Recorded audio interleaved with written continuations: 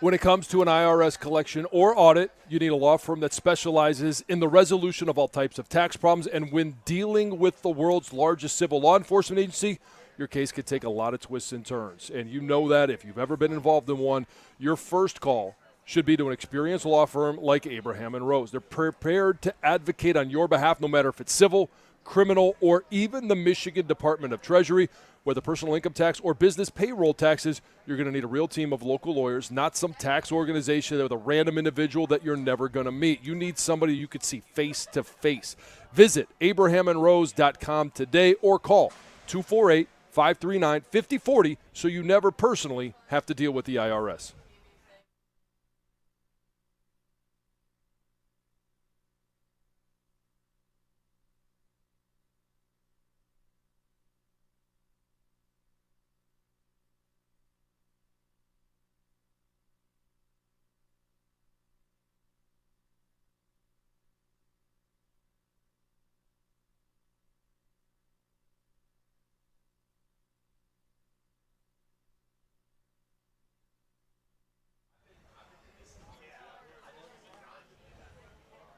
Win tonight, and they're back to 500. Should be a win. It's the Chicago White Sox, who are the worst team maybe in the history of baseball. That's Dan Dickerson's call. Hey, keep winning. Kick management in the ass a little bit and try to actually compete for a division, for a playoff spot in 2025. We have some ticket texts coming in. 1,000 people surveyed the worst behavior in restaurants. Ticket texter says the worst is allowing your kids to misbehave and make other people uncomfortable. It belongs at the top of the list. But along with not going to pay for a dish that you didn't like but ate anyway. Yeah, no thanks. Come on. Ticket texter says, come on, Heather. You telling us you've never flirted at a restaurant? Never? I don't think I have. No. I think sometimes women don't think they're flirting. Not on purpose. I mean, guys may take it as flirting. Wow. And I normally don't go out to eat like by myself. I mean, I guess maybe with some girlfriends. Sure. But like I'm typically going out with a date. Like I'm going out with a guy. Yeah. If it's not Colin, it was when I was single and I was going out on dates. So I don't think I have. Not going to flirt in front of them?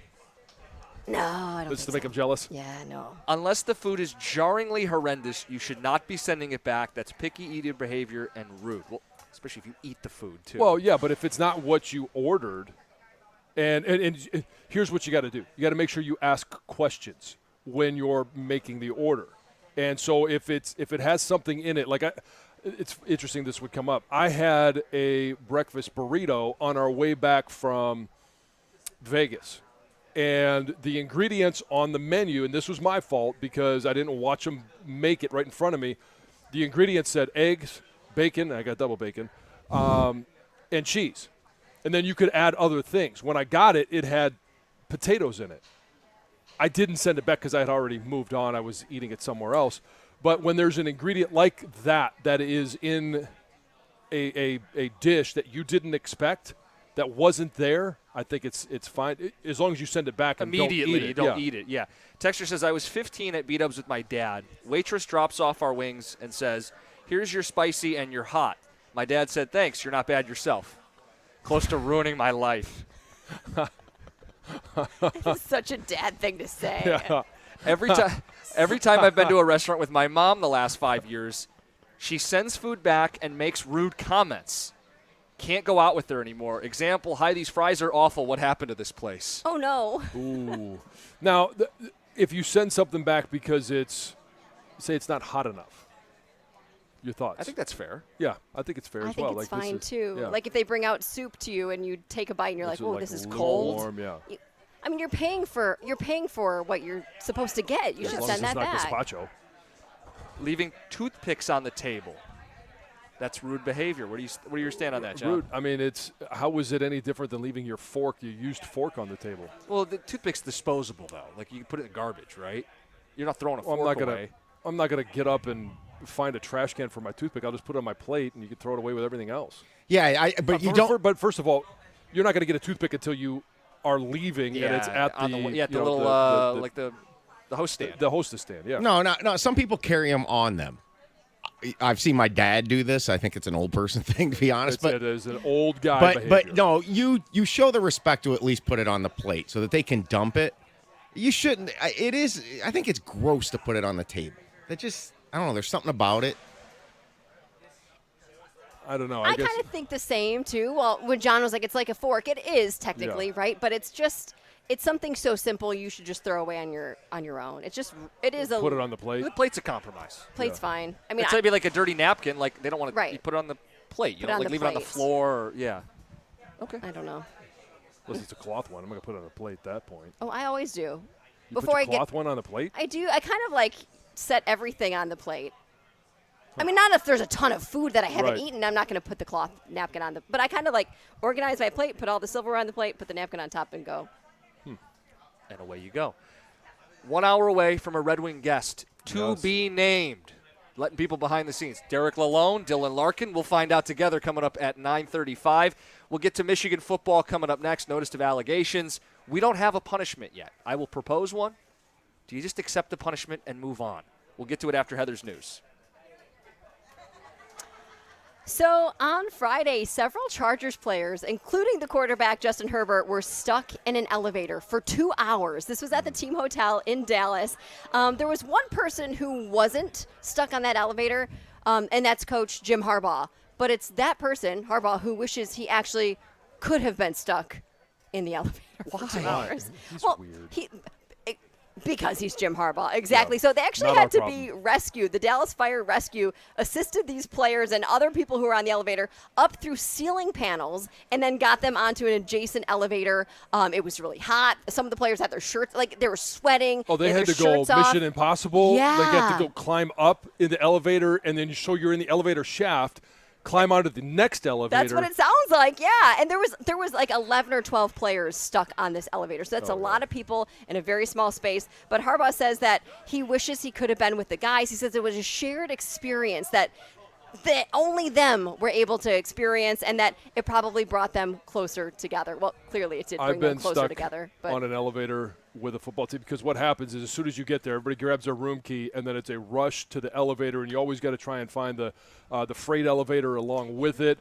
And if you're stuck with 12 dudes on an elevator, it's not a shared experience. That's a good one. But it wasn't just dudes. There were 2 females on this elevator as well.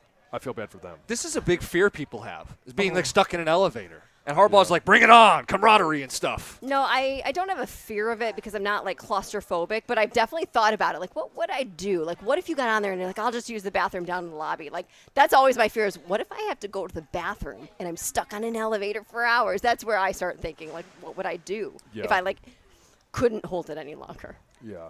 I mean, yeah, You have to hold it. Like, you just have to. Well, but at it's some like, point you might not be able to. Yeah. don't want to be in Then we elevator come up with with new Stoney. nicknames. Yikes. Yes. Yeah. Gosh. 2 popular video gamers are going to play Fortnite at the Big House to raise money for cancer research. So according to the release, it's going to be the brothers, Tyler and Jonathan Blevins. They're also known as Ninja, which that's the only name I know in like streaming of video games. I know He's a Ninja Lions fan. and his brother Bearded Blevins. That's what they go by, right? So they're going to host the Victors Go Live Family Fortnite Friday charity event starting at 10 a.m. And the release says that the brothers are teaming up to raise money for cutting-edge cancer research at Michigan Medicine and Rogel Cancer Center. It also says the event is going to have some special guests and a few Big House surprises that you won't want to miss. And the goal is to raise $1 for each seat in Michigan Stadium, so a total of $107,601 is their ultimate goal, and then all donations are going to be matched dollar for dollar by sponsors. So Cool. it is a great event, Yeah. whether you're into the video game streaming, watching somebody play Fortnite or not. It's a great way to raise some money. Yep. Justin Bieber, he's a dad. Oh. Congrats to him and his wife, Haley. They just gave birth to a baby boy. They announced it on social media Friday, so no word exactly when the baby was born, but they named him Jack Blues Bieber. Jack Blues? Yeah, well, Blues is the middle name. Yeah. But Jack, I got that, yeah. well, well, some people have like abbreviated first names, Yeah. like Cindy Lou, or Yeah. not that I know anyone named Yeah. Cindy Lou, but Cindy Lou and Jack Blue. yeah.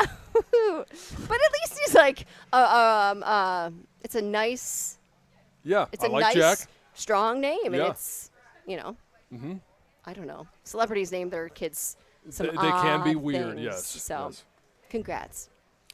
And that is Heather with the news.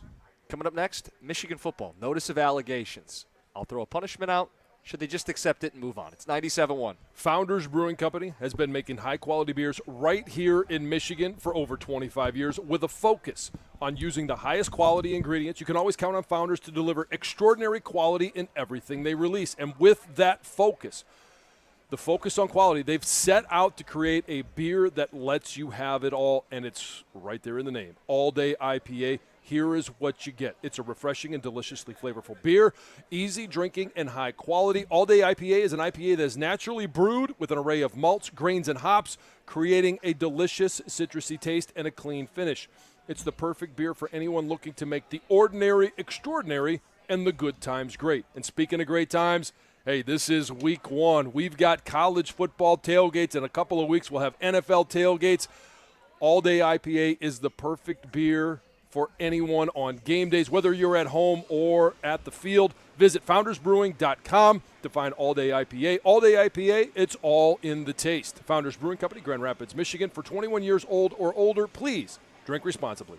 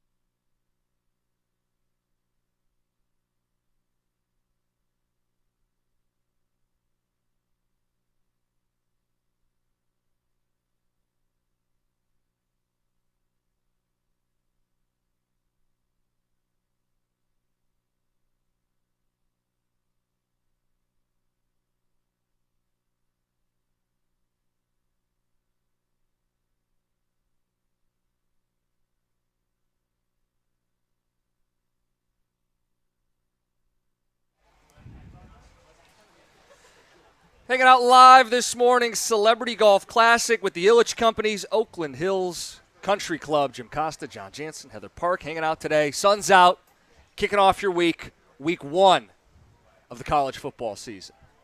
People love the timing of all this. Michigan has received the notice of allegations. No word on a specific punishment. John, it is my belief they need to put this behind them. And I'm sure people are sick of this story already. You want to say it was that wacko Jim Harbaugh He's the guy that didn't want to comply. He's the guy that set the culture. He didn't want to answer the questions until presented with a literal receipt of his whereabouts. Fine. Then you say, we accept our punishment, we move on. If it's more than we want to stomach for 1 year, so be it. We put it behind us, and we move on. We accept responsibility. We show accountability. We do what Kirk Ferentz just did at Iowa, which is come up to the podium and go, I messed up, broke a rule. I accept my punishment. We move on. And if Michigan had done that from the beginning, they wouldn't be talking about level 1 pattern of noncompliance. John, I think Michigan needs to accept this punishment. It's hard to answer that without knowing what the punishment's going to be, but I could present one to you. Okay. And we can go from there. Maybe people feel like this is not enough. Maybe people feel like it's too much. I would say Sharon Moore, as a repeat offender as defined by the NCAA, will be punished 3 games. I think the program, having had someone cheating for 3 years, should also face a punishment of a postseason ban 1 season. I don't even know if they're going to make the playoffs this year. I think a 1-year postseason ban. You have to do more than just suspend Sharon Moore. Are you also taking into account the 3 games that Jim Harbaugh already served as time just served to take for away, the program? Right, and I'm not saying that's in lieu of Sharon Moore being Sure. suspended for X number of games. I need the program to feel it, not the coaches. I need the program to be harmed in a way that makes it harder for them to win, because that is how punishments work. You have to have some kind of deterrent. You have to have some kind of loss to balance out all the advantages that you had. And we could debate how advantageous it was, but I think knowing the play ahead of time gives you a big advantage. Well, we don't know what the NCAA and how they're connecting what Connor Stalions was doing to the coaches that are still on staff. Fine. And so that's a detail that we'll find out. But we do know that Stalions collected this stuff. Correct. Broke NCAA rules, and then supplied that illegal information to coaches and players. And Jim Harbaugh served a 3-game suspension for this at the end of the season. And I'm not saying that is in lieu of what Sharon Moore should. I think he will be suspended. I would not have an issue with 3 games this year. I think the postseason ban, that to me goes a little bit too far. So then you got to help me fill in the gap then, because it's got to be more than just why does Sharon. there have to be a gap? It's a level 1 pattern of noncompliance, it's and a level 3 2 that years. it gets accelerated because of repeat offender, and it's a pattern of noncompliance. So right. Tell me where it is that, because you've already had 3 games for your head coach, you're going to probably get another 3 games. It's somewhere in that realm for your head coach, which is a total of 6 games for your head coach. Now, what on top of that is it that you're looking for? I'm looking for something that hurts a little bit. And I think level 1 with Tennessee, they avoided the postseason ban. Their punishment, though, was an $8 million fine.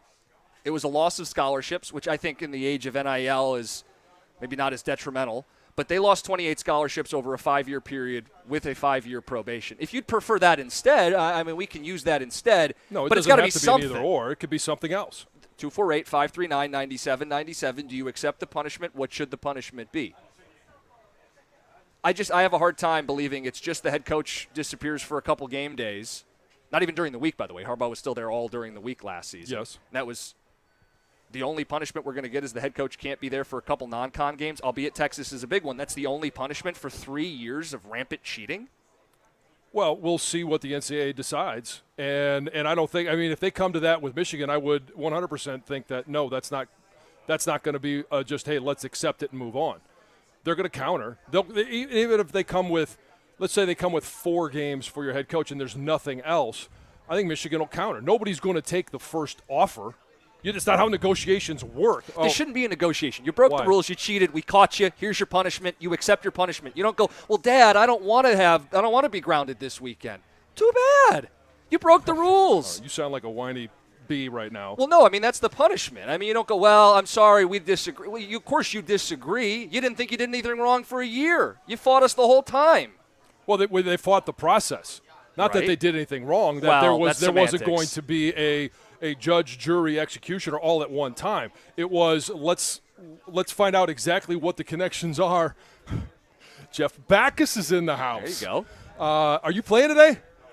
You are? Are you walking? Yeah, are you walking or are you going by a cart? Me too.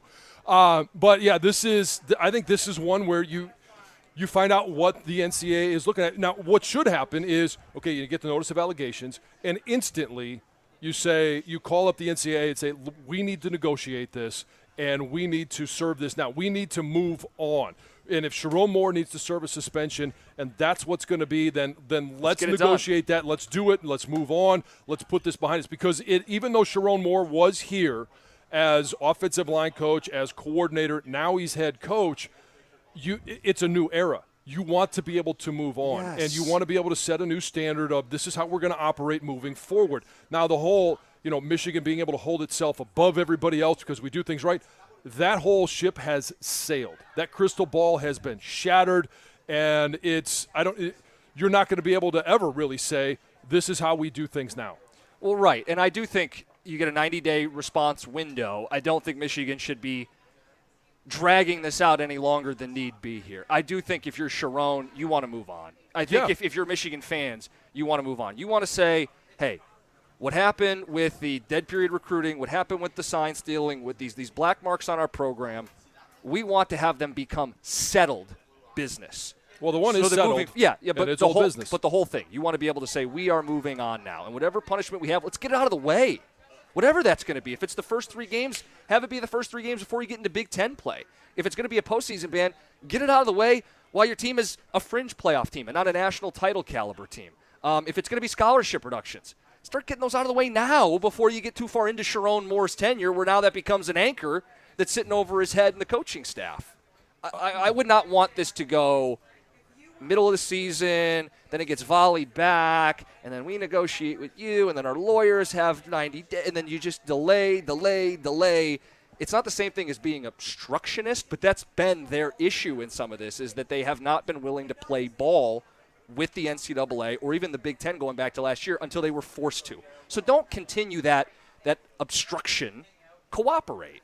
Well, play ball. As long as they feel like the proposed punishment isn't going to be out of line. Well, you don't have to agree with your punishments. Like, again, if we nobody's leave it up, nobody's going to ever agree with their punishment. But that's my point. But you do have to admit that there was wrongdoing, and there is going to be a punishment.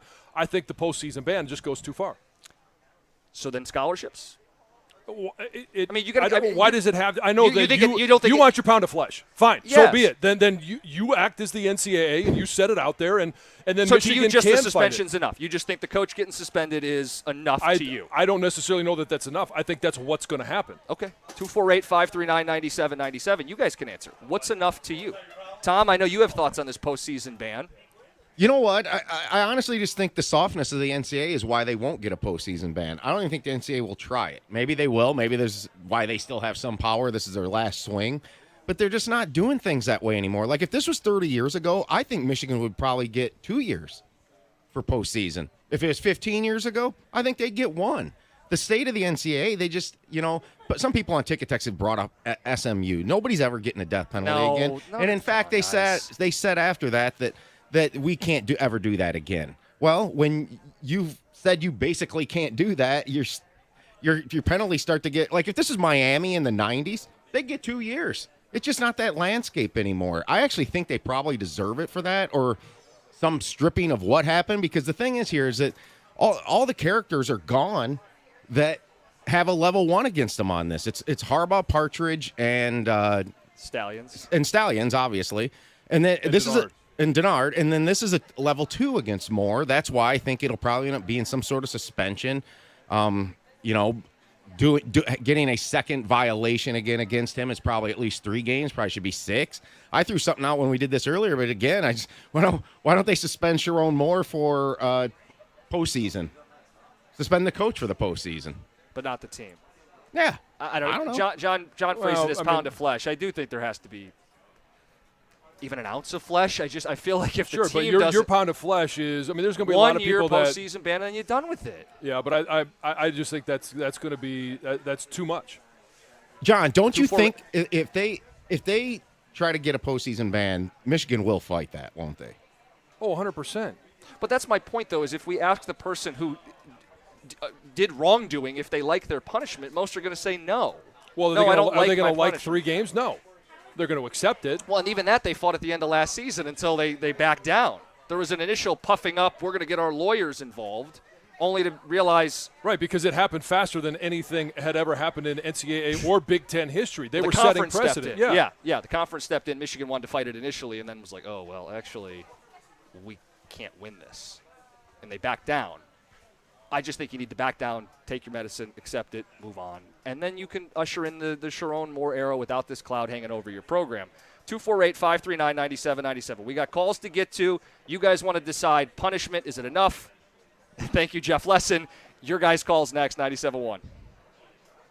Oh, hey, I do want to tell you about Ideal U. And everybody asks the question, why is it that I decided to go with Ideal U? Why did I decide that I wanted to make a change in my lifestyle to lose weight? And I've lost about 60 pounds, and I still continue to lose weight. I've been able to keep it off for 2.5 years, and it was a matter of health. It was a matter I didn't feel good, and I also wanted to make sure that Dad was around for his kids for a long time. So I took some of the actions that I felt necessary to make that change, and I signed up, and I was able to sit down with Ideal U, learn about the program, find out that there was great support from a weight loss coach, and that weight loss coach was going to be there for the 40 days, but it was also going to be there when I was done and I had reached my goal so that I could keep that weight off. This is not a, hey, 40 days, you're on your own. After that, they're going to continue to support you along the way, and if you want to change your life as well, go to idealu.us right now and schedule your free consultation. They're going to tell you a lot of the same things that they told me. You could be 20, 30, or even 40 pounds lighter in just 40 days, and you're also going to be able to keep that weight off. We've all been on the yo-yo diets where you lose a bunch of weight and then you gain it back. This is one. I'm 2.5 years in, and I'm telling you right now, I am still down 60 pounds. Ideal U has helped thousands of people. They can help you as well. If you want to weigh less, go to idealu.us.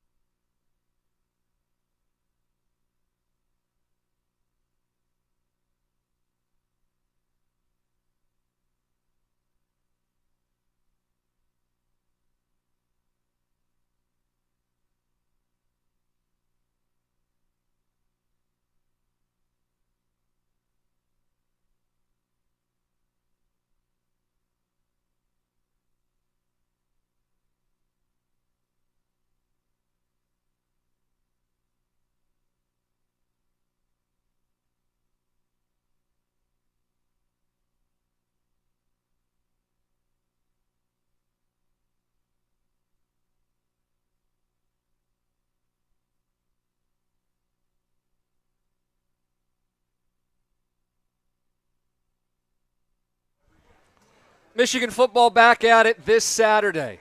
Connor Stallion stock out tomorrow night. Notice of allegations received. Football's almost back. And this story hasn't gone away, which is why I think we all want it to go away. Michigan should accept the punishment that is handed down and allow Sharon Moore and the program to move forward. Don't have this culture of noncompliance hang over from the Harbaugh regime. They're going to serve you notice. They're going to offer a punishment.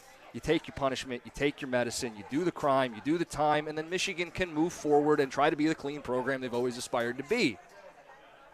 What is that punishment going to be? I took a stab at it. I'm not saying I'm perfect. I'm not telling you this is what it's going to be.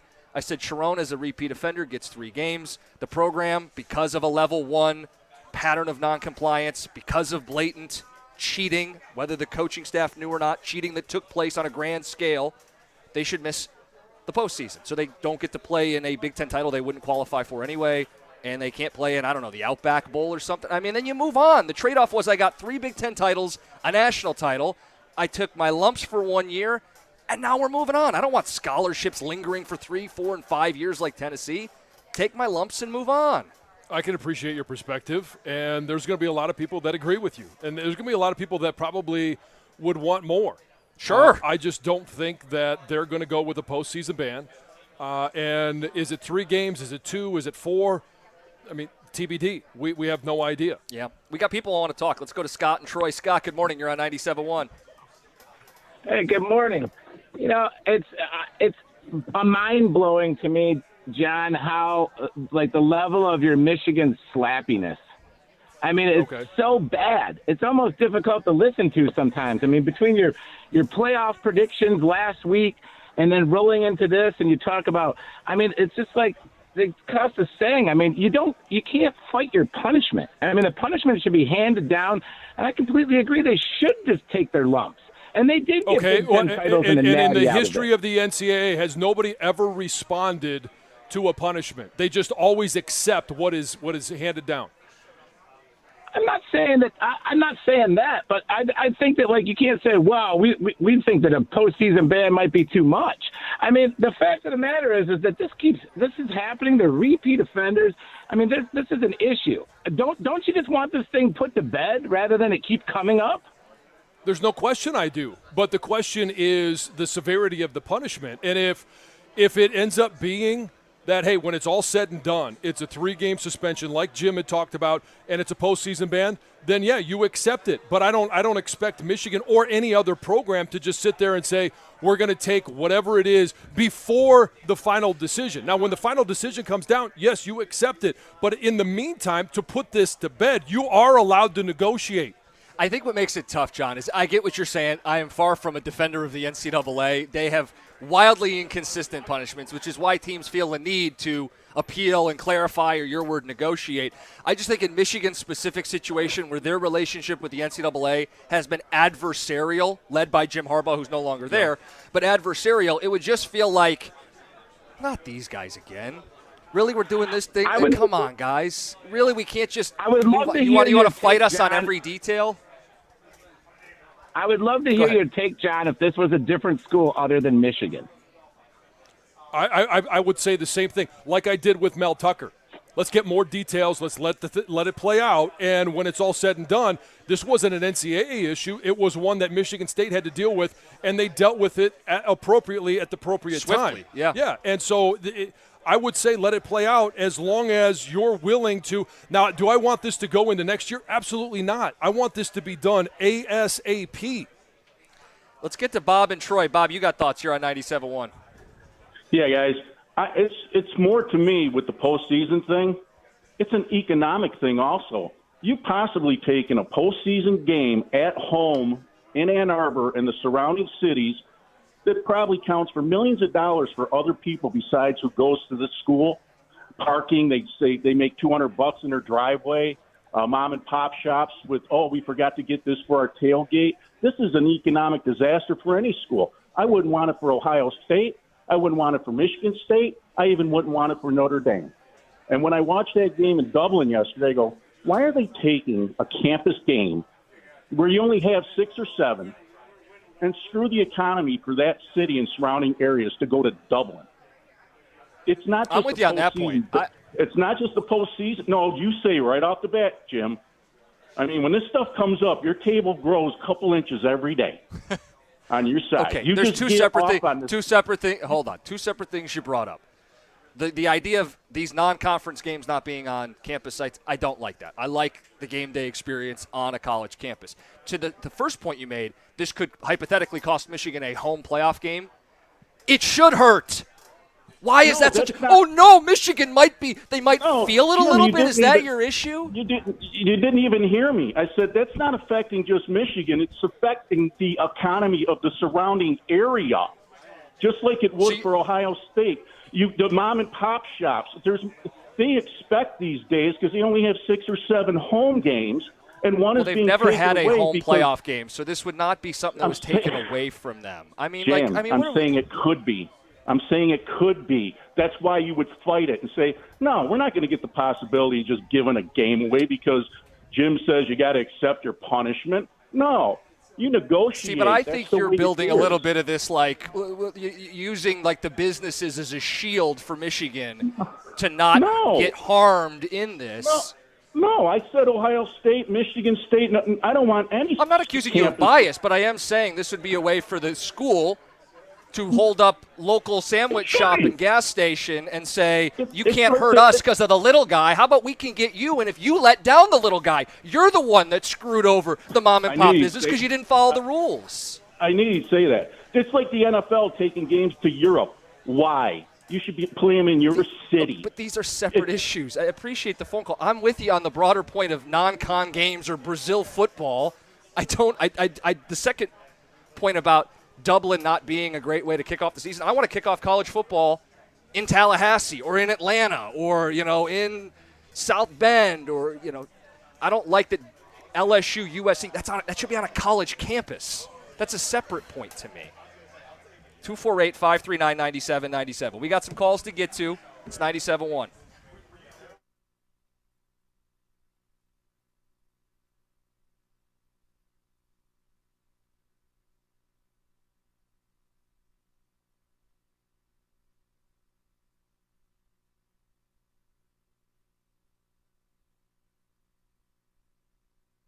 Brought to you by Cars for Kids. It helps your record when you play one of the worst baseball teams ever assembled. The Tigers taking care of business against the White Sox, winning 3 straight games against the now 100-loss team. They've outscored the Sox 27-10 from Friday through Sunday, and will play one more against them tonight to finish up the 4-game set.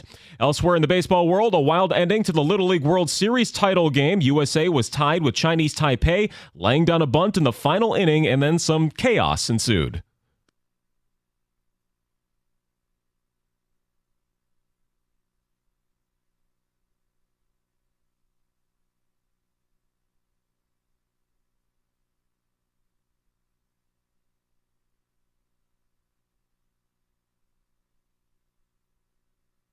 As heard on ESPN, USA wins a 2-1 with their Florida team. The Lions now have a lot of decisions to make. The preseason is done. The front office going to need to make a lot of cuts to get the roster down to 53 by tomorrow. Dan Campbell said that he thought there were about 5 to 6 true spots up for grabs to evaluate. And there's a new record for most expensive sports collectible ever sold. Over $24 million spent at auction to acquire the jersey worn by Babe Ruth during his called shot game in Game 3 of the 1932 World Series. It nearly doubled the record, which was previously held by a Mickey Mantle rookie card. From the Corewell Health Sports Desk, I'm Chris Villar. For more, go to 97.1 The Ticket and Odyssey.com. Starting our week off at a golf course. Worst places to be. Celebrity Golf Classic with the Ilitch Companies at Oakland Hills Country Club. A Red Wing guest to be named later will join us at 9:35 this morning. We've got some calls on Michigan football and the notice of allegations. I also want to sprinkle in a little Lions this hour. Yeah. Reacting to the preseason game. Finally. Now we can get to the regular season, but not without addressing some questions at the end of the preseason. Who's next up? Let's take a peek, and it looks like it's Corn in Columbus. Good morning. You're on 97.1. What's up, guys? So, Costas, you got it all wrong, man. I love you, but this time you're wrong. So, first of all, Michigan was already punished last year. And I think it's very important to understand what actually happened. So if it's advanced science dealing, not if it is, but that's what it is, why is it there in the first place?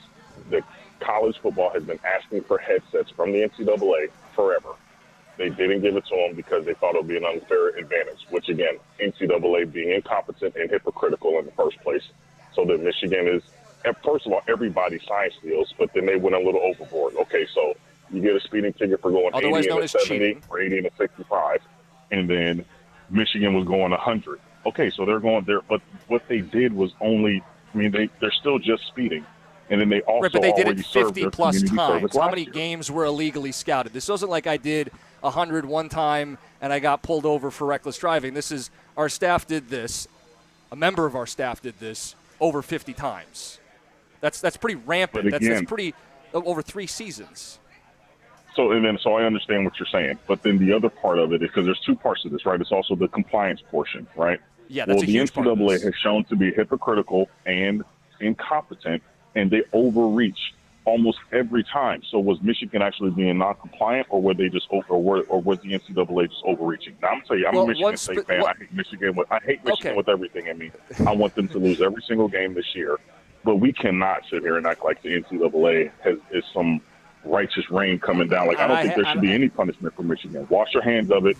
Be done with it. NCAA has no power. Football is moving from that anyway. You don't and think move there forward. should be That's any how you move punishment forward. at all? I mean, listen, you can call up and tell me I'm Already wrong. Listen, we don't have to Jim agree Harbaugh on was already stuff, but you suspended last year. He was already suspended for 3 games last year in the middle of a championship run, which could have hurt them against good teams. Right? He wasn't on the field against Ohio State, and he wasn't on the field against Penn State. That is real punishment. If they would have lost those games, but they didn't, that is a real punishment in the middle of a championship run. Why are you going to hurt a team now that has? I mean, we already know they're going to be garbage this year. Is going to have no chance, and their person isn't even there. Come on, John. What you think, bud? Well, I've told you what I think, and I think that they should call the NCAA and find out how do we settle this situation so that it doesn't go the 90 days to respond, that it doesn't go the 60 days for the NCAA to get back, and then in 2 months before they actually convene a court to penalize Michigan. I think they do need to make that call and find out what is it that we need to do to make this right and then impose those now. But you don't think suspending your head coach last year in the middle of a playoff/national championship run is a pound of flesh? They tried to take the pound of flesh, but it didn't work. But they tried. Well, And more we than both one thing I can think be that's true. part of it, Corbin. I think that's part of it. Last year, if they would have lost any of those games last year, we wouldn't even be here right now. The problem is they overcame it, which again, I hate caping up for Michigan, but I hate the NCAA even more than that. They tried it last year; it didn't work. They can't just keep coming back to try to take bites at the apple if they feel like they couldn't correct it in the first place. So more than one thing could be true. Michigan could have had the best football roster in college football last year. Bunch of seniors, bunch of NFL dudes. Could have been plenty good enough to win it regardless. I don't think because they won those games, that counts as, like, to me, the program has yet to be punished. Jim Harbaugh himself was punished. Well, the program was punished because your head coach isn't there.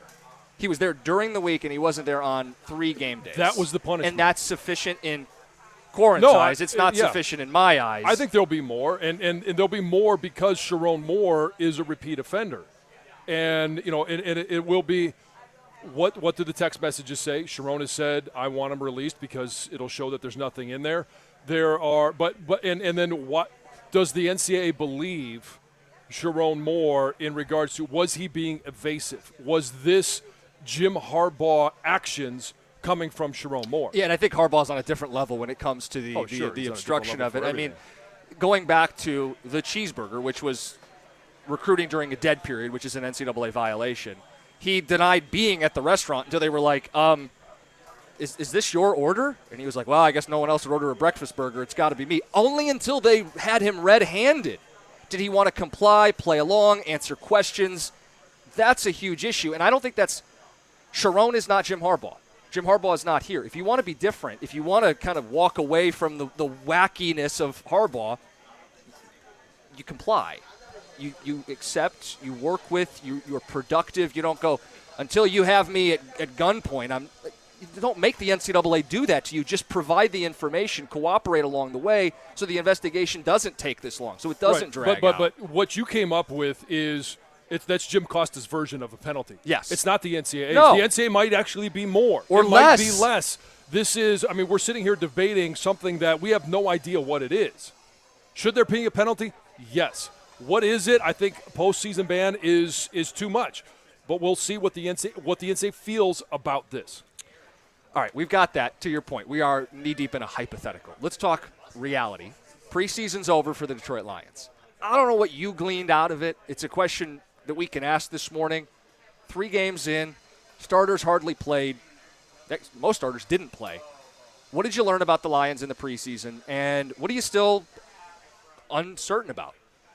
Well, what I learned is that the offensive line depth isn't what you would want it to be. I think Hendon Hooker is going to be QB2. I think I learned that he is definitely going to be QB2 versus Nate Sudfeld. We didn't even see Nate Sudfeld in this game. We saw Hendon Hooker and we saw Jake Fromm. Jake Fromm's not going to be on the roster. So it's a matter of how many roster spots do they want to spend on other positions as to whether they keep Sudfeld or not. So Sudfeld not playing, you took that as he's not in consideration. Not as QB2. I hope so, but I think another read of the situation is they're comfortable with him at 2. It was on Hooker to go out and grab the job. Hooker played an uneven game. Not all his fault, but played an uneven game, right? Fumble, interception, some rushed pocket situations. I still feel like, and this is not a knock on him, he has a ways to go.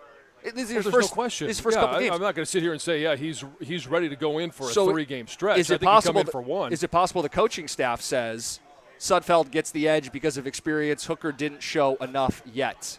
Well, the easy answer is yes. Anything is possible. We're not the ones making that's the actually decision. what I expect, right or wrong. I don't. I expect that Hendon Hooker is going to be QB2, and that Sudfeld will be the guy that is, for the Detroit rule, that is, you could go to if Jared Goff and Hendon Hooker are injured in a game and unable to return. Oh, I hope so, because there's a higher ceiling with Hendon Hooker, not just the obvious mobility, but this is scratching the surface of what he's capable of. And there are flashes beyond his mobility that make me excited about him. I want him to be QB2. I think they've put themselves in a weird spot where they're chasing a Super Bowl, and they have a big drop-off from QB1 to QB2. Maybe one of the biggest drop-offs in the NFL, which is not nice if you're chasing a Super Bowl. Right, and so, I mean, you look around the league, and how many QB2s are you really comfortable with? Oh, very few. And so, I mean, they're in the same position as, 30 other teams, maybe save Kansas City. And I'm not sure which other backup quarterback you would look at. Because they have Carson Wentz, right? That's your point, yeah. And so you do have the opportunity to go out there and whether it's trade for a Taylor Heineke or wait for him to be cut at 4 o'clock on Tuesday, he could be a guy that you could bring in, and maybe he's 2 and you keep Hooker as 3 if you're going to keep 3 quarterbacks on the roster. I just don't think – and just because we're talking about this right now, Sudfeld may be QB3 at 4:01 the initial tomorrow. roster, yeah. But by the time the season starts, I don't think Sudfeld will be on the roster. Listen, I hope you're right, because I've seen nothing inspiring from him to warrant taking up one of the 53 spots on this roster. Donovan Peoples-Jones was a guy 6 months ago we had pegged as wide receiver 3. I'm not sure if he makes the team. We had Jennifer Hammond on the alt cast. You were on in the first quarter. She came on in the fourth quarter, and she noted he was lined up wrong. Isaiah Williams was correcting him. Never a great sign when the undrafted free agent is correcting you. And there was some questionable effort blocking down the field. I think most coaching staffs are going to have an issue. Dan Campbell's coaching staff especially doesn't want you to be lined up wrong and not show an effort down the field when you don't have the ball. If he gets cut, who are the receivers? It's obviously St. Brown and J-Mo, Khalif Raymond and Isaiah Williams.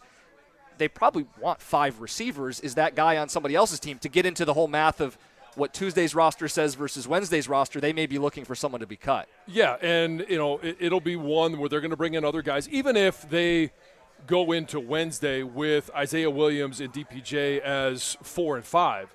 It doesn't mean, just like we talked about Sudfeld, he could be on the roster as of Wednesday morning. But as other teams make moves and release qualified players, not everybody that's going to be released is going to be out of the NFL. So you have a chance to look at the waiver wire, see exactly who's available. You're not going to get every one that you put a claim in for, because the Lions now are in a position of, hey, we are going to be selecting 28th.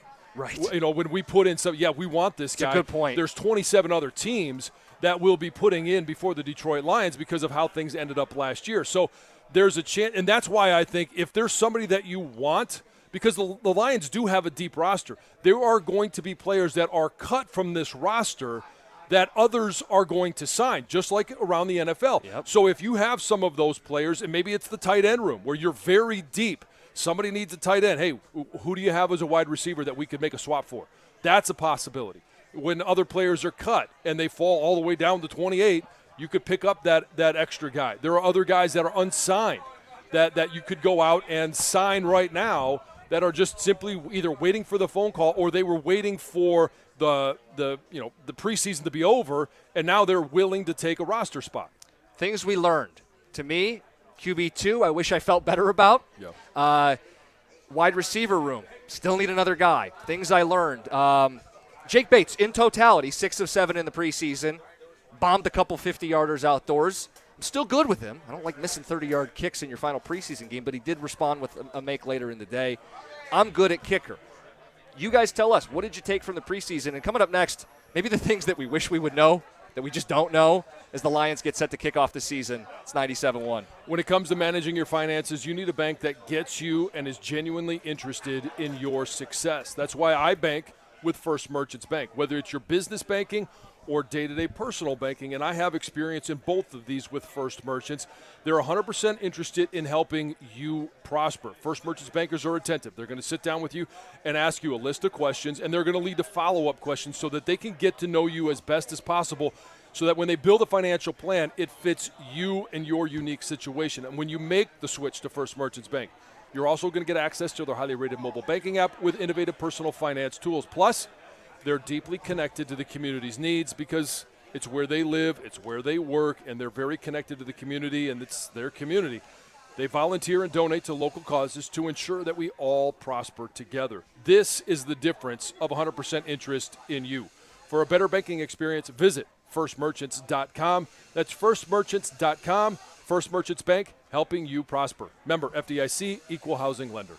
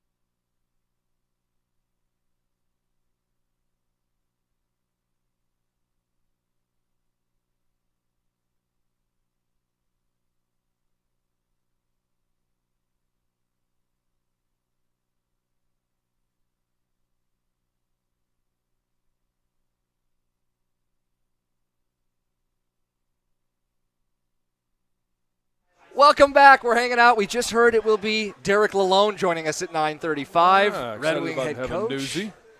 We talked to him, I think, at this event last year. He was at Lions practice recently. Big smile on his face. He took the kids. He's wearing the Hutch jersey.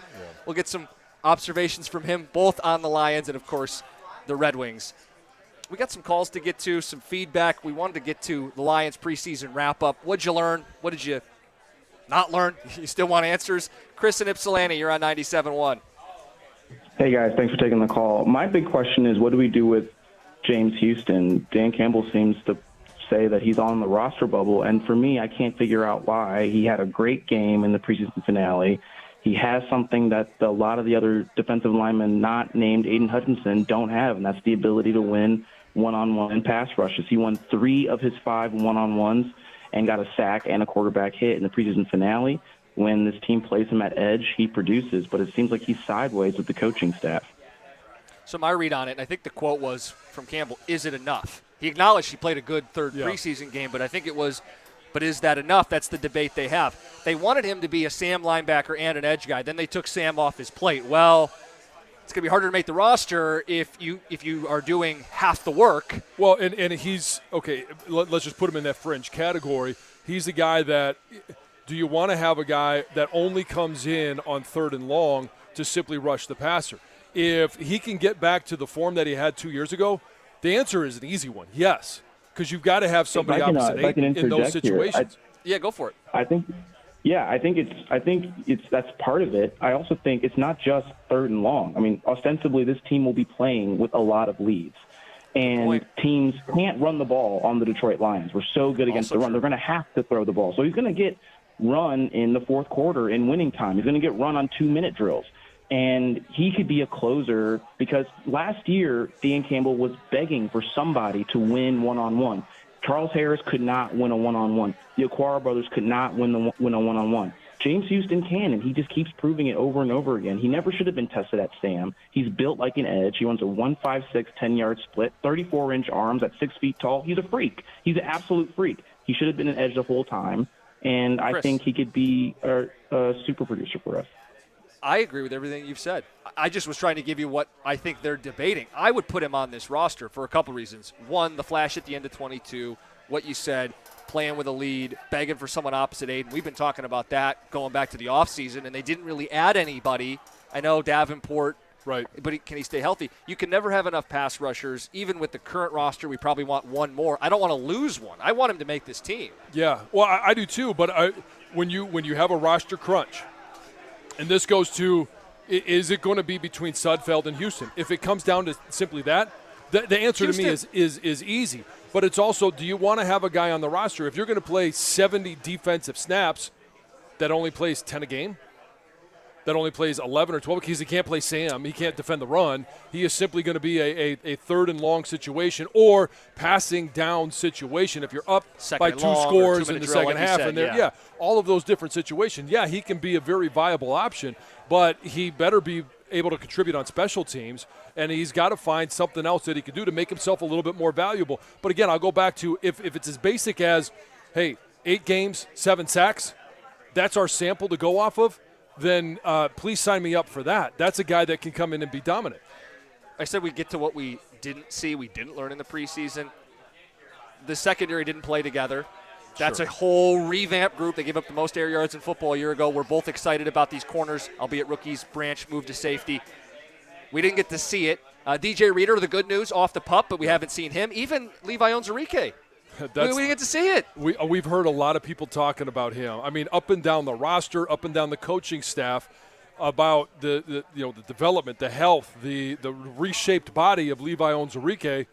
Yet we've got nothing of substance to go on. The source is, trust me, bro, he'll be fine. And I get it. It's coming from Dan Campbell, so there's some credibility to that. But it was up and down. It was players, coaches, everybody we talked to out at training camp. Whether we prompted them or not, they were excited to talk about Levi Onwuzurike. I think we're used to best shape of his life, spring training stuff. Right. We're used to training camp hype with all of our teams. with Levi specifically, it's not his first or his second year. We have to see it, and we have yet to see it yet. Yeah, and we heard a little bit of this last year when he started the training camp. Correct me if I'm wrong, but hey, cut out the candy and the sugar and all that stuff in the offseason. And it didn't matter. It didn't matter because he was, in the training room. That's the one thing that I think he's just going to have to disprove is that he can't actually stay healthy.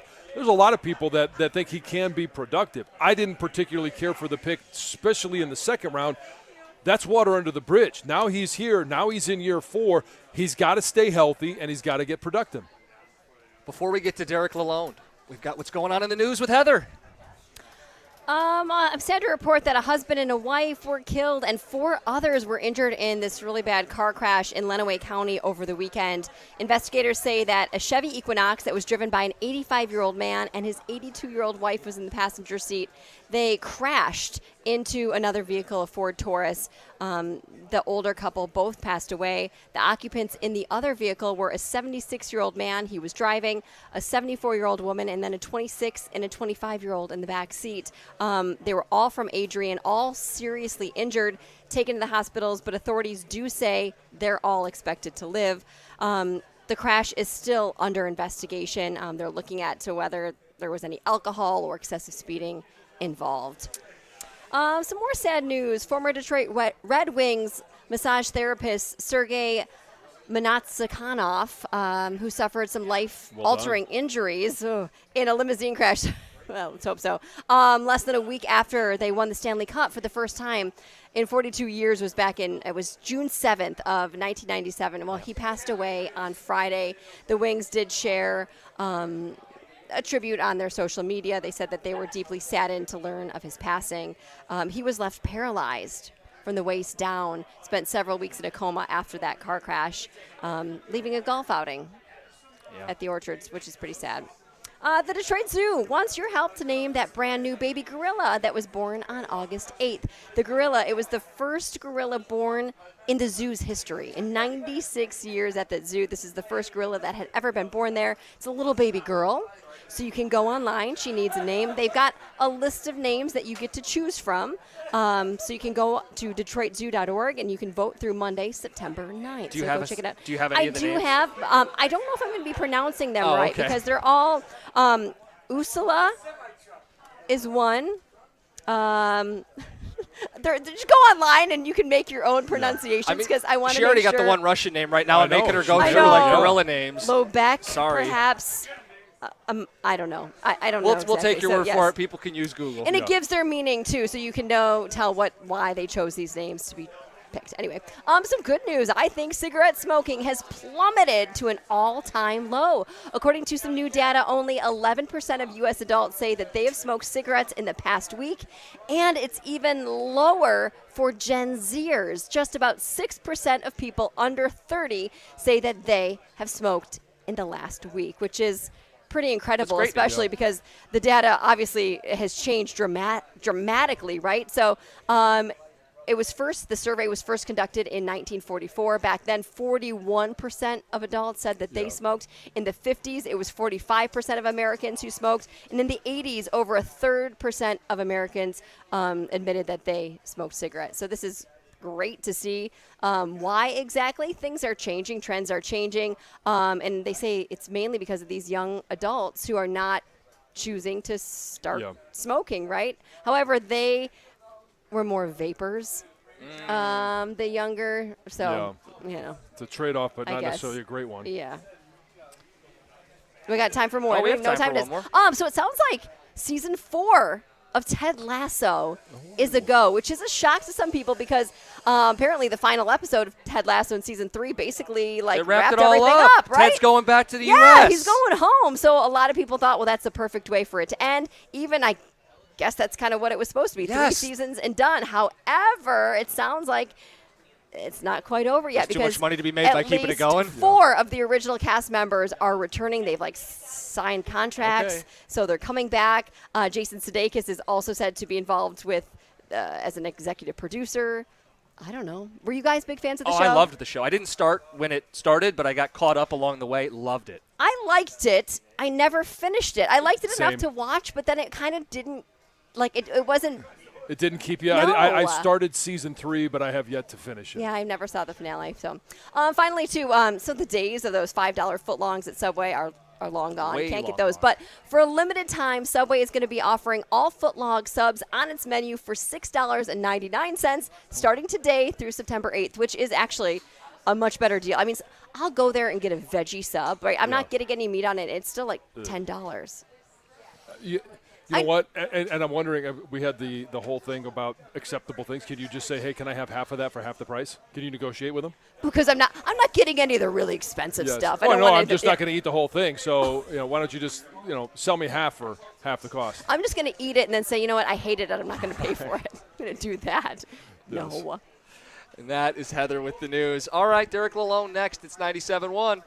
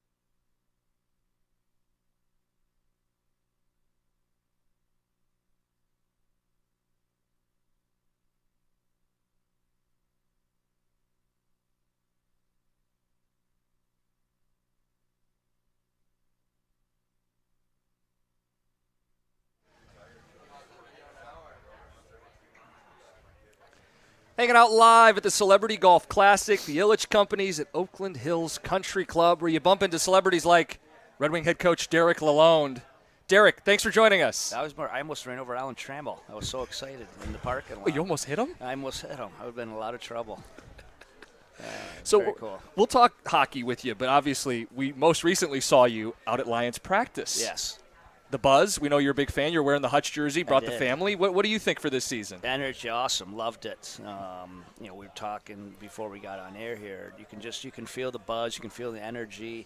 I caught them on a light practice day. So you play in the league. Everyone's in a much better mood. Oh, absolutely, yes, yeah. So we were laughing. It was light practice. They're buzzing. It was the last day of fans. So the players and the coach, everyone had an extra 10 minutes, an extra hello, energy. It's going to be an unbelievable experience, but you can feel it. Obviously, they're building off of last year. Again, cool to experience, be a part of that day. So did you guys go as a group of Hutch fans, or No, what were the kids? My son, my oldest son, he loves St. Brown, Yeah. He loved him last year. Last year he was hurt. I brought him. My daughter's a Gibbs fan, so Okay. they the jerseys. And my 11th grader, my in hockey age, my 08, too cool for school. He just wore a T-shirt. Too cool to wear a jersey. There's always got to Yes. be one. There's I've al- got 5 of them. I know how it goes. So he just wore the T-shirt. But how can you not? You could just feel it. And again, the setup there, the energy. Coach Campbell came over in that time for him. Hutch came over. It was awesome. So, nope, not all Hutch. We spread it out pretty well there. Did you tell me still got to get out to see you guys? What's going Yeah, on there? it was good. We laughed. A little story I shared with the media there that day. He was trying to get out to his credit, and you guys know it's hard. And we had some texts going back and forth. We had lost to the New York Rangers on a Friday night. It was a tough loss. We were 2-2 late, 3-3 late. God, you remember the games better than I was do. at that game. Yeah. And Kreider scores a late power play goal, like a minute and a half left. We lose, we don't get a point, and we're up against it. 6:15 a.m. Coach Campbell calls me, texts me. He goes, "Hey, Newsy, I want to get over. When are you guys leaving for Pittsburgh?" And he couldn't make it. We're flying out straight from the airport. But I love the fact that he woke up, probably watched the game. He was thinking of us. And we ended up taking 7 our last point. We went unbeaten from that time on. So maybe there's a little karma there. So we'll still try to get him out sometime this year. What do you hope the message is from Dan Campbell? Because, and we've talked about these brief windows, and it's a window for the Lions. We're watching the Tigers, and a rising tides raises all boats. Do you feel like this could be one for your team as well? 100%. You know what it is? It's not. I get they're in a different spot. They're literally one of the arguably the top 4 or 5 teams. We all know what their goals are this year. They're knocking on that door. A little bit different spot than where we are, but not probably for where they were a couple years ago. And I remember, and I had this question a couple weeks ago. Did you get anything from Dan? Did you get anything from their experience? You guys remember they won 7 of their last 8. And I remember the presser he had, and it just resonated with me. He goes like, this was great, da-da-da. He goes, but our expectations have changed. And it's a reality for us. You get 91 points. You improve 11 points from the previous year. You knock on that playoff door. We literally finished in a virtual tie. Yeah. Tiebreaker rules 2 years earlier before the change. We were actually in the playoffs. We're over that line. But when you start to get there, your expectations have changed, and that'll be different for us. Last year, great year, loved a lot, we grew a lot, but we were kind of had that underdog feel. No one expected us to be there. Now we knocked on that door. It's more of a reality of it. So when he said now the expectations have changed, that's the reality we're looking at this year.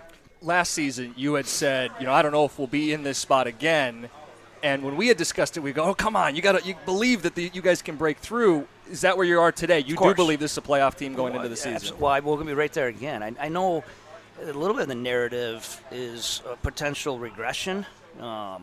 We don't see that as coaches, and we don't certainly look at it like that. Mm-hmm. If anything, maybe a little compliment that we probably maybe overachieved a little bit last year, but it's part of the step. So absolutely, we're better on day one this year than we were on day one last year. Player for player, you go right down the forward you're a Patrick lineup. Kane. You go right back down the D lineup. We've added an extra veteran goalie that have had some success, and we did it with last year's group. I have no reason whatsoever we can't knock on that door again, and hopefully some of that experience, hopefully some of that internal growth. I love the push of our young guys, that we're going to be right there again. We don't expect regression, I guess, if that's not what you're getting at. Does it change your message at the beginning of the year or middle of the year if you're right around the same spot and, hey, the expectations are more this year? Does it change anything of how you approach the team? Yeah, great question. I honestly don't think it is, because every night we're battling hard to win. I think what it does, it's our guys learn from it. If you even, I don't know how closely you watch some of our guys speak at the end of the year, they're talking about the experience, and they're reflecting back on, missed opportunity here, if we did a little bit more there, and that's a learning experience for some of our young guys. That really resonated with me when it was Raymond and Sider talking like that. Because, those guys are cornerstone guys, and they're going through that experience. So I don't think the message will change. It's still about a process and doing it night in and night out. But I think the whole experience will have grown the group. You mentioned Sider. You mentioned Raymond. I don't imagine you're going to break news on deals with us. Yeah, but what would you say to Red Wing fans who are maybe getting a little antsy? Why aren't these guys signed? Yeah, I understand it. The beauty about the highest level is you have those layers. I have a manager. They have an agent. They deal with that. We literally don't deal with it. When I talk with those guys in summer, and I have 2-3 times throughout the summer, it's about business. And we've never once just talked about the contract. Everything we talked about, their increased roles in the leadership. So it's part of the business. I was quoted, I don't know, 2-3 weeks ago. I'm not too concerned about it. I'm still not. I do pretty confident something will get done. It's all part of the business side of things right now. And we're basically about 3 weeks away from when you guys report up north for training camp. What's the next 3 weeks for you? Obviously, today it's golf. What do the next three weeks look like? Well, we're into our process. All summer, I probably asked too much of my staff at times in the summer. We do want some downtime. Every 2 weeks we'll have a Zoom.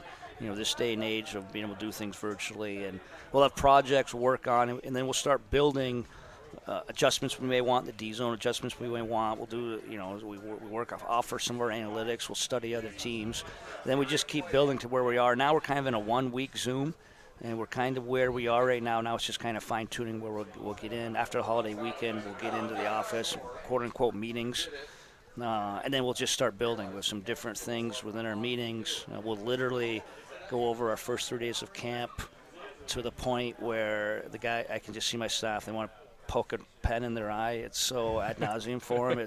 But it's the reality of being prepared and being sharp and getting that good start.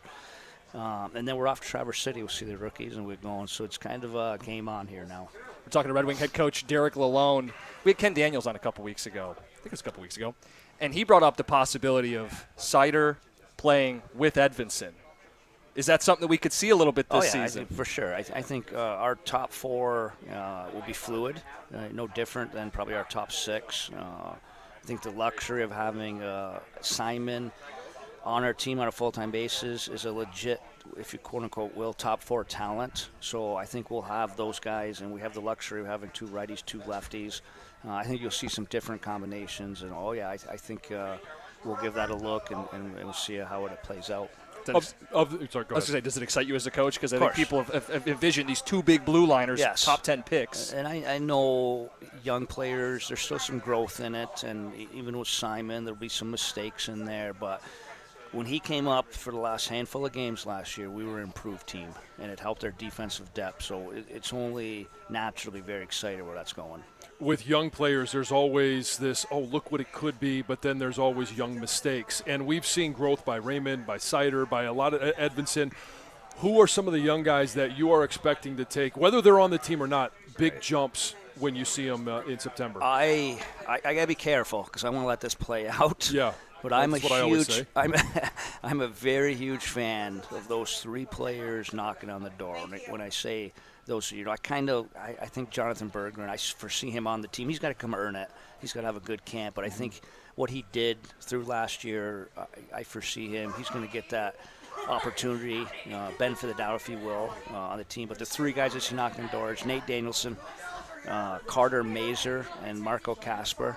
And I just love a lot of the two-way game they have. I know as a coach, it was a great team, a fun team to coach last year, but we outscored a lot of our defensive deficiencies. And to me, it's a lot of those DNA of those forwards where I'm not going to use the word cheat, even though in the locker room I may have used that with another word in front of it, and trying to shape them up for the going back up for the next period. But some of their DNA is to lean, score offense, who they are. All 3 of those guys, I think they have that two-way, hard to play against DNA. I just get really excited about watching them. Even, and I get the July 1. Steve and I are sitting here. What do we need? And we wanted more of that two-way type guy. And it was very hard for him to go out and overpay and to do these extra terms. I won't tell you the exact guy, but we were talking one guy like a 2-year by 2, and they're like, "Can you go 3 years by $2 million?" And we're like, "Of course." And 3 hours later, he got 6 years by $2 million. It was just out of control that day. Yeah. And in my mind, we may have that, all that DNA in those 3 young guys coming up. It's just a matter of when they'll be ready. Vlad Tarasenko, one of the names you guys did come to terms with. Where does he slot in on this team? I know Steve has said top 6, top 9. Can he play on the same, off wing with Kane? Yes. Some of those decisions, how does that go for you? Yeah, it'll be fluid. Talk about fluid, but I foresee him being in our top 6, complementing. He's been a true right winger his whole career, kind of like Patty has. But I think they'll both be very excited to maybe take some looks on the offhand to play with each other. And obviously, just the way the top 6 is shaping up right now, I think it'll be fluid and they'll complement each other. What I really like is we have those options, and it will be fluid and exciting. I do feel like our top 6 and top 9, it just feels a little more slotted, and again, that'll play itself out. But I foresee him in our top 6 in a few different roles. What do you need to see from Dylan Larkin? Obviously captain, and when he got hurt at the end of last year, things didn't appear from us, from looking at it, didn't appear the same on the ice. And it was March. And what do you expect from him, and how important is he and his leadership to the group that's going to take the ice? Keep pushing it. We're going to ask the group for a little bit more. We need more, and he'll be a big part of it. We need more from him. And I've only had him 2 years, and obviously he's been, veteran here now. But even in the 2 years I was here, he has grown immensely with his leadership, even his growth in the off ice, obviously his play. He's having career numbers for the last couple of years. I don't think it's an accident. I think he's maturing as a player, but he's maturing on what it looks like and what it takes to win. Yeah. And I think he's enjoyed the experience of winning a few more games. And just like the rest of our guys, we're going to ask a little bit more from him. I feel like it means maybe a little more for him. Growing up here, all his life as a kid, he would have seen the team in the playoffs. His first year, they made the playoffs, and you could tell late in the season as you guys were close. He seemed to wear it a little more, how close they were. So he becomes a guy I know a lot of people root for, and we're hoping for his sake and your sake that this is the year you guys break through. Well, I think those emotions are real, and he does wear them. When he scores, it means a lot to him. And you saw the disappointment. We come back. We did our job. We took 7 out of our last 8 points. You couldn't script how it played out for us not to get in.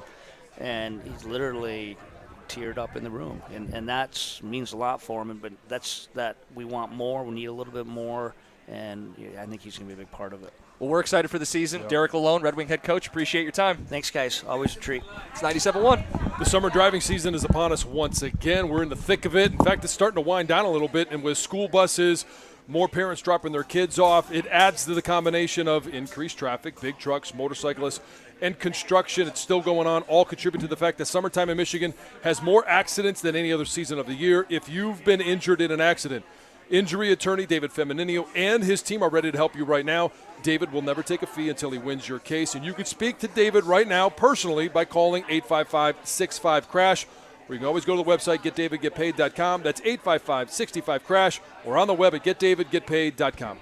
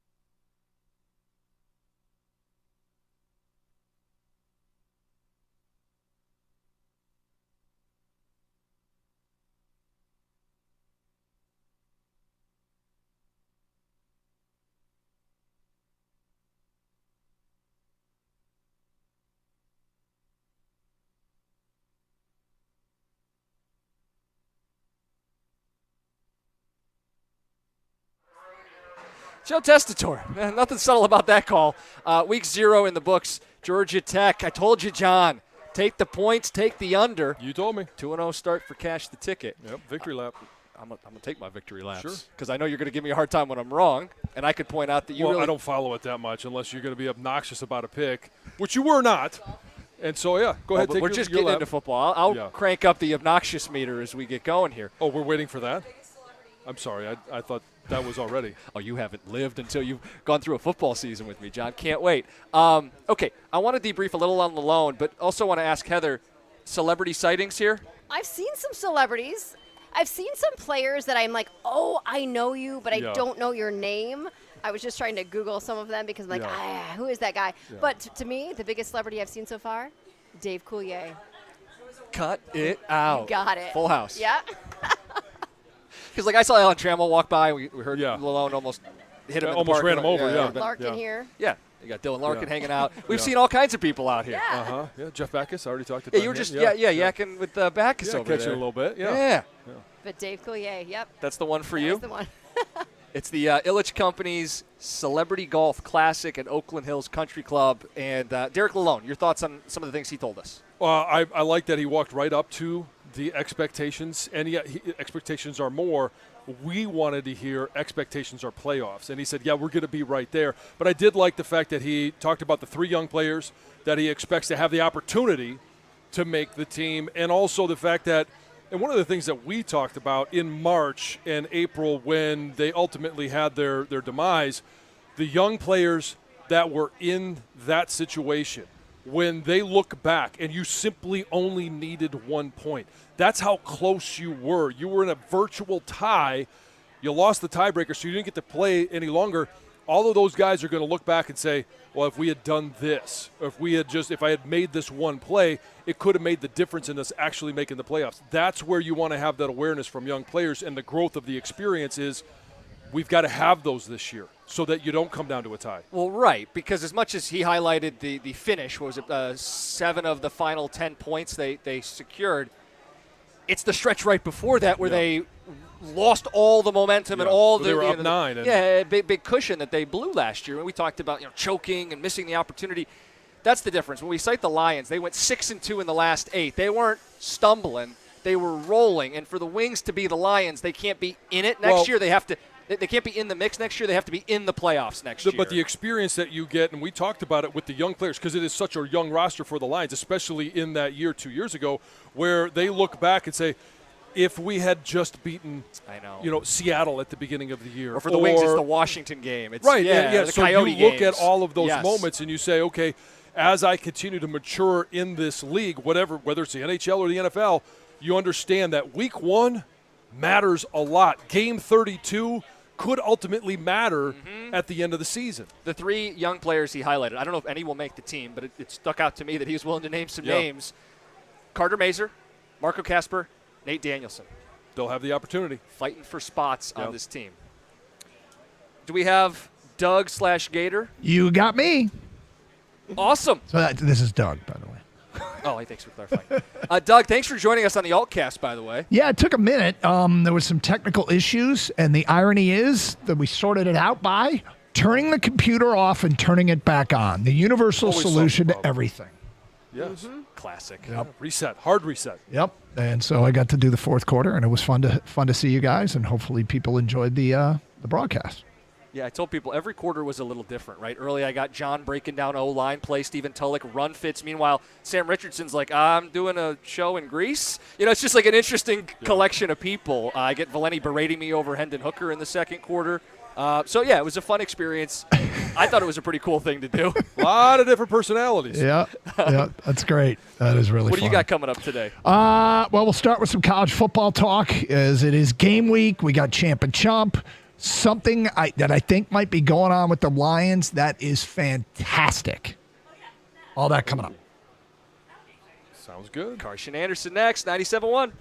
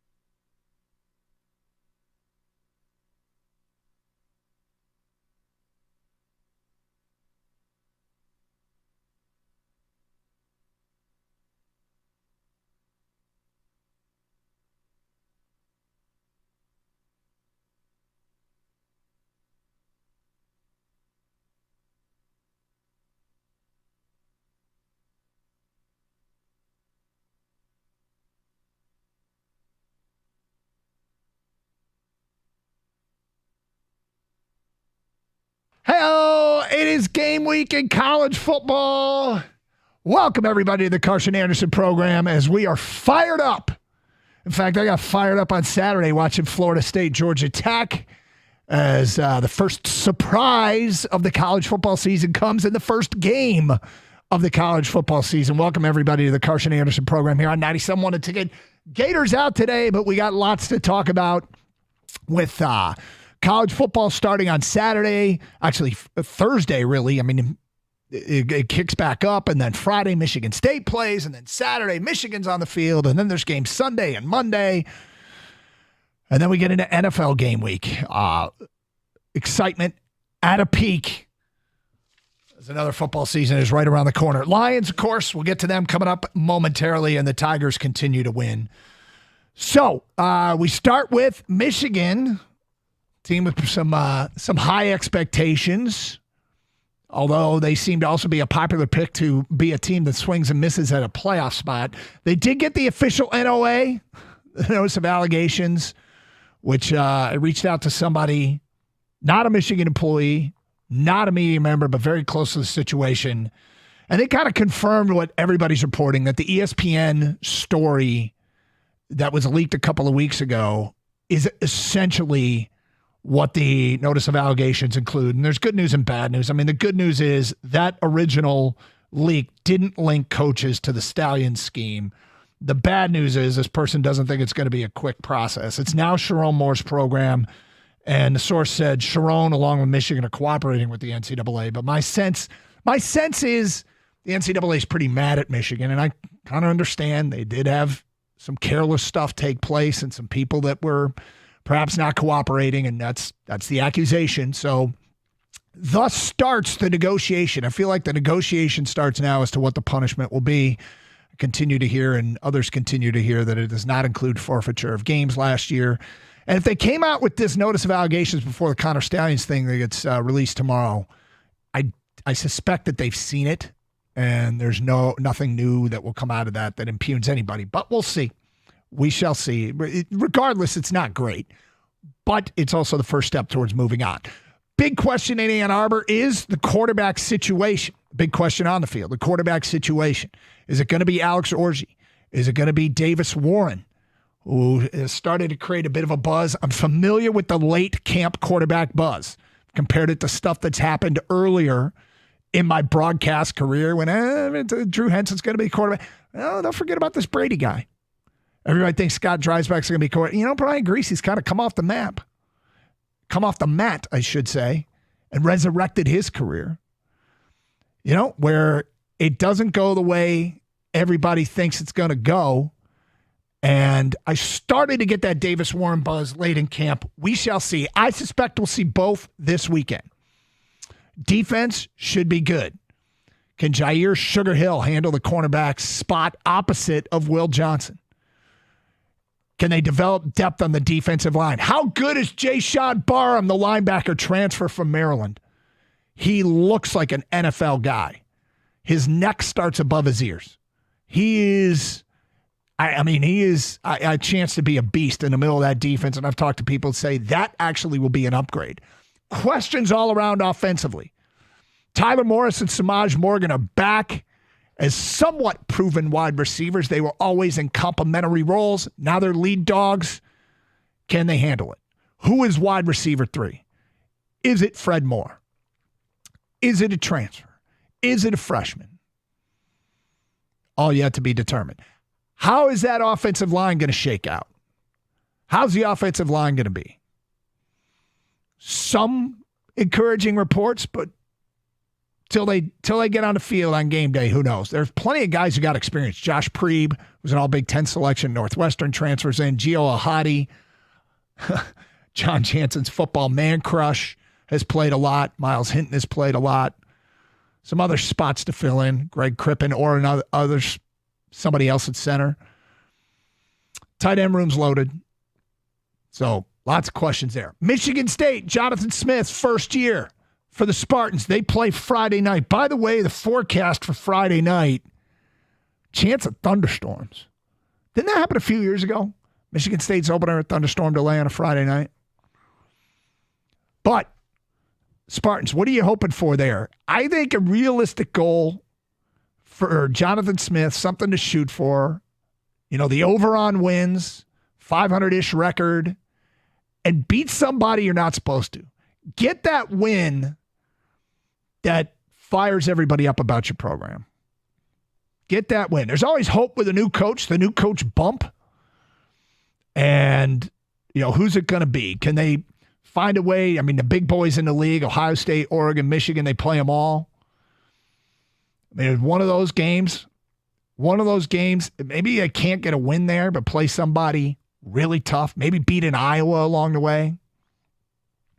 But create some hope. Have that one game that really gets people fired up. And, of course, I feel like we've said this about the Spartans the last few years. So many transfers and new guys coming in that they're kind of hard to project what they're going to be. So, college football, it's big this week. We're excited about it. We'll hear from coaches during the day as they'll meet with the media. We won't hear from them, but we'll start to get an inkling as to what they're saying.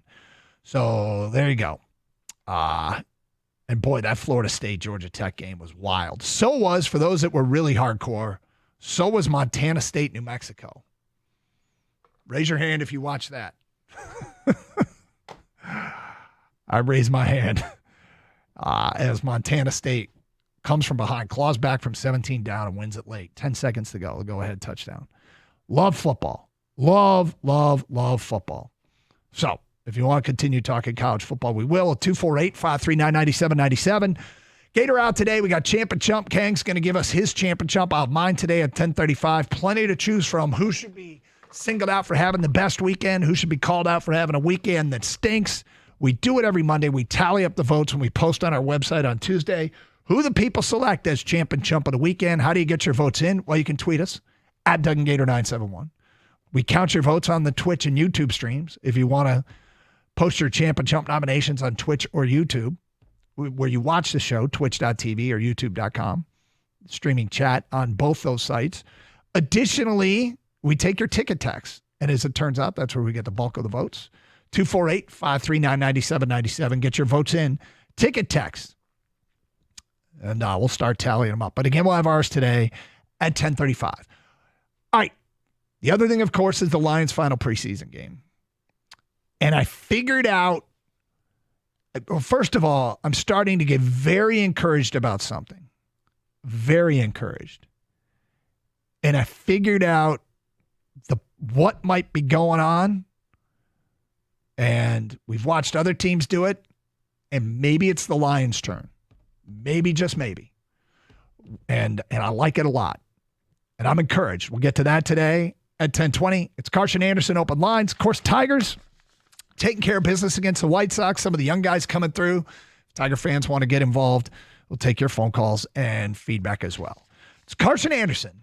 Gator out. 97.1 The Ticket. Hey, it's Doug for the University of Michigan Credit Union, my new credit union. I'm joined because UMCU team members work really hard to ensure exceptional member experiences. I had a great meeting with them recently, and it doesn't happen by accident. They have great leadership at the top, and they got some exciting new news to share with you as they are teaming up with Will Johnson, national champion, cornerback, All-American, strong candidate to be defensive MVP in the Big Ten. And you can be an MVP as well by opening up a UMCU MVP checking account. An unbeatable offer, MVP checking at the University of Michigan Credit Union, gives you a chance to intercept your debt by becoming a member and opening up an MVP checking account and setting up direct deposit. You transfer your existing loans from another financial institution, and bam, just like that, you get 2% off your current interest rate. This is huge because 2% savings can start to add up real quick. Intercept your debt and become a member today. Just visit umcu.org. Some restrictions apply. Visit website for full details. Insured by NCUA. UM Credit Union, proud partner of Michigan Athletics.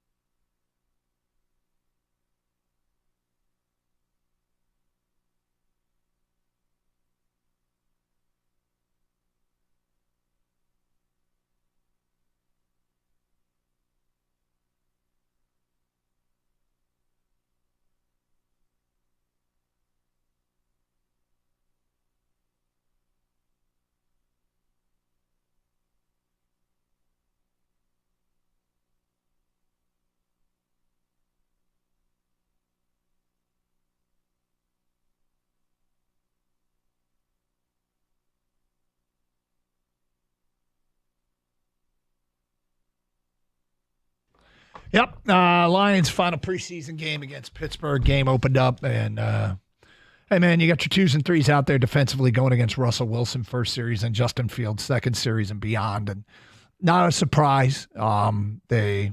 Pittsburgh scored quickly, and I would imagine Detroit would do the same if they have their starters in, right? And going against 2s and 3s, no big deal. The score doesn't matter. But the one thing I'm starting to get a little bit fired up about, and I don't know how many people, I'm sure plenty of you are already on board. But for me, one of the coolest things about the preseason is something that we talked about, honestly, back when last season ended, and we're already projecting what I think is the most anticipated Detroit professional season ever. And that is the 2024 Detroit Lions season, is what is going to happen with Hendon Hooker. And as this preseason went on, and you got to see more of him, there was plenty to like. And I think it was on display at its fullest on Saturday against Pittsburgh, where you can see the potential. Sure, making plays with his feet is awesome. And I think it tends to be an overrated aspect of football, but it's not is can your quarterback run? But it's not to be dismissed either. I don't dismiss it. It's down my list of priorities. Well, what's up my list of priorities is the ability to process information, throw the football to the right places, deliver an accurate football, and do it under pressure. Like, he had a throw that the first time I saw it, I was like, oh, that's a pretty good throw. And then when I saw the field level replay where he was getting drilled and he knew he was going to get drilled, but he stood in there and delivered the ball on a slant pattern. I think it was Caden Davis, and he took a hard hit, but he got it to Caden Davis 15, 17 yards downfield in the face of heavy pressure. And this is the kind of stuff that you need to be able to do. But what I'm hoping, and I said before, we've seen other teams do this, and I think the Lions might be doing it now. And that is they now have the quarterback incubator situation going on. They can be developing potentially the next guy while still trying to win with the current guy. And I'm in no rush to move on from Jared Goff. Let me be clear about that. But the team that we always think of that did this was Green Bay. They had Favre. They could win with Favre. And they went out and they drafted Aaron Rodgers. And there's a bug flying around in here. They went out and drafted Aaron Rodgers and put him in the quarterback incubator. And then he led them to success for the better part of a decade. And then they went out and they drafted Jordan Love. And they put him in the quarterback incubator. And now he looks like he's set up to have great success. As you all know, this is one of my great fears, paranoia, regarding Jordan Love.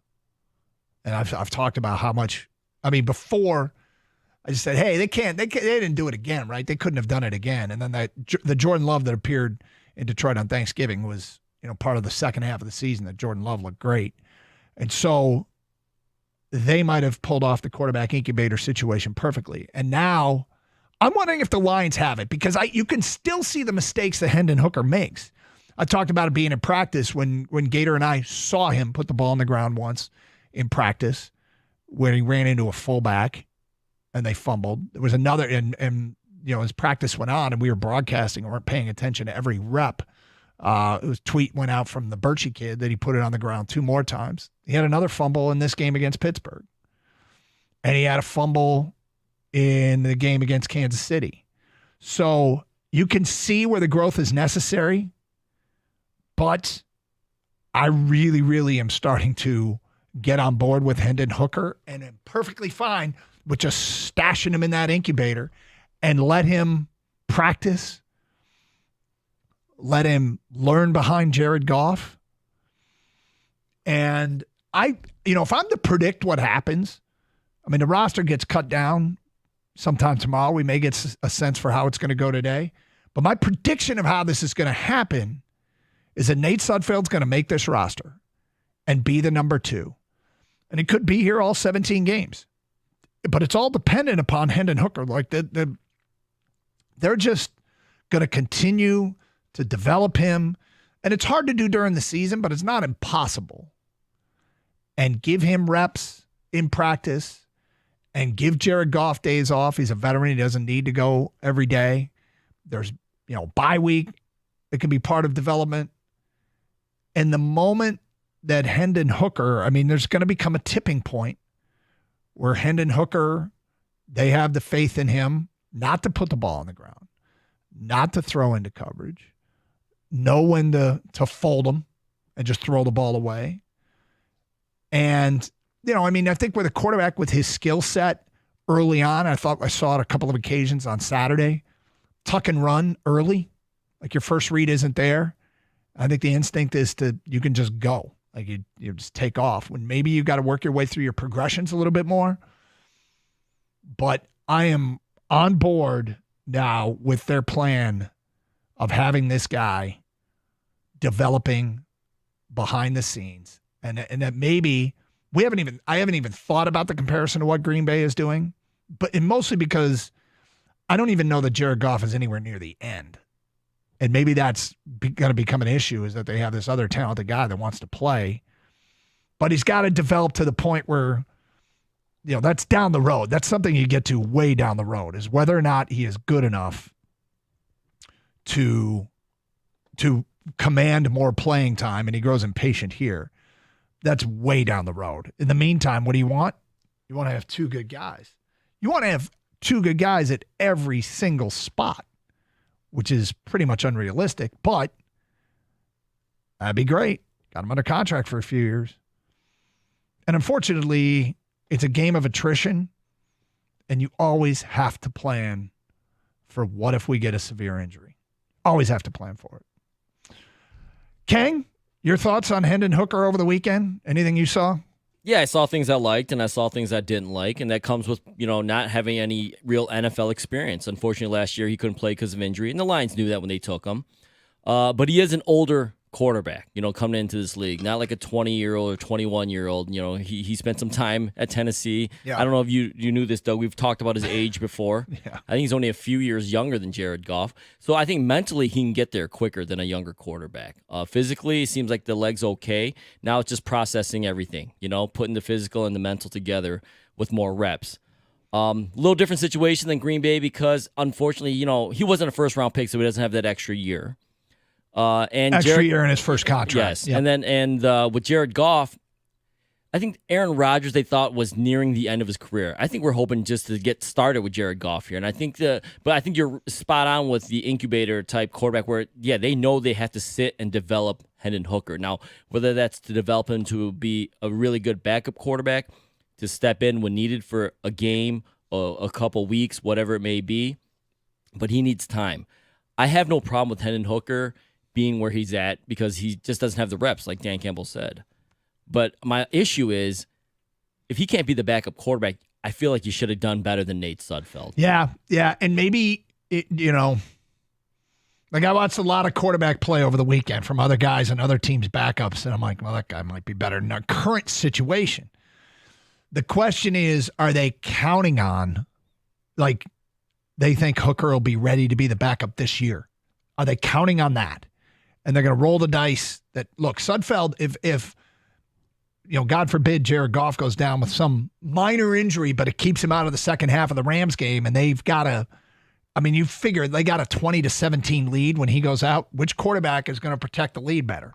Which quarterback can finish this game and close out a win? And they probably want to go with the guy that doesn't make as many mistakes. And that, at this point, appears to be Nate Sudfeld. Look, we only are privy to some of the information. We were fortunate to be at practice. Gator and I could see some of this. And, we saw 2 practices. One we saw a lot more than the other. And then we all get to see the games. And so we're privy to a percentage, a fraction of the information that they are using. But it feels like exactly that. The safer guy to finish a game when you're up 20-17 and you need to get through a quarter and a half is Nate Sudfeld. Is Nate Sudfeld the best guy if you're down 20-17? You might have to take some risks. Maybe they go with Hendon Hooker, but God, I like what I see. I really like what I see. And just let him develop, put him in the quarterback incubator, and there's your that might be your next guy.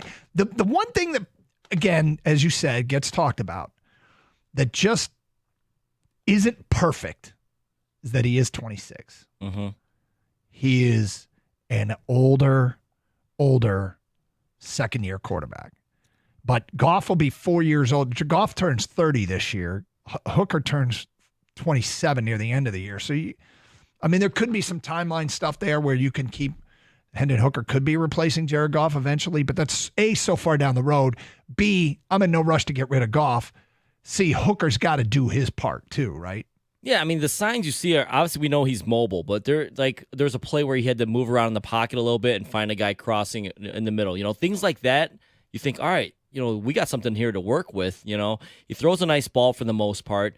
I think he locks in on his first read too much, it looks like. And then especially when you have a second string offensive line out there, you're going to take sacks, Yep. And then let's not forget, they're going to get up against first team defense as well. So those are things we'll talk about during the show here about the depth the Lions have. But as far as Hendon Hooker goes, I think you've seen enough to definitely develop. Now, you can sell me the fact that he's not the second best quarterback on this team, but I just can't believe we live in a world where we have to sit Nate Sudfeld because he's that important in a preseason game. I just feel like we could have done better, or Brad Holmes and Dan Campbell at the front office could have done better with the backup.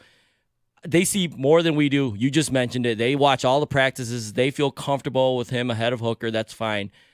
But there's still a waiver wire to happen in the next couple days here. Let's see what happens. I assume Nate Sudfeld's still going to be the backup, but 248-539-9797. We have our Champ and Chump. Are you going to execute the Champ and Chump plan we talked about in the office? Yeah, probably. Okay. Because I think what you're going to bring up is actually hysterical. People need to know this information. Yeah, we'll get to that today at 10:35. Gator out today. It's Carson Anderson, 97.1 The Ticket.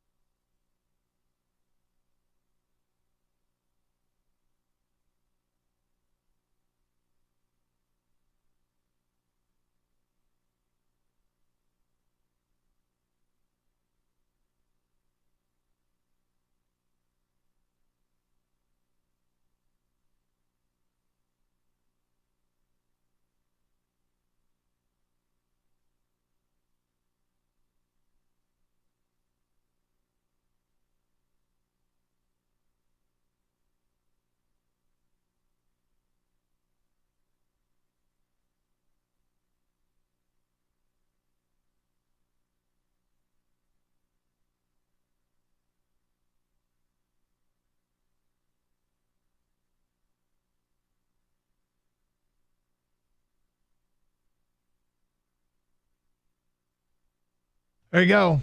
Hendon Hooker. I'm encouraged.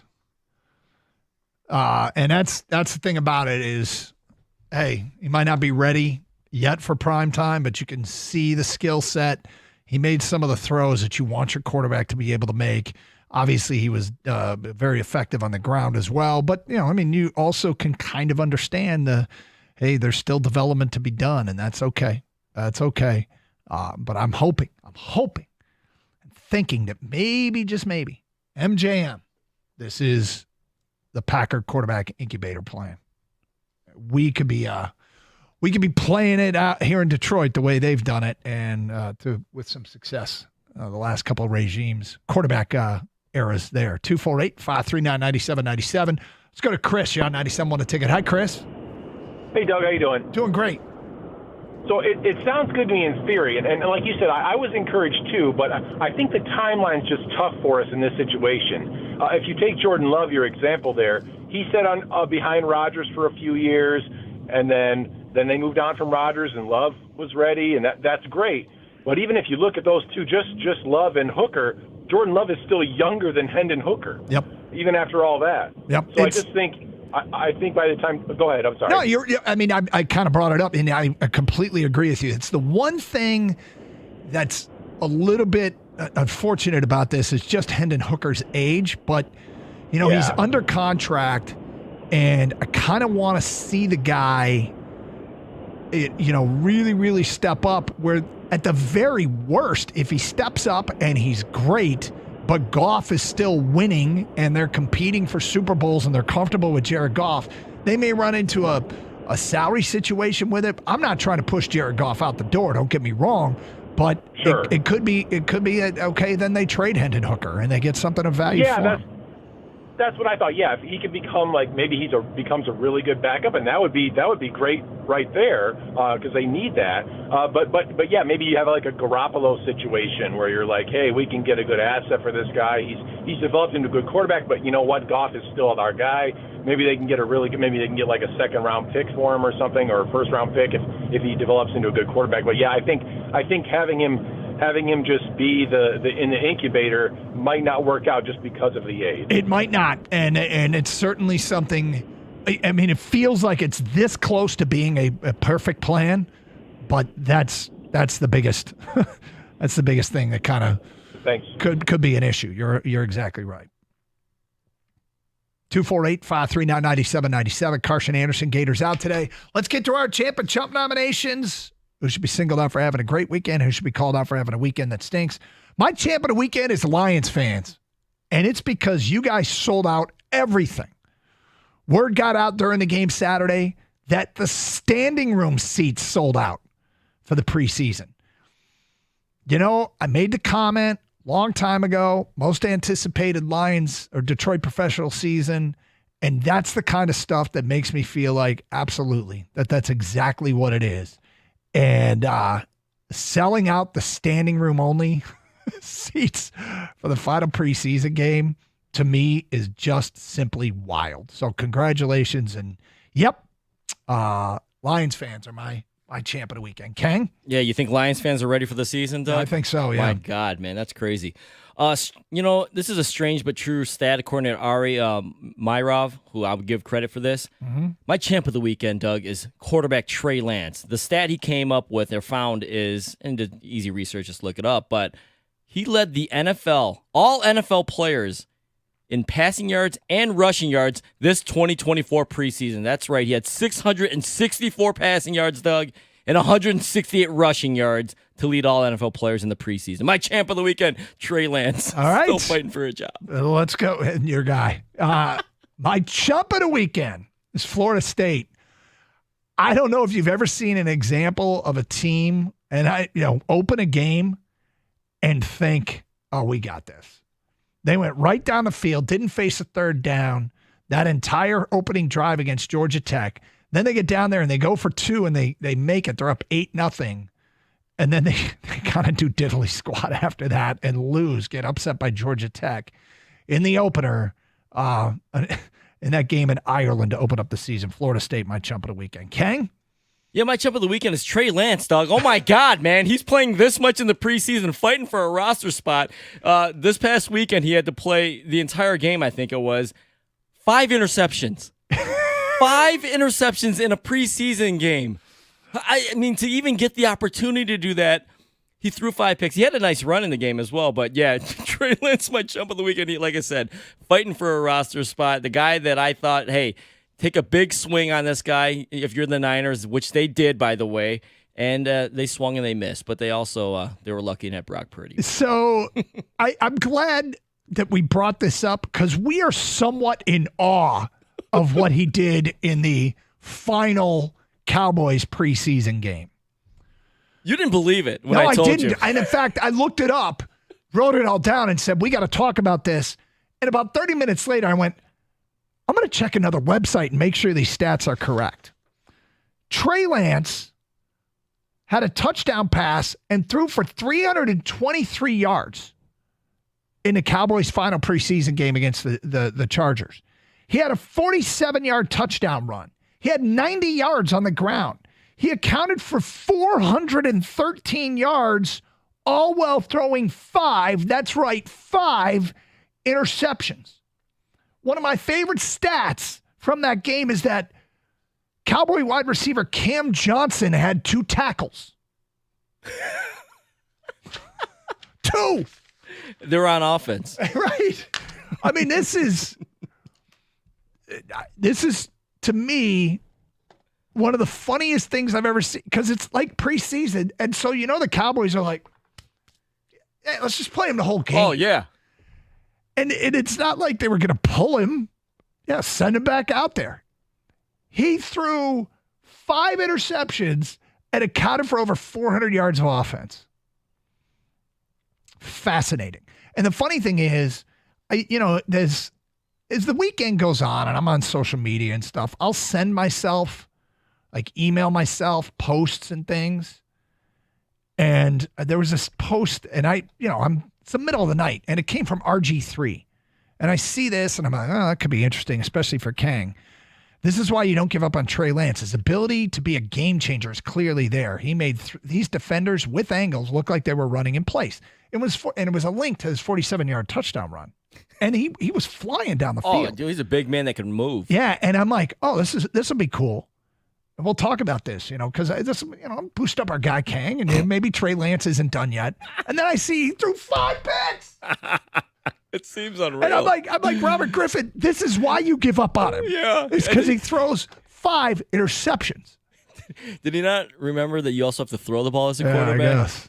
Yeah, so that's an L I'll take all day on Trey Lance, but I just thought that was probably my last chance to champ him. Yeah.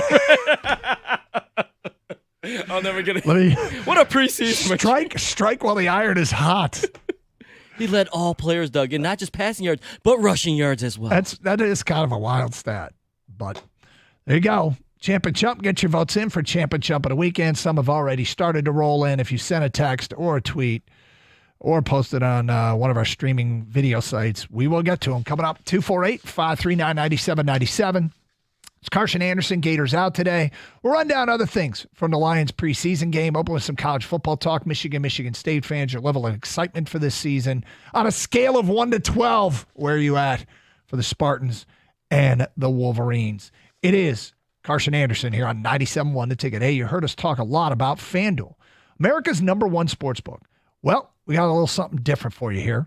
Now through September 22nd, all FanDuel customers can bet $5 and get a 3-week free trial of NFL Sunday Ticket from YouTube and YouTube TV. Then with a YouTube TV base plan, you'll be able to watch every regular season game, Sunday afternoon, all the out-of-market games. All you need is a Google account and a current form of payment, and you can cancel at any time. Just visit FanDuel.com/Doug to download America's #1 sportsbook. Must be 21 or over and present in Michigan. Full price of NFL Sunday Ticket will automatically be charged seasonally after the free trial. No refunds. Terms, restrictions, and embargoes apply. Gambling problem? Call 1-800-GAMBLER.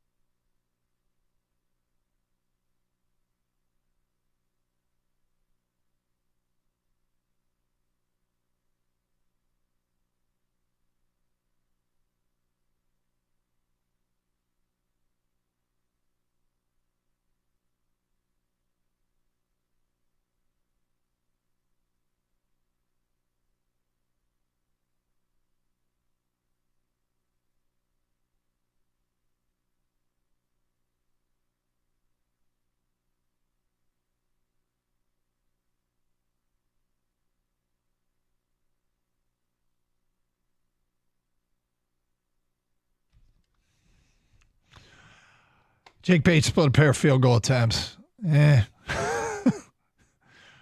Just it's got to be a consistency thing, man. It's got to be a consistency thing. And another missed kick doesn't mean it's, he's not going to be consistent, but consistency isn't proven in 1 week, 2 weeks. It's proven over 2 months, and it'd be good to see him make a whole bunch of kicks in a row here. You think Jake Bates ends up being the Lions kicker all the way through the entire season, barring injury? It's a great question because I can't say that he will. I can't. I don't think he's. What's your gut telling you, Doug? I know obviously even if he made every kick, I would be saying it's about what he does over 2 months, not 2 weeks, or 3 months, not 3 weeks. It's, we're trying to make long-term projections in a short period of time. And, the Jake Bates I see out there in practice is the leg strength is tantalizing. Like, the kicks from far that go through, clear the goalpost, high up the goalpost. That's there. And he's still a relatively young kicker, man. The guy just be out there, bam, bam, bam, bam, bam, keep kicking and kicking and kicking and kicking and kicking. And you hope that it's like, any skill that you've tried to perfect, whether you're a golfer and you go to the range all the time, or whether you're a hockey player that's working on your skating constantly, whatever it is you're trying to perfect, your free throw shooting, it just reps, and you get better. And it's not like he's defined. He's still relatively new at this. So I think he's got a great chance, man. He's got a great chance. I'm surprised that they never brought anybody in. Well, that's got to tell you something, right, about their confidence in him? Yes, it does. But I would have liked to see. There was a scene, and I think this really happened in the movie Miracle, where they kind of started to narrow their roster down, and Herb Brooks brought in another outside player, and all the guys were like rattled. Like, why is he bringing in somebody new? And it's how do you respond to that? How would Jake Bates? This is a different kind of pressure. Wait, they're bringing in somebody else for my job, but if he responds to that and doesn't, it doesn't rattle him at all, then that's a sign that he can handle pressure. But they never brought anybody else in. Yeah, see, I think that's weird because I think Dan Campbell, he preaches a culture of competition. Every day, get better, right? Mm-hmm.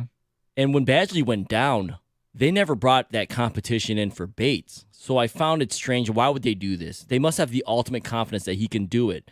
I think they probably would have preferred competition. That's why they had Badgley there as well. Yep. But once he got hurt and they didn't bring anybody in, I thought, okay, they like Bates. They think he can do the job.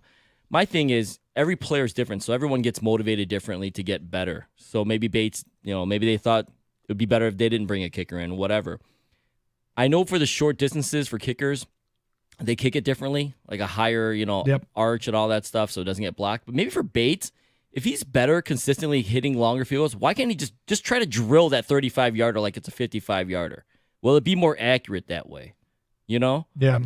I know maybe it has a more chance of getting blocked, but the long field goals don't seem to get blocked. He's got to hone it in, whatever it is. And look, the missed field goal, it's part of the record, and it's concerning, but I also don't think it's, a crisis yet either. But 248-539-9797. Greg, you're on 97.1 The Ticket. Hello, Greg.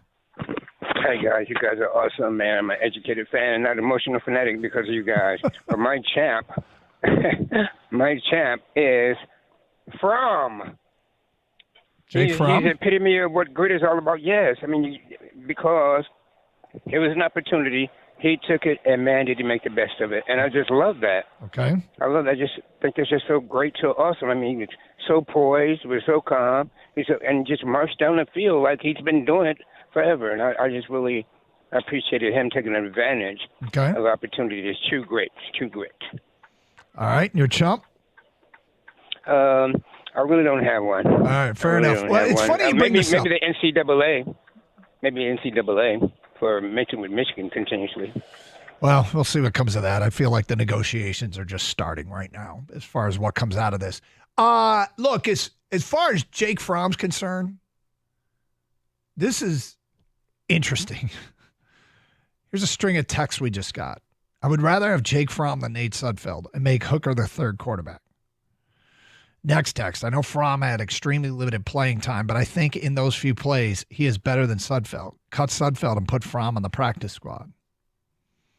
What about Jake Fromm? Small sample, but he looks sharp.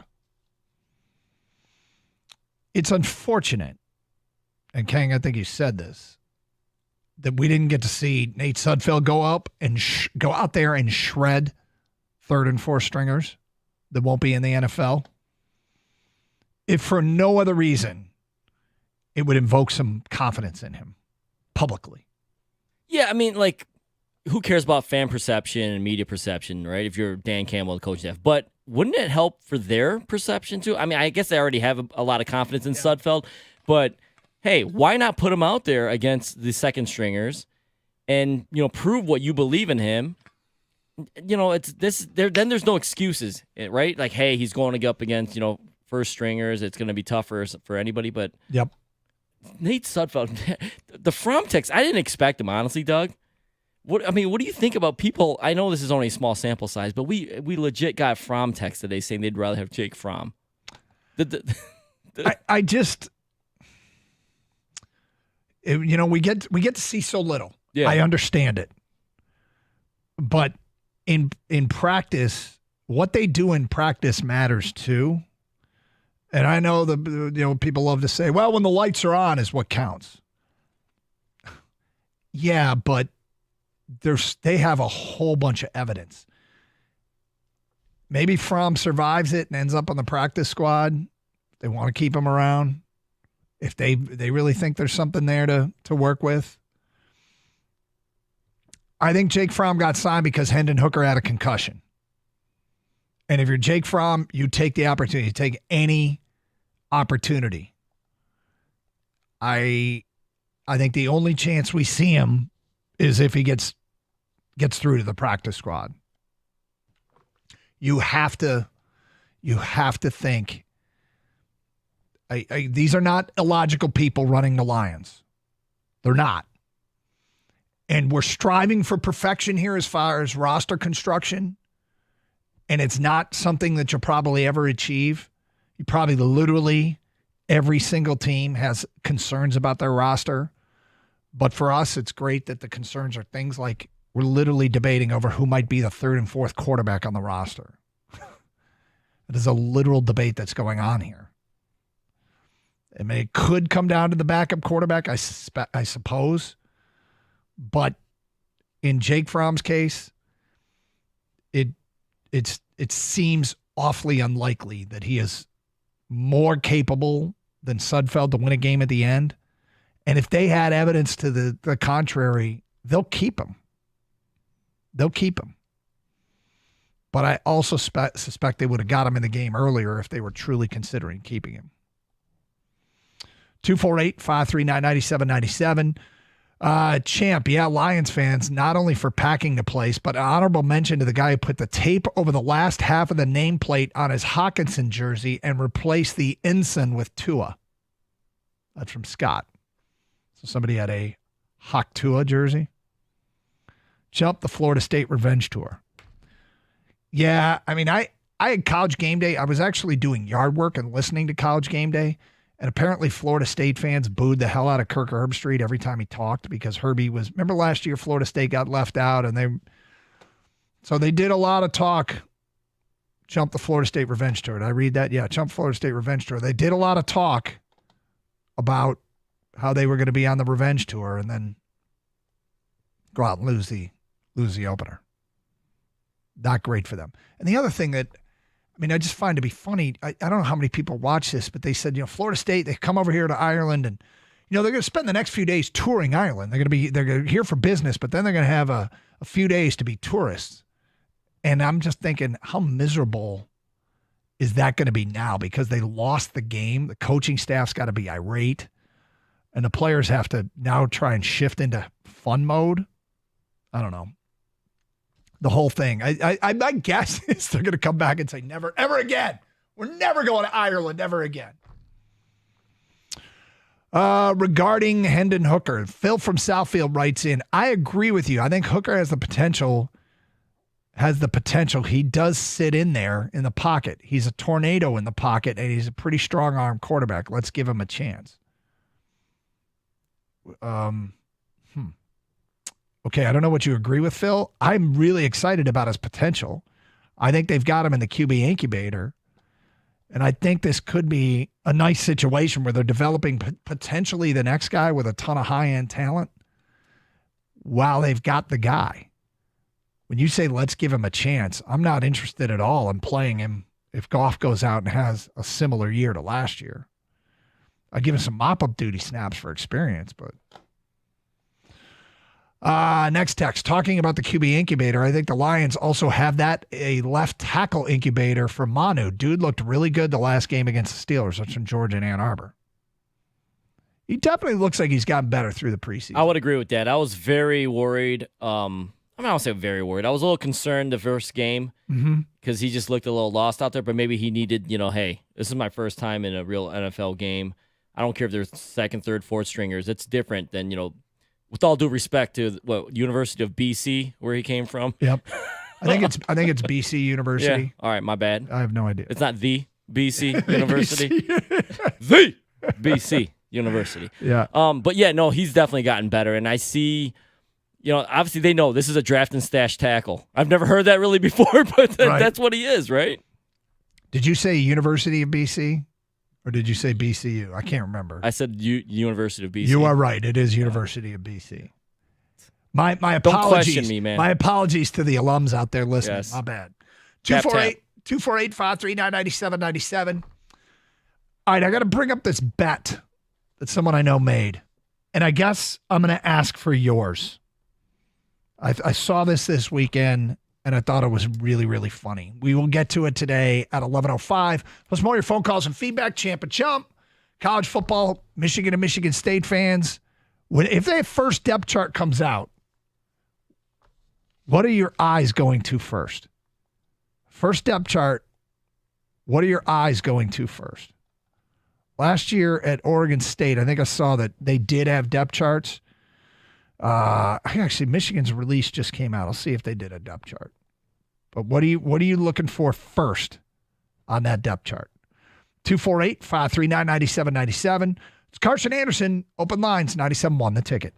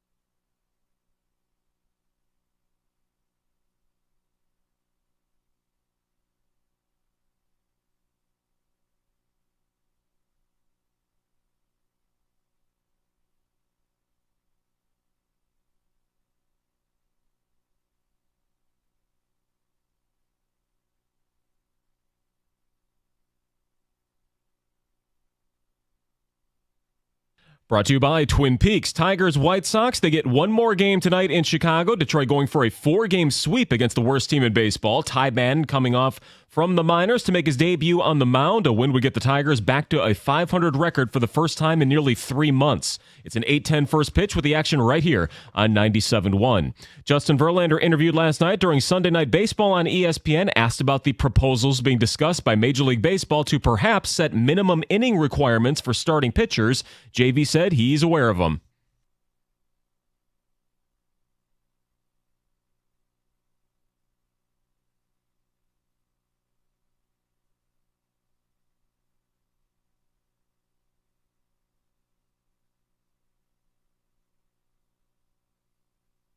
Verlander pitched last week for the first time in over 2 months due to injury. He's set to throw for Houston again tomorrow. And we now play the waiting game for the Lions' regular season to begin. They finished their exhibitions with a 2-1 record. Very few starters seeing the field. Up next, roster cutdowns, which is due by tomorrow around the NFL. And tennis's U.S. Open beginning this morning. Coco Gauff beginning her title defense at 2 o'clock. And 2-seeded Novak Djokovic will try the same, playing his opening match in primetime at about 8:30 tonight. From the Corewell Health Sports Desk, I'm Chris Villar. For more, go to 97.1 The Ticket and Odyssey.com.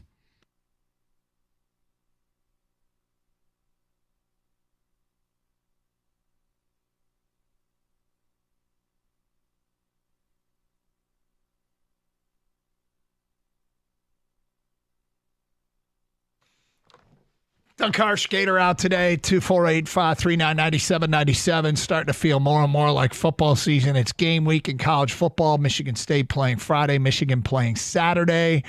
There'll be quite a few interesting games on Thursday night. And quite frankly, I watched 2 great games on Saturday. Georgia Tech's victory over Florida State was wild. And then Montana State coming from way down to beat New Mexico. An FCS team beating an FBS team. I enjoyed the hell out of that one, too. Sounds like you have a gambling problem, Doug. No, I wouldn't call it that. It's not a problem when you win. I know you, and you're just a huge college football fan, so it's totally different. Yeah.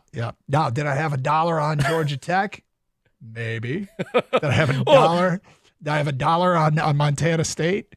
Now, they didn't cover. No, that's where I'm at. That's what I'm talking so they about. didn't cover, but as that game was going on and they went from a favorite to getting points, that's when the dollar went down, was the in-game betting. I'm like, I'll take the points. Sure enough, they came back and won the game. But I should have put it on the money line when they were down big. You love Montana, though. You know this. Yeah, I do. It was funny because I was trying to figure out the whole state you love. Yeah, and my plan, is to move out there someday. And it's a great plan, but it has, it's probably not particularly realistic or going to happen. But I'm like, my wife's like, well, I'm down with it, but maybe we should rent for 6 months first. And I'm like, yeah, that's probably smart. But I'm like, am I going to be a Montana fan or a Montana State fan? And I'll just say this. I was looking at all their gear and trying to see if one of them has a better hat or a better logo. I like this. Based on gear. Based on gear alone. And I finally found something that I absolutely love. I've purchased it. I will wear it to work someday this week. And it was the determiner of whether or not I'm going to be a Montana or Montana State fan. So, I'll wear it some point in time, and you can check it out. Wow, the tease for the wardrobe. I know, isn't Doug. that weird? No, not for you. No, it's not. All right, feedback coming in. Josiah from Lake Orion says, my champ is Mac Jones with a 108 QB rating and a terrible O-line. My chump, Trey Lance, my goodness. 5 interceptions. Yeah, but he accounted for over 400 yards. It's one of the funniest. They just gave him the game. They just said, here, this is your game. You get all the snaps. And he goes 31 for 43 for 323 yards, 11 carries, 90 yards, touchdown running, touchdown passing, and 5 picks. Wouldn't it have been amazing? He led the game in passing yards. Yep. He led the game in rushing yards, and he led the game in tackles. like if he was able to tackle all those five interceptions. Well, one of his wide receivers had 2 tackles. But. My champ is the Tigers, having a great weekend, taking 3 from the White Sox to climb back to 1 game under 500. My chump is FSU. That's from Robbie at work. So this Tiger team is really doing their best and creating interest in a season that's just about dead as far as playoffs are concerned. We'll say this. Got a notification over the weekend. and you tell me what this means to you.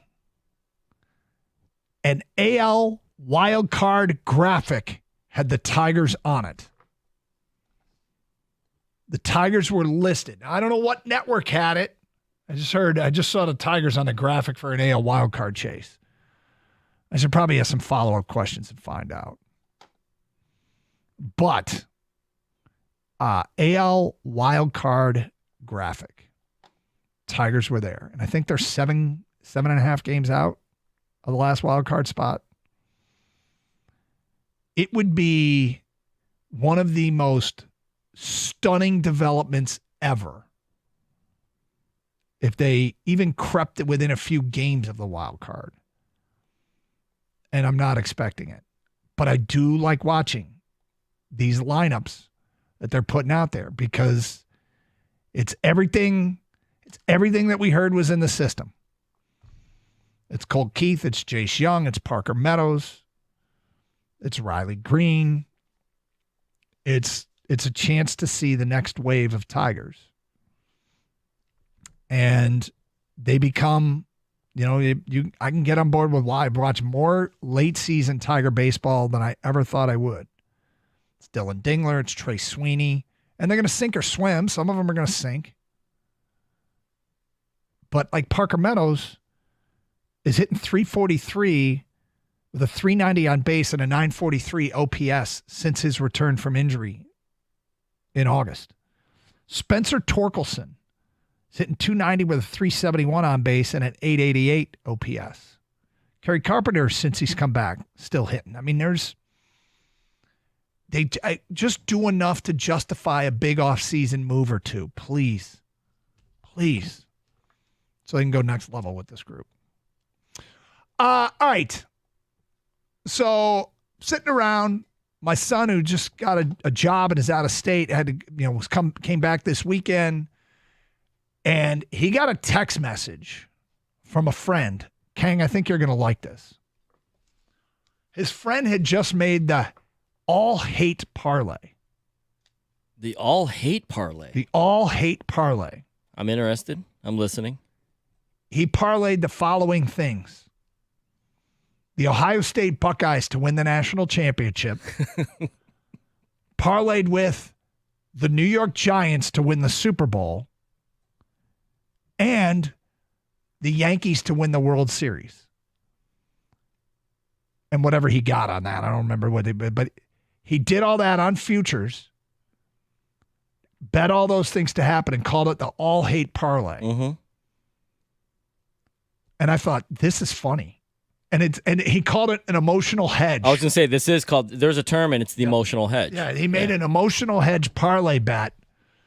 We took these three teams that he hated and bet on them. Now, you're going to get long odds on the Giants, right? Yeah, this is not going to, he just threw away money. But I think that, I don't like this because it's one thing to bet them individually. Yep. But this isn't going to hit. So let's say 2 out of the 3 hit. The Giants don't win the Super Bowl. I mean, it doesn't pay off anything for you. No, it doesn't. And that was my first response is why parlay them? Yeah. Why just bet them all individually? Mm-hmm. But we want to know what would be your all-hate parlay on college football, Super Bowl, World Series. Your all-hate parlay. He's pretty damn close. It's a pretty good one, isn't it? Ohio State, I don't like New York teams, and Ohio State, of course. Yep. The Giants are so not a threat. I don't even that's not even on my parlay. Yeah, I'd probably replace them with the Cowboys. Mine would be, at this point, there's so many teams. It's between the Packers and Niners for me. Mm-hmm. Oh, really? The Packers would be, that would be awful. Yeah, I might lean Packers here. That's a great call. I'd probably go Packers. I don't want the Niners to win, but Packers would be worse. All right, 248-539-9797. Phone calls and ticket texts. What 3 teams would make up your all-hate parlay? Your emotional hedge. College football champion, Super Bowl champion, World Series champion. We might see a lot of the same names, but I'm interested nonetheless. We'll get to that coming up. Don't forget, Mondays mean champ and chump. Get those votes in. And we're done with the preseason, and there is one wild card as it pertains to the Lions that, quite frankly, we learned nothing.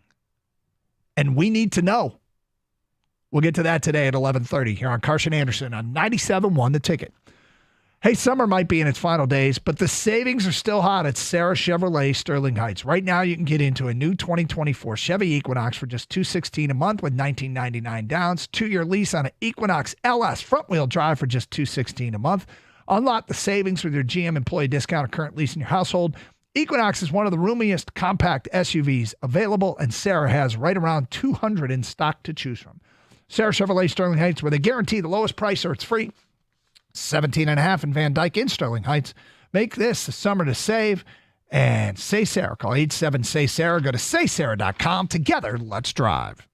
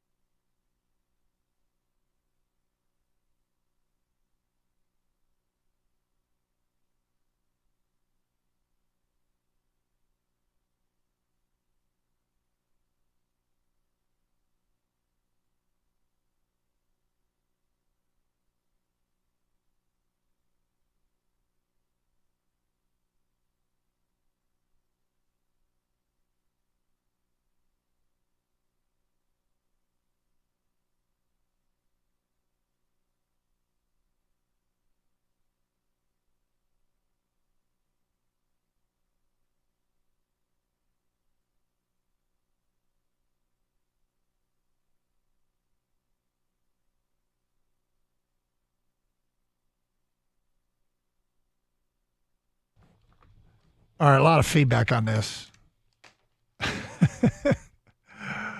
It's your all-hate parlay. Who would you hate to see win the World Series, college football, national championship, and the Super Bowl? My son had a friend send over an all-hate parlay.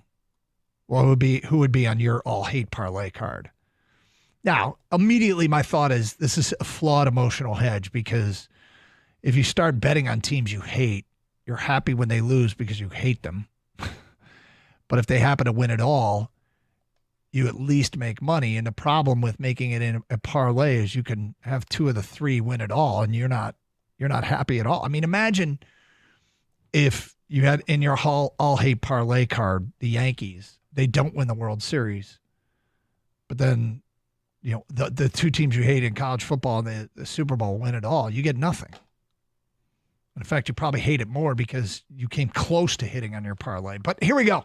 Mike B writes in Notre Dame, Minnesota Twins, and the Green Bay Packers. Bonus pick, the Pittsburgh Penguins.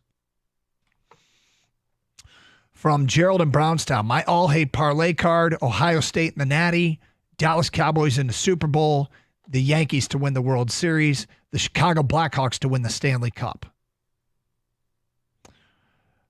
My all-hate parlay card, Northwestern to win the Natty, the Bears to win the Super Bowl, the Cubs or White Sox to win the World Series, the Bulls to win the NBA, the Blackhawks to win the Stanley Cup. Just F Chicago. That's from an unnamed texter. John in Lake Orion says, if you don't include Duke in an all-hate parlay, then it's not valid. Decent call. We didn't. You didn't like Duke football? Yeah, I guess. I mean, right? What are we talking about here? My all-hate parlay card, Duke to win the World Series, Duke to win the Super Bowl, and Duke to win the Natty. Jason Brighton, Ohio State to win the college football playoff, the Kansas City Chiefs to win the Super Bowl, and the Yankees to win the World Series. Pete in Waterford, the Packers to win the Super Bowl, the Royals to win the World Series, and Michigan to win the national championship. Again, Pete writes. Will says, my all-hate parlay, Michigan, Dallas, and the Gribe. I got to tell you, the Gribe would suck. That would suck. Feedback, Matt in Detroit says, my girlfriend is a University of British Columbia alum. And we've been so excited about him getting drafted. The Lions also laughed immediately, anticipating how confused Detroit was going to be about all things UBC. Jokes aside, it looks like he's getting his footing, needs to tighten up on those penalties, though. So we got a Manu fan out there. And apparently it goes way back. Like there's, it's one thing to be a recent Manu fan, but it's another thing if you go back with him. You go back like you were a fan before it was cool to be a fan. Champ TJ Watt for giving my kid his hat. Chump Florida State. So wait, what happened? I want more details. TJ Watt gave your kid a hat? That's pretty cool. Champ Aaron Judge, what a season he's having. Chump me. I thought I was done with the Tigers, but they are sucking me back in. I fully expect them to finish under hot 500, but I can't stop watching these kids coming up. Well, don't apologize. You don't have to call yourself a chump. Look, every time we bring up, I'll be fair here, every time we bring up the Tigers competing, Kang, am I wrong? Did we get texts from people saying, oh, yeah, now that it's too late?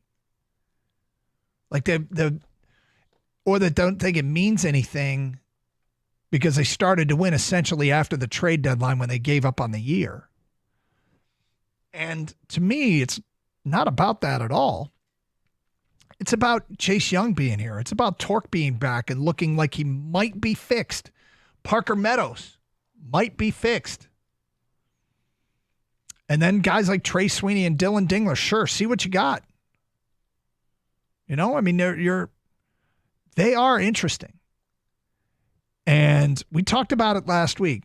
The Detroit Tigers are parading out a lineup with the most homegrown talent we have seen since the late 70s, early 80s. And I'm talking about the everyday lineup, not the pitchers. They seem to have always done a good job, done a better job at developing pitching. But not everyday players. And they got a whole bunch of them. Now, not all these guys are homegrown products. Sweeney's not a homegrown product, but most of them are. I don't know. It's okay to be. Don't apologize. No, I mean, if you're looking for wins or a wild card berth, then yeah, you're delusional, I would say. But if you're looking to see the young players develop and seeing that development happen, yeah, that's something don't apologize for watching that and being excited about that. Like you threw out some of the numbers. That's something, yeah, you got to look for something to build upon for next year. That wild card graphic or whatever, I don't know, someone texts you. I mean, I wouldn't even think twice about that, honestly. And it's nice that they are winning these games. I mean, they're 7-3 in their last 10, but that's so minor compared to just seeing the young guys get better at their position, at the plate, and that's the most important thing. So, you know, there becomes a point in the season where you might not be watching for wins, but you're tuning in for certain at-bats. They'll have guys hit consecutively that I want to watch hit. I want to watch Parker Meadows hit. I want to watch Spencer Torkelson hit. I still want to watch Riley Green. I want to watch Chase Young hit. I want to watch Sweeney hit. I want to watch Dylan Dingler hit. Like, yeah, see what we got here. There's a lot of Johnny Next guy going on here. Let's be clear. But that's okay. That's okay. They are, I think, authentically interesting now. But to each their own. Like, you know, I get it if you have checked out and don't want to check back in, but I find them to be authentically interesting. I can turn their games on.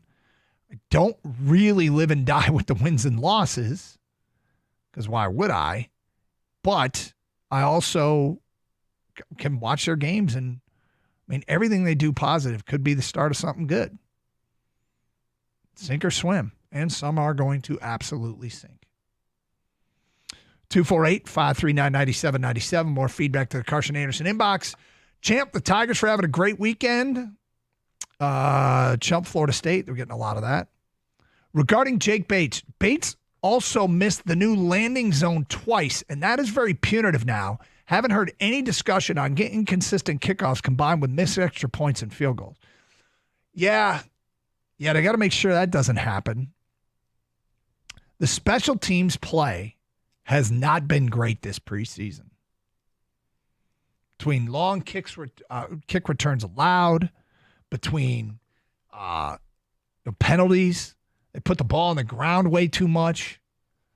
Look, Dave Phipps a really good special teams coordinator, and he's proven to be so while he's here. And I'm not particularly concerned yet, because I think in the preseason, it's guys on the bubble that are playing a lot of special teams. These are guys that they're trying to see if they have multiple uses, that a player can play on offense, defense, and special teams, right? You don't offense or defense and special teams. If you are the last few guys on the roster, you better be a depth guy that can contribute on special teams. So they're testing a lot of players. And so the mistakes on special teams in the preseason probably bother me less. But you brought up, the texter brought up Jake Bates. Yeah, you don't want to miss the landing zone. You think that's just attributing to getting used to this new thing? I think it might be. How I was looking for, I read that text and I sent it over to you, and then I started thinking, like, way down the line. What if kicking into the landing zone happens in the Super Bowl and is a huge penalty to cause a team to come back and win or get a big score? You know, like, is that going to be like, okay, this is a stupid rule, why are we doing this? Or, hey, you've had all year. Everyone's been playing by these rules. This is part of football now, at least for this year. I think you should be able to get that one down. Look, if you're if you're 55 yards away and you can boom it through two sticks 55 yards away, you should be able to hit a landing zone. But it is a new skill. It's forgivable to be doing it early on, but it can't continue, right? The landing zone. I can't believe we're having this is a real talk. I don't want to be the Lions to be the first one to get screwed by the stupid landing zone thing. Under all previous Lion regimes, I'd be 100% convinced that was going to happen. That the Lions are going to be the first team that, you know, scores a late touchdown to take a 2-point lead. Woohoo! You know, and we're all fired up. They miss the landing zone, give up great field position. Green Bay kicks a field goal at the end to win by 1. In week 2 of the season, and everybody, Sunday Night Football, okay, you know, you can see them on Sunday Night Football. We haven't seen this yet. Somebody misses the landing zone and it cost them a game. Like, it would totally be the Lions.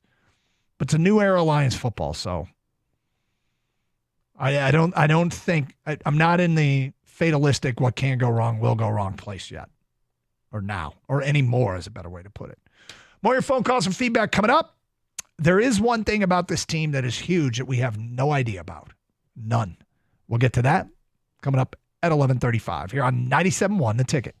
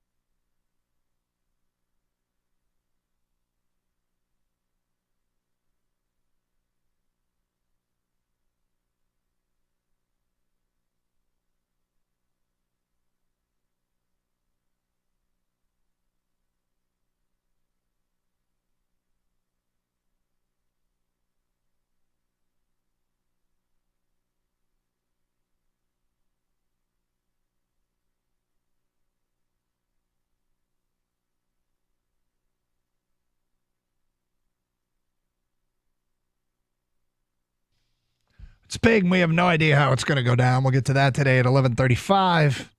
Preseason's over for the Lions. Of course, we have open lines, college football, Michigan and Michigan State fans. I did look it up. Wolverine's press release this week didn't have a depth chart, but if you ever saw one, where would your eyes go first? I want to know, Michigan fans, what interests you most on that depth chart? Maybe we should say outside of the quarterback situation. Spartan fans, same question. At Oregon State, Jonathan Smith did release depth charts. I haven't seen. I'll go see, make sure they didn't release theirs yet. But I pay attention when the press releases come out because they're a big part of game week. And usually, actually, Michigan's hits early compared to others. But are the game notes out for the Spartans opener? But where will your eyes go, Michigan State fans, first to look at the depth chart? 248-539-9797.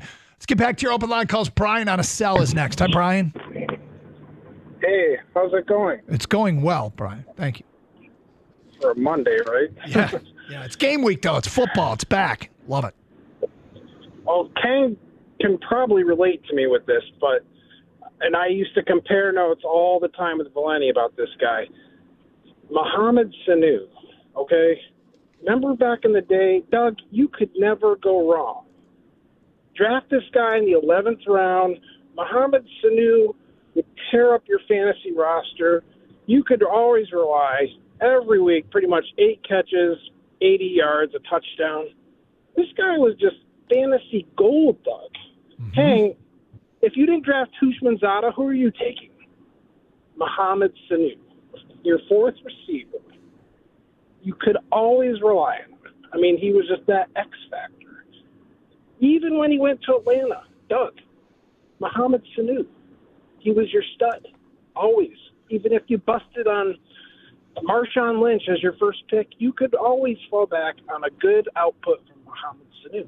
And it's nothing like the Bengals. I mean, Andy Dalton would throw to the guy and made Andy Dalton even that much better. Brian, even I got a AJ question. Green would falter. Yeah. Is this unsolicited fantasy advice? What makes you call up raving about Mohamed Sanu? Well, it can't be unsolicited fantasy advice this year. I mean, Mohamed Sanu's been retired like 7 or 8 years now. So what does this have to do? It's not 7-8 years. It's a couple years. 3 years. Is that what it is? Is he in camp anywhere though? Like, why are you bringing this up? Why would you bring up a fantasy play? Like, that made me think: is he back? I guess, I don't know. I did a draft yesterday, 16-team league. I had the 14th pick. Did you draft Mohamed Sanu? I should have. I almost wanted to use my very last pick on him, but you got to have a kicker, right, King? Actually, you don't in my league. We got rid of kickers because I hate kickers. I know. That my dude in my other league, he didn't even have a kicker in our draft. This was like a week ago. No kicker league. I couldn't believe it. Kang, I was so pissed.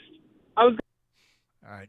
Actually, I like the no kicker league, but yeah, that call was from 2020, I think. So seriously, had me scrambling. Like, is Sanu back? You know, he was on the Lions, wasn't he? He was briefly, I believe. I think he played half a season with the Lions. Mohamed Sanu, 2020. Yeah, here we go.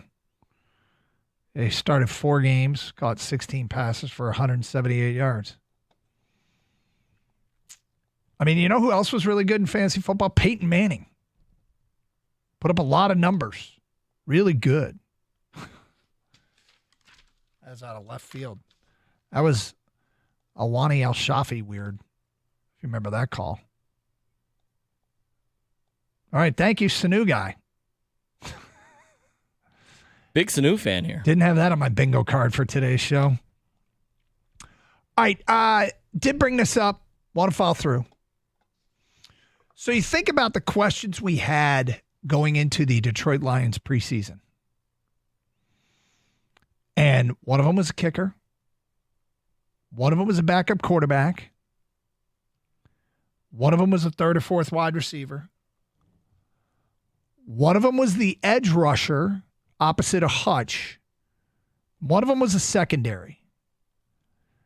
It's interesting that we got plenty of evidence on the special teams and offense questions. We have no idea defensively about the upgrades. As far as guys who played in the preseason that are expected to be new contributors. Obviously, up front defensively, DJ Reader was hurt, just called off the PUP list, but we didn't see him. Levi Onwuzurike, unless you got to one of the fan open practices or you were in the media, you didn't see him. Marcus Davenport, didn't see him. We did get to see a little bit of some guys like James Houston who may contribute. We hope will contribute. Matthew Betts, if he makes the roster. But we basically didn't see any of the new contributors are expected to contribute on the D-line. The secondary, we saw Ennis Rakestraw, and we saw a little bit of Terrion Arnold, but, a little bit of Amik Robertson,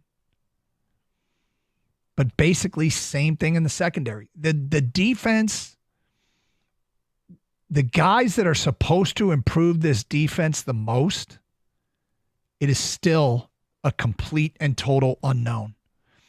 And the staff might have a sense, because they get to see him in practice, how good is Carlton Davis? Can he handle a receiver as good as Mohamed Sanu if called upon?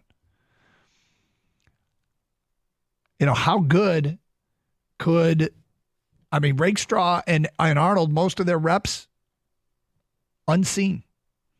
Terrion Arnold is probably going to get the start opposite of Carlton Davis.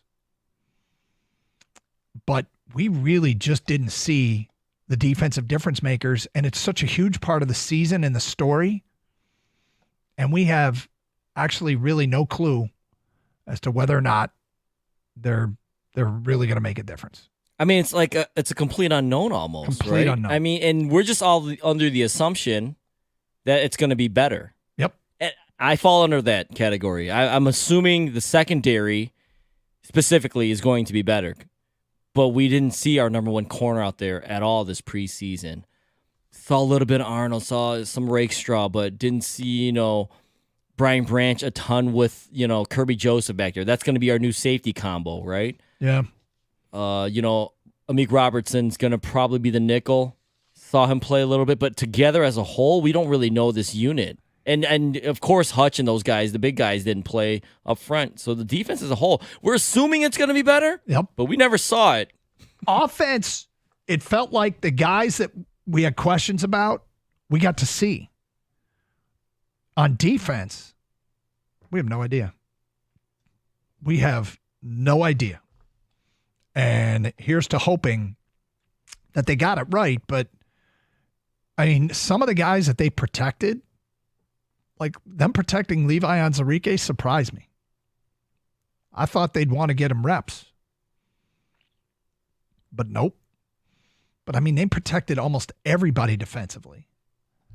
And look, this is the new pro football's changed. The 3 preseason games, the 17th game. And maybe this is also what it's like when your team's good. When your team's really good, you have a ton of guys that you just. Well, of course, yeah. When you're really good, you rest those guys. The issue is we've never seen these guys on this team. Like Davenport, Reeder, Onwuzurike, Carlton Davis. Those guys, they've never played together, with the Lions as a whole. So that's why we don't have anything to work off of. We have their individual work with the other teams. Yeah.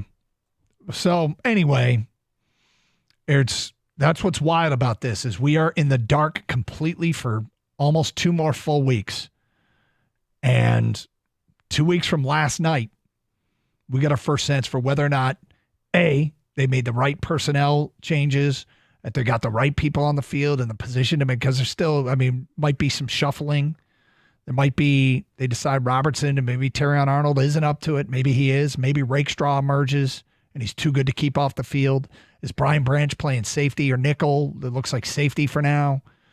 But if Robertson can't get the job done and they need to move him outside, does Branch make that shift? There's still shuffling to be done.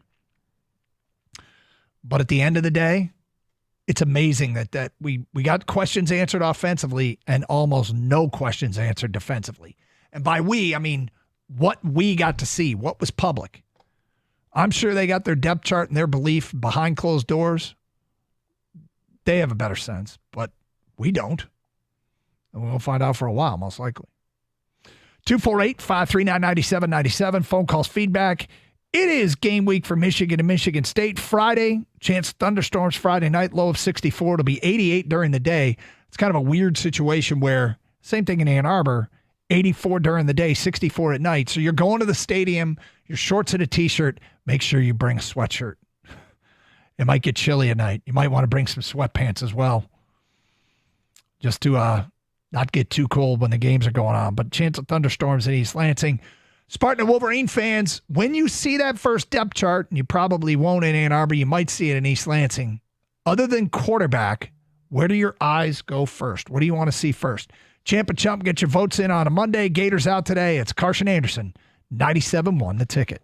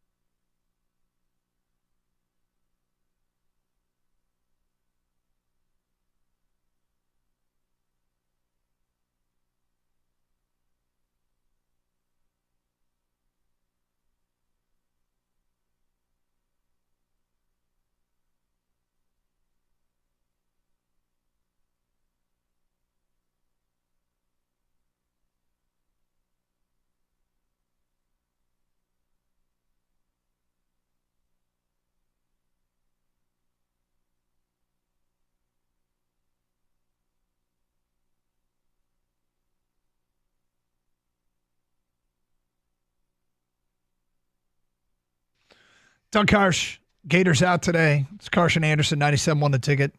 Open lines 248-539-9797. So look, cut down days tomorrow in the NFL, and there's a lot of work to be done between now and then, and the Lions got to get it down to 53 men, and they still have some questions. Interesting tweet just sent out by NFL insider Jordan Schultz, who tweets the following: sources, multiple teams have reached out to the Houston Texans to see if wide receiver John Mechie would be available in trade due to a plethora of receivers on their roster. It's unclear if Houston would move him, but several teams are keeping a close eye. The former second-round pick out of Bama had 10 catches for 100 yards and a touchdown in the preseason. The GM there is Nick Casario, and they have had, I mean, if you look at their wide receiving room, Stephon Diggs, Nico Collins, Tank Dell, Robert Woods, Noah Brown is there. They got Ben Skowronek now they brought in. Quintez Cephas is there. I mean, they got a lot of guys, though, that are ahead of Mechie, and he could be a trade candidate, and I like him. 6 foot, 195. You know, there are always teams that have an abundance of players at a position. Like other teams might be eyeing Matthew Betts. They might be eyeing Isaac Nwukwu. Guys that they might be interested at the Lions. So you start talking about guys that might not make this team that other teams might be eyeing. There are wide receivers elsewhere that would be intriguing. Now, look, Brad Holmes has made some wide receiver moves in the past that haven't worked. I think I like Trinity Benson, but you know, he also drafted Jamison Williams. And he played with John Mechie at Bama. So they might get be able to get the scouting report on what kind of person Mechie is. Played with Jahmyr Gibbs. Whether or not he'd fit in this locker room, but intriguing nonetheless.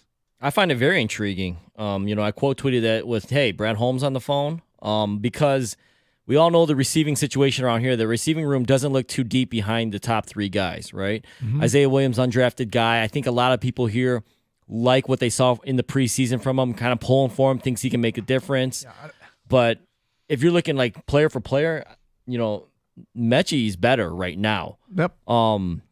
Not sure what kind of resources it would take to get him. He's not the big-bodied receiver that maybe, to replace a Josh Reynolds, but he is 6 feet tall. He's not tiny. But as far as just catching the ball, making plays, if you saw any, of the preseason this year, he was making plays out there for the Texans, and they're deep at receiver, went out and got Diggs. So, yeah, he might be one of those guys that it's a numbers game over there, and he could be made available. But if you have multiple teams coming after him, though, Doug, you might have to offer something more than you're willing to give up. You got to figure that if you're the Lions, unfortunately, you got to probably do one round better than who you're bidding against. Unless that team's San Francisco or Kansas City, if somebody's offering a 5th rounder, you got to offer a 4th rounder. Because you're projected to be that good. You're projected to pick near the end of every round. If somebody's offering a 7th rounder, you got to offer a 6th rounder. Unless you offer a 7th rounder, 2 7th rounders. You're right. But this is an intriguing one. I get the sense that the field of possible players from other organizations that the Lions would seriously consider is limited because of their own criteria. The Lions don't go out and take chances on players without doing all of the due diligence. Certain players do better in certain schemes. Do they fit scheme-wise? Certain players, need certain kind of locker room. Like, do they fit into this locker room? It's clearly more important to this group of coaches and the people in the personnel front office, those people, the Brad Holmes of the world, it's clearly more important to them than it is to previous Lion regimes. And that is why it's easy to say that this culture has changed. It's because they have done a heck of a job at weeding out nonsense. You're not always going to, it's not like you have to get choir boys, but you want professionals that also won't bring distractions. And it seems clear to me that this was a big thing, a big part of changing the culture is vetting on a personal level, do they fit in? So we could sit here and talk about John Mechie, the football player. They probably are doing just as much work on John Mechie, the person. Does he fit? Does he fit? So anyway, as it stands right now, intriguing. Teams are calling the Texans about John Mechie. Could the Lions be one of them? Seems like it make a little sense. 248-539-9797. Champ and Chump, get your votes in for Champ and Chump of the weekend. A lot of feedback coming in on the Carson Anderson inbox, including the all-hate parlay.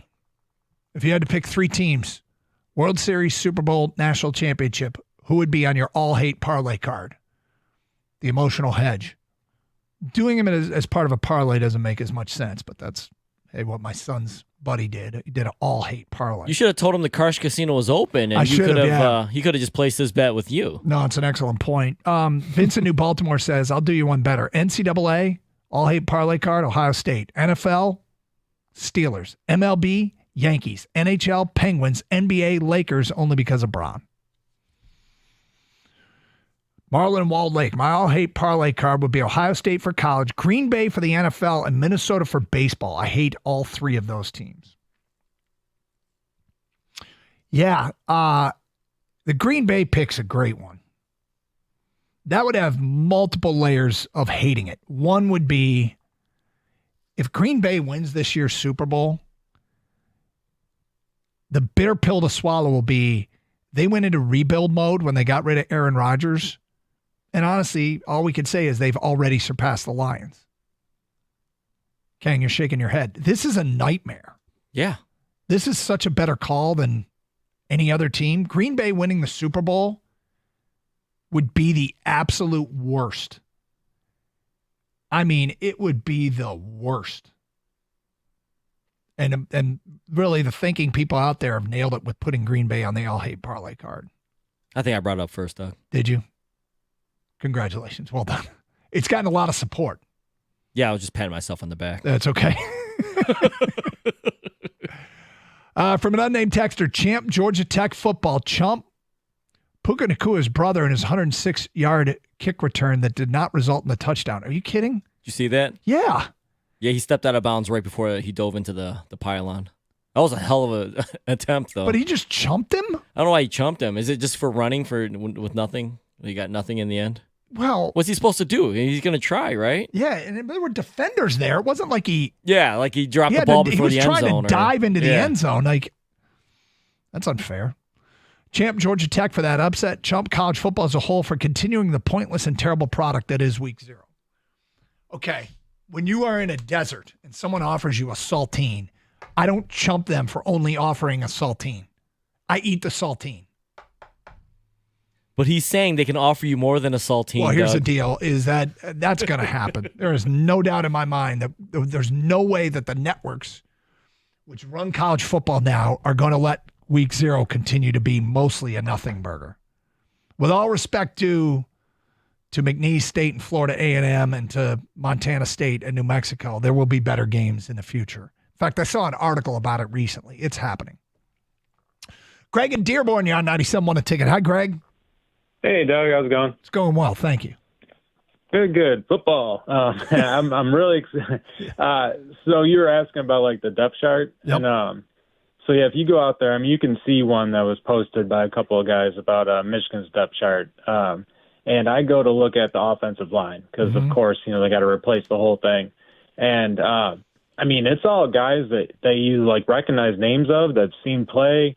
They're all just. I mean, all over 300 pounds, all over 6'6". Like, I mean, Trustin Sharon, like what he was able to do, what has been able to do with Joe Moore award-winning back-to-back. Mm-hmm. I mean, if they can win in the trenches again, of course I'm a fanboy, but I mean, I'm high on this team again, and I don't think it's going to be as big as a step back as everyone thinks it's going to be. I heard good things about the O-line. And there's when there are struggles, the people that I'm talking to will tell you when a group is struggling, and they, the interesting thing is going to be the right tackle spot. and who wins that. But I think you got Hinton at left tackle, who's played a bunch. You got Gio El-Hadi at one of the guard spots. He's played a bunch. You got Josh Preeb, who got all Big Ten honors last year at Northwestern and is transferred in. They got a bunch of candidates at center. Probably Greg Crippen gets the first crack at it, but the other is, who's going to win that right tackle spot is intriguing to me, but I am not as worried. I'm not as worried about the offensive line as I was. And it's that Percy, Jeff Percy. Could be he's him. Been around forever. Could be Evan Link. Yeah. Yeah, but yes, I'm not as worried about it as I once was. Yeah. Oh, and hey, sorry I don't have a tagline when I call in. I'm a different Greg, so it's all right. It's okay, no worries. You are forgiven. Hi, this is Greg. I don't have a tagline. This is just Greg. Yeah. Fine. Greetings.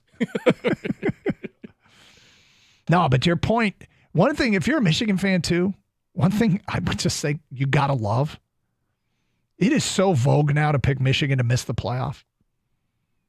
It is really, really vogue. Everybody's doing it. And because of that, they could legitimately be a defending national champ that could put a chip on their shoulder.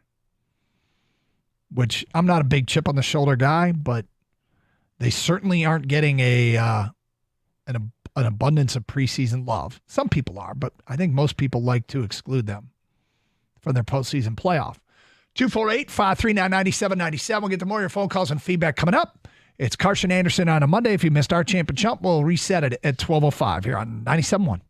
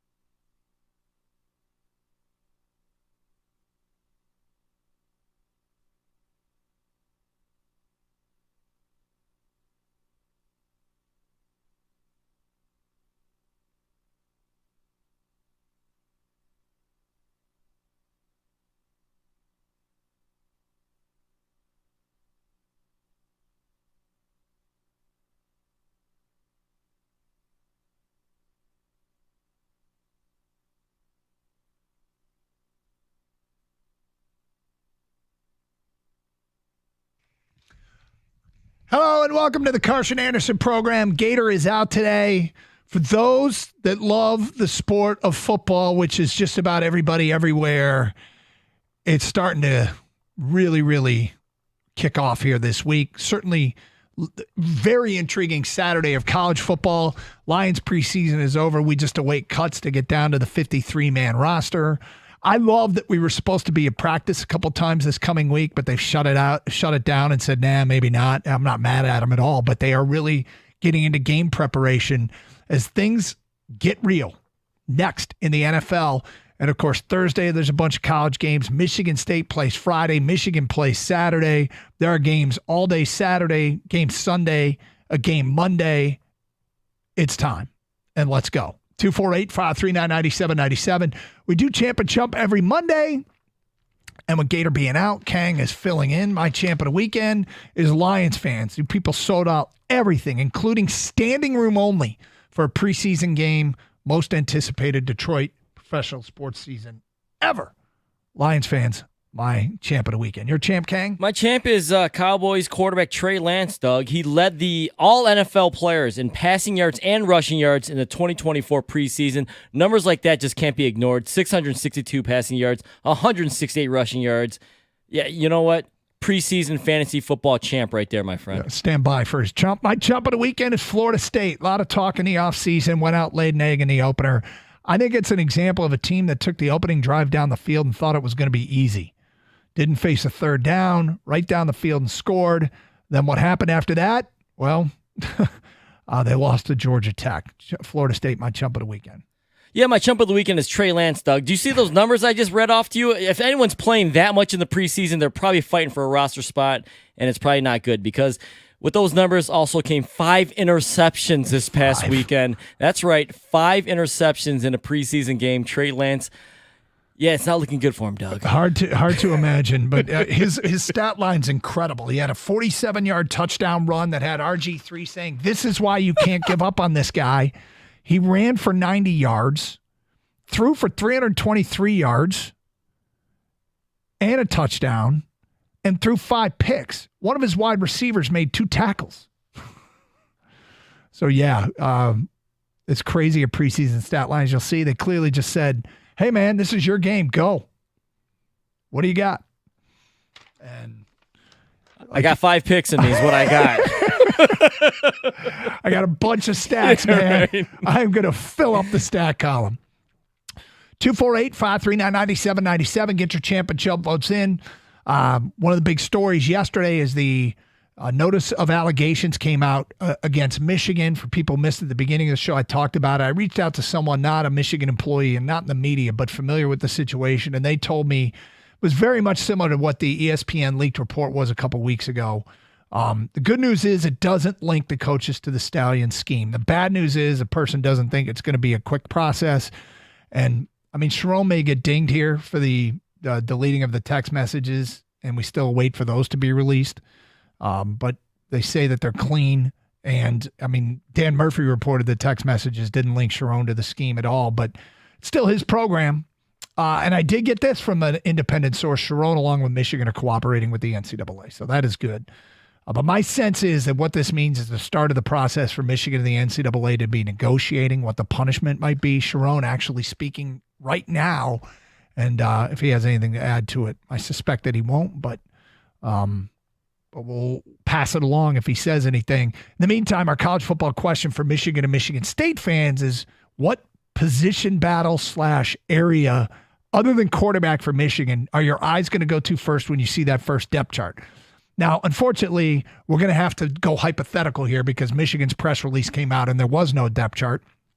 Michigan State's, as of about an hour ago, hadn't been released yet. But for what it's worth, John Smith did put depth charts in their preseason or their weekly news and notes at Oregon State. So I suspect it will happen here with football at Michigan State as well. Let me see if they've released it. But where will your eyes go first when you see that depth chart?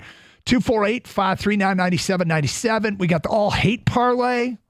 If you had to bet on a team, 3 teams, so 1 to win the World Series, 1 to win the Super Bowl, 1 to win the NCAA, and they're the 3 teams you hate the most, the emotional hedge, all-hate parlay. Doing a parlay isn't exactly smart for that, but I had a son, one of my son's friends did this, and it made me laugh.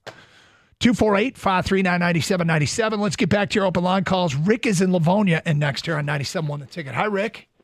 Hey, what's going on, guys? How we doing? Good. My champs of the week are you guys for calling out the ESPN biased or homerism coverage of the Tigers-Yankees game last week, which means my chump is ESPN.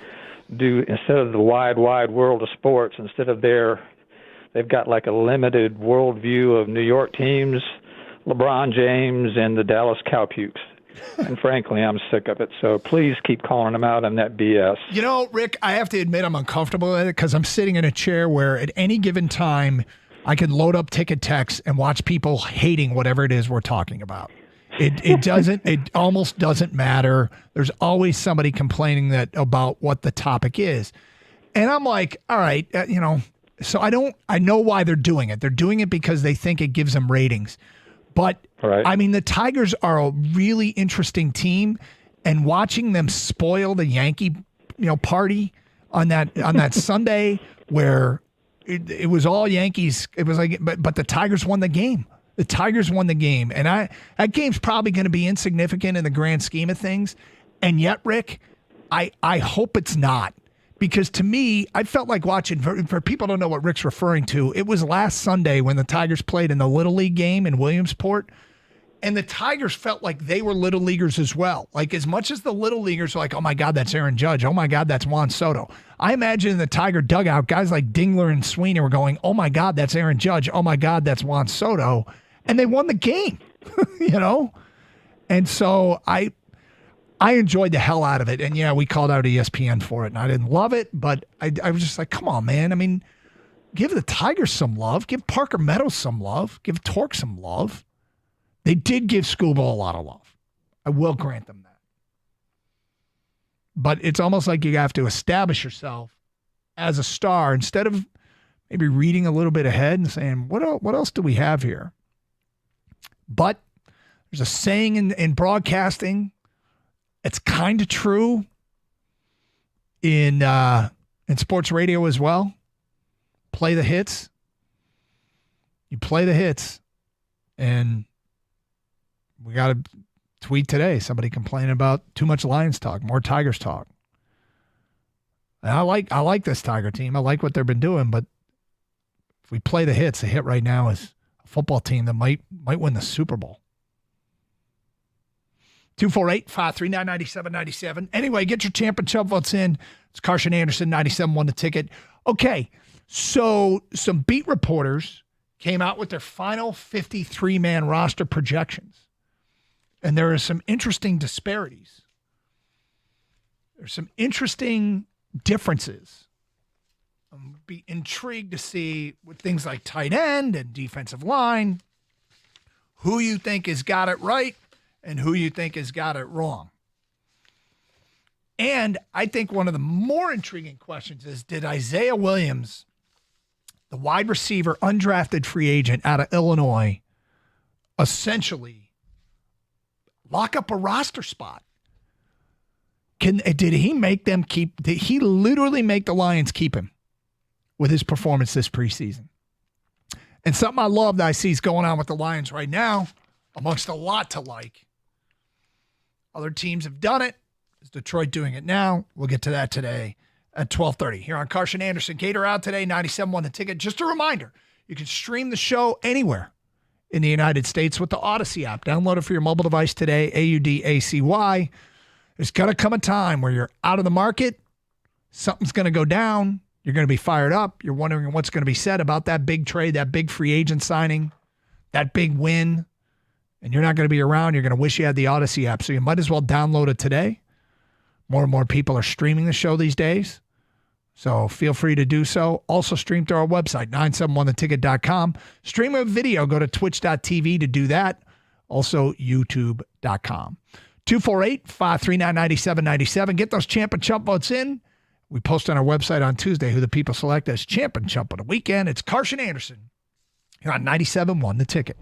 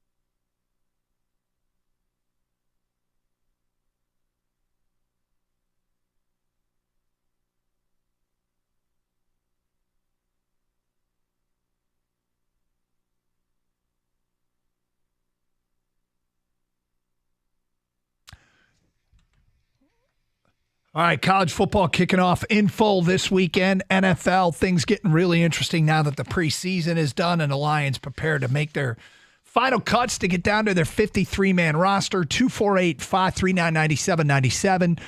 Look, it's interesting. I made the comment, I just think Isaiah Williams has played himself onto this roster. I do not think that there's a way they can let him go. He's got to make this team, right? Now, can they try and sneak him onto the practice squad? They may. Given the kind of preseason he had, I don't think he would make it. I think somebody would pick him up. But, ultimately, it's a good problem to have in that they have a lot of talent now. And they're going to be some players with promise that in previous years would have made this team, aren't going to make this team. They are not in the job, though, of developing young players. They're in the job of winning a Super Bowl, and it's a completely different way to approach it. If that means keeping a veteran who's a short-termer over a guy that you'd love to see develop, so be it. Then that's what you do. Something really interesting, though, I find interesting at least, is two beat writers with dueling 53-man roster predictions. Okay? They aren't the same. Kang, I want your 2 cents on this as we work our way through it. This is two guys I respect, Dave Burkett from the Detroit Free Press, Colton Pouncey from The Athletic. Final 53-man rosters. Quarterbacks, the same. They got all 3 making it. And I think that's a safe bet. Running back, it's the same. They keep 4. Gibbs, Montgomery, Reynolds, and Vaki. Things start to get different at wide receiver.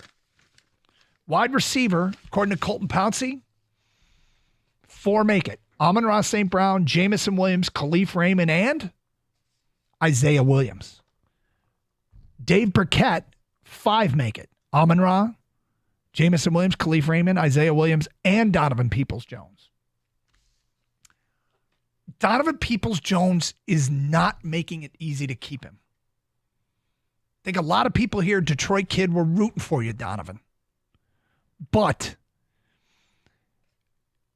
if he were a top flight guy, like Donovan Peoples-Jones had put up big numbers a couple of years ago against Cleveland, you'd think he'd be running wide open and catching footballs all over the field in preseason games where he's still on the field with guys who are going to get cut. And it didn't happen. There was a play this past weekend where they're lined up. Isaiah Williams is signaling Donovan, you're lined up to the wrong side. He comes over, they got to burn a timeout. And we know he's got talent.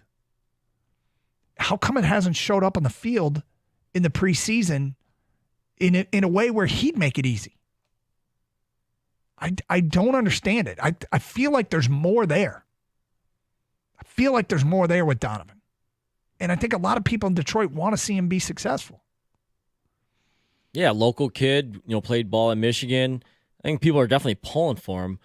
But sometimes this happens, in sports where a guy, he has it for a year or two, shows flashes, but just it never comes all together. And I think with Burkett keeping him on the roster, he's a candidate if he does make the initial 53-man that he could end up eventually getting cut because the Lions want to go out and pick up somebody else from on the waiver wire. So I could kind of see both guys being right on this, Pouncey and Burkett, but my initial thought is Peoples-Jones is not going to make the roster. Here's what Burkett wrote in his final 53. I think it's likely the Lions' number 4 receiver is not currently on the roster, but Isaiah Williams played well enough this preseason to make the team, and Peoples-Jones gets the final roster spot for now, despite his lackluster summer. Colton Pouncey wrote, this is one of those trust the process roster decisions. The Lions will get to 5 receivers eventually. It could be when the initial 53-man roster is announced or shortly thereafter. Based on what I've seen, I'm not sure any receiver outside of the top 3 other than Isaiah Williams has done enough to make the roster. I agree with that analysis. Yeah, look, there's more and more people saying, and even I think it was Dan Campbell actually said it last week, is that our guy might not be on this roster. And for people who missed it earlier, there was a report that Houston's taking calls about John Mechie because they have an abundance of receivers and maybe a trade can be swung before he gets cut. Or he's a spare part in Houston and they'd rather not lose somebody for nothing so they could trade Mechie. But, he's a 6-foot receiver, had 10 catches for 100 yards and a touchdown in the preseason. He's an Alabama guy. I'm sure they got good scouting on whether or not he'll fit into the locker room given the number of Alabama players they already have. And they probably did their homework on Mechie a couple of years ago anyway. So if they were high on him when he was coming out of Bama, could the Lions be one of the teams calling about him? Something to keep an eye on. So anyway, that was one of the differences they had in their dueling 53-man rosters. Here's another one. Tight end. Colton Pouncey's got Sam Laporta, Brock Wright, and Shane Zylstra. Dave Burkett has Sam Laporta, Brock Wright, and James Mitchell. Interesting disparity there. Interesting difference there. Both Zylstra and Mitchell figured into the game on Saturday. Mitchell dropped the pass. Shane Zylstra kind of double caught one on a 3rd and 4, where neither of them looked particularly sure-handed. This may come down to which one of them blocks better. I was going to say the exact same thing. I think that's exactly what it comes down to. Who's the better blocking tight end? Because Brock Wright, I think one of the reasons they liked him so much is when they bring in him to be a blocking tight end or the double tight end set, they can trust him on his assignment in blocking. And then you see he sneaks out, no one pays attention to him. He's pretty sure-handed. Yep. Mitchell and Zylstra, we're not counting them to replace Laporta, but when you get in the game, you're probably going to have to block. So whoever the better blocker is going to make the team. Yeah, I think you might be right. Burkett wrote, Lions don't have a fullback on the roster, so it makes sense to keep Mitchell for his blocking as the number 3. Shane Zylstra is in the mix for a roster spot, too, if the Lions can find a way to keep 4 tight ends. So anyway, there's that. Another difference. Edge rusher. So Burkett has Isaac Ukwu making it amongst his 5 edge rushers. Colton Pouncey has Mitchell Agude making it. I'm kind of in the Agude camp on this one. And I'm not going to lie. It has something to do with what we saw at practice the other day when he was leading a chant out of the locker room after their halftime in the scrimmage. And I was intrigued to see this guy, who's a free agent, young player, undrafted, feel like he's comfortable enough that he was leading this chant and the others were following. No, that's some practice insight that not everyone gets to see that could make a difference. Yep. I like Isaac Ukwu, as a guy who he's a bigger edge guy, 6'3", 250, fits the bill there as far as prototypical size. I like what he's done, so I think he makes the team. Who had him making a team? Burkett, was it? Burkett had Ukwu and Colton Pouncey had Mitchell Agude. Yeah, but I think both guys made a pretty decent case this preseason. Next up, linebacker. Colton Pouncey has 6 linebackers: Anzalone, Campbell, Barnes, Rodriguez, Jalen Reeves-Maben, and Ben Neiman. Burkett has Anzalone, Campbell, Barnes, Rodriguez, Jalen Reeves-Maben, and doesn't have Neiman making it. He says, Ben Neiman is the player I wrestled with the most on this prediction, especially after the Lions held him out of Saturday's game and given his special teams ability, but he's a veteran who's not subject to waivers, so I think the Lions can bring him back without much risk if there's a later IR move to be made with Martin or safety Ifeatu Melifonwu. So there you go. I actually want to go back to the defensive end real quick. Did both guys, who are the other guys that they had? They had Hutch, Davenport, and Houston, and Hutch, Pascal? Davenport, Pascal, and Houston. Mm-hmm. And that was Colton Pouncey. Let me check Burkett real quick. Hutch, Davenport, Pascal, Ukwu, and Houston. See, I don't think Houston, I don't have him penciled in. I think he's going to be a surprise cut candidate. It's just the way I'm reading between the lines when Campbell talks about Houston. And I think that in the beginning of camp, when they try to put him at linebacker, I think they want him to make the team. They're giving him an opportunity to be versatile and show them, hey, we need to keep this guy on the team. At some point, they said, hey, let's just make him an edge rusher. That's what he's good at. I don't know if he's done enough. I like that he did more than rush the passer on Saturday. There was a 2nd and 10 draw play that he came in and got. It was either a TFL or a 1-yard gain, but he made a really good play there.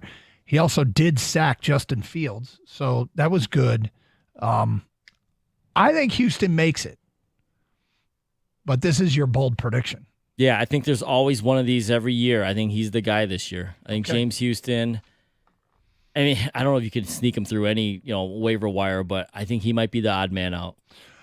Next up, cornerback Colton Pouncey's got Davis, Arnold, Robertson, Rakestraw, and Khalil Dorsey. 5 corners making it. Dave Burkett has Davis, Arnold, Rakestraw, Robertson, Dorsey, and Kendall Vildor. 6 corners making it. As far as safety is concerned, Colton Pouncey has C.J. Moore making it, and Dave Burkett does not. Because he's got the extra. But Colton Pouncey has both Brandon Joseph and C.J. Moore, and Dave Burkett just has Brandon Joseph, not C.J. Moore. So, I mean, Joseph, he's not quite the defensive version of Isaiah Williams, but he's close. He's close. He blew up that screenplay early in the game on Saturday, continued to make plays. He's got an interception. He had a big hit. He had a big hit in the game Saturday. He had an interception in the preseason opener, forced a fumble in the second game. I just think he's hey, don't forget about me. And I don't think they will forget. I think he'll make it. But we await the final cuts. In the meantime, really starting to like something. If you missed it earlier, I'll recap it today at 12:35. Get those Champ and Chump votes in. It's Carson Anderson, Gator out today. 97.1 the ticket. Hey, it's Doug here. And as a Michigan guy, I know how tough our roads can be. So do you. If you've been in an accident, you need someone who's got your back. And that's where my friend Steve and his team at Michigan Auto Law come in. Someone in my family needs help. I'm connecting them with that team at Michigan Auto Law because they specialize in auto and truck accidents. That's what you want from your attorney. You wouldn't go to a doctor who specializes in all sorts of medicine. You go to a specialist. Do that with your lawyer as well. Specialization matters. They care more, so you win more. Michigan Auto Law, auto accident attorney. Visit autolaw.com. That's autolaw.com.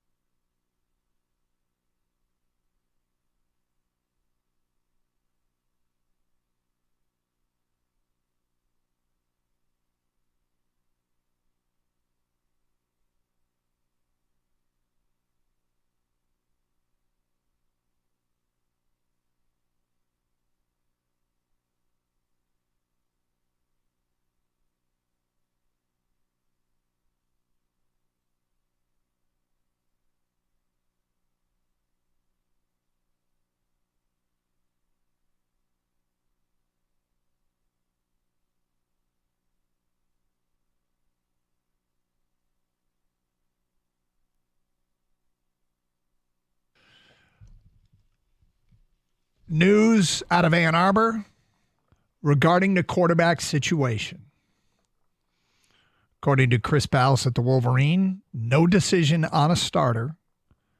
Per Sharon Moore, he scoffed at the notion that it was always Alex, as in Alex Orji, says they will compete the next few days. Chris later adds he continues to report that they get equal snaps. And I believe Sharon added again today, first team snaps have been even. So could be Davis Warren, could be Alex Orji from Saxe, Texas. Kid who has come in here and drawn a lot of high praise due to his athletic ability. Kirk Campbell, the offensive coordinator and quarterback coach, made the comment that I found intriguing. He said, Alex is one of the best 11 offensive players. He has to be on the field. But that didn't necessarily say a quarterback. And it doesn't mean he's going to start. But I do find it rather interesting that those comments. In the meantime, there's been a buzz, and more than a little bit of buzz, about Davis Warren, who's a fascinating case in and of himself. A kid who beat leukemia in what was going into his junior year. He was doing push-ups in the hospital, throwing in the little hospital garden with his dad throwing the football. Got out of the hospital on August 26th and started a game in October. Or played in a game in October, I should say. But I only think he's played in a few games his junior year. Comes back his senior year and gets wiped out because of COVID. And so when he sent out film, people were impressed with the arm, what they could see at 7-on-7s and things like that, but there was no game film. He ended up being a walk-on at Michigan. He came in as a walk-on in J.J. McCarthy's class. So, that's not exactly a place where a walk-on who wants to play thinks he's going to play, but he may. He may. If I'm taking more at his word, talking about Orji, that's not like glowing endorsement for him to be your starting quarterback. When you say he's one of the 11 best out there, he's offensive player. That was Campbell, the offensive coordinator. Sorry. Yeah. But is that any of that like gamesmanship, Doug? Because I know in college football you don't release the depth chart, you don't list who the starter is.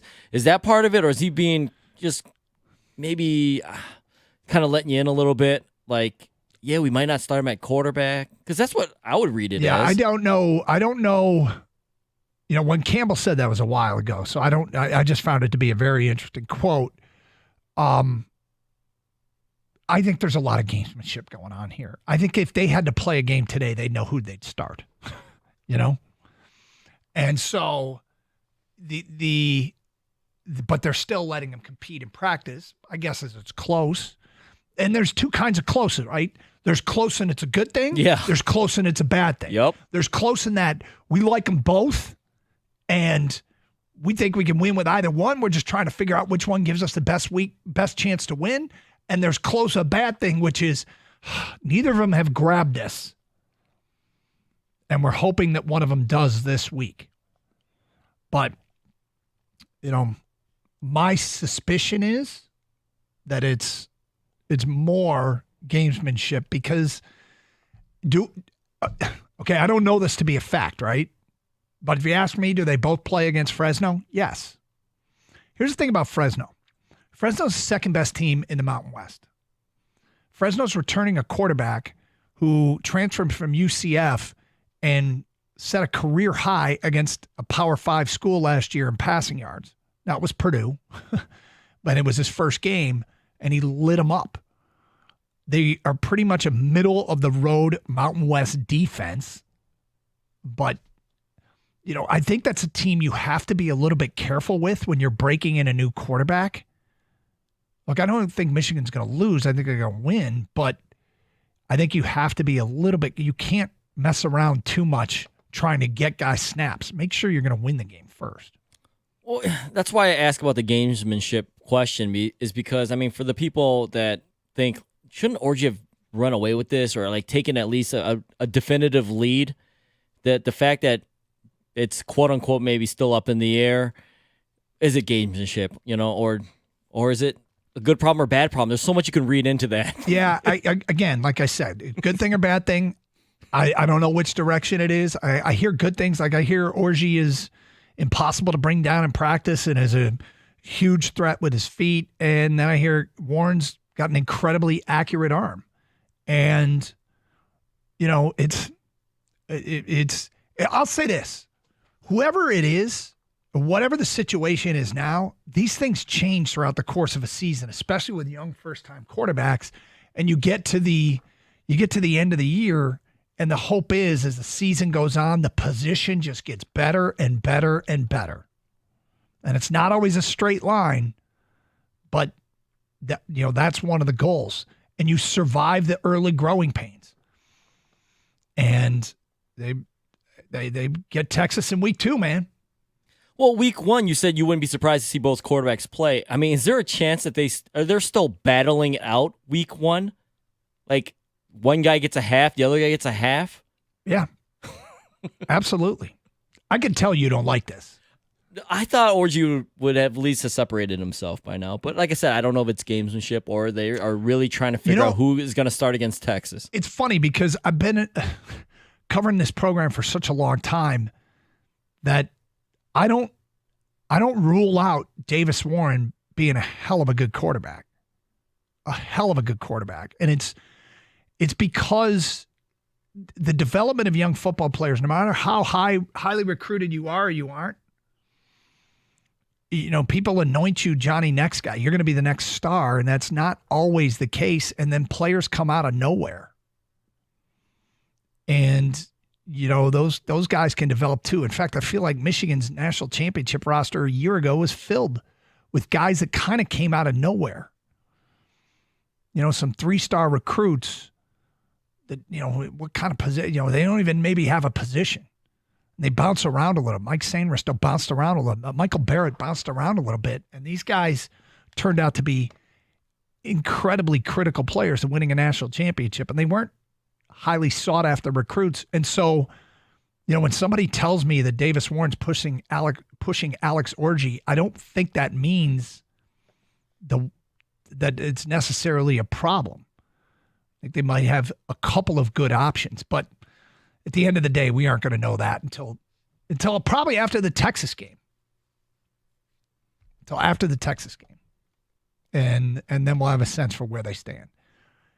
But again, there is a little bit of make sure you beat Fresno first.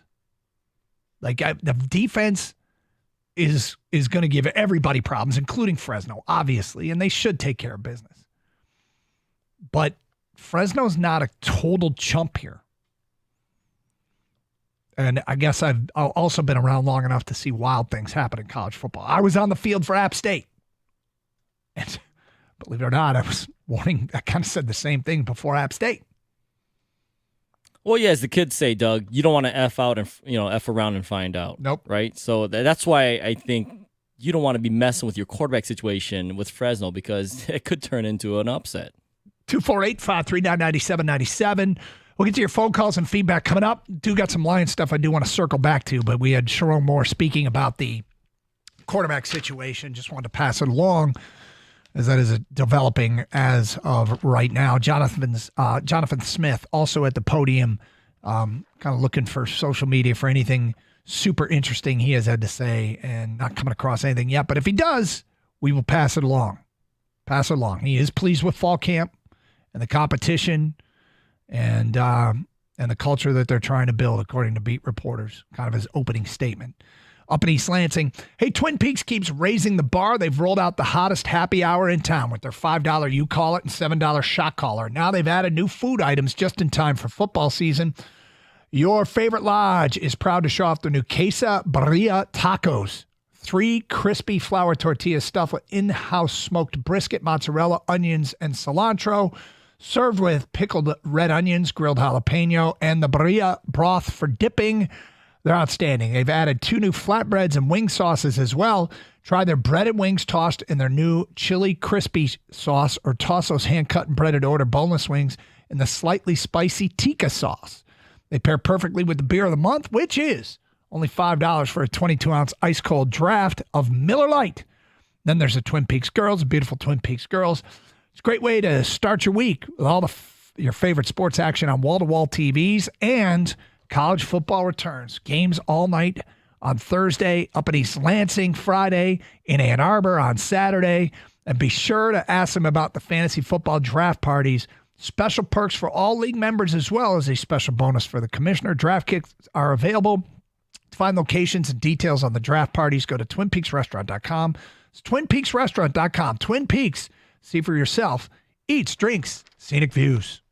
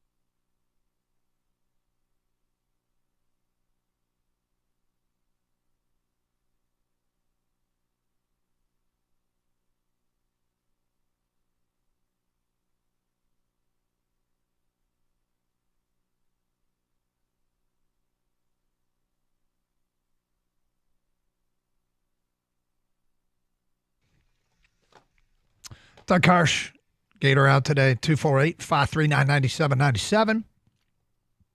It's game week in Ann Arbor and East Lansing. Feedback coming in from Michigan State outside of the quarterback position. I'm most interested to see what the offensive line looks like. I have to think the secondary is better, so stable offensive line and ability to mix up pass and run will show a lot. That's from Ken and Ipsy. Next text. Everyone thought quarterback for Ohio State was a weakness. WTF. Michigan has no quarterback and everyone is acting like it's going to be okay. So first of all, I don't know what Ohio State has to do with it. If you look at the Big Ten, it's amazing how much quarterback talent left the league. It's incredible. The Davey O'Brien Award had 2 Big Ten quarterbacks on it. Drew Aller, and I got thoughts on Penn State quarterbacks that never pan out. It seems like that happens all the time, and maybe Aller breaks that mold. And the other one was Hudson Card from Purdue. There's the Altmaier kid at Illinois that put up big numbers. Dylan Gabriel should be a stud at Oregon. I couldn't believe he wasn't on that list. Cade McNamara won a Big Ten. He's back at Iowa. But everybody in the league, it feels like, has questions at quarterback. So, say, everyone's acting like it's going to be okay. It's relative to the competition. And, the Big Ten is a quarterback-depleted league. 248-539-9797. Matt in St. Clair Shores, you're on 97. Want to take it. Hi, Matt. Hey, Doug. Happy Monday. How's it going? It's going great. How are you? Hey, I'm well. Hey, I figured you can kind of give us some insight, like with the Michigan State game schedule, what time that's going to happen.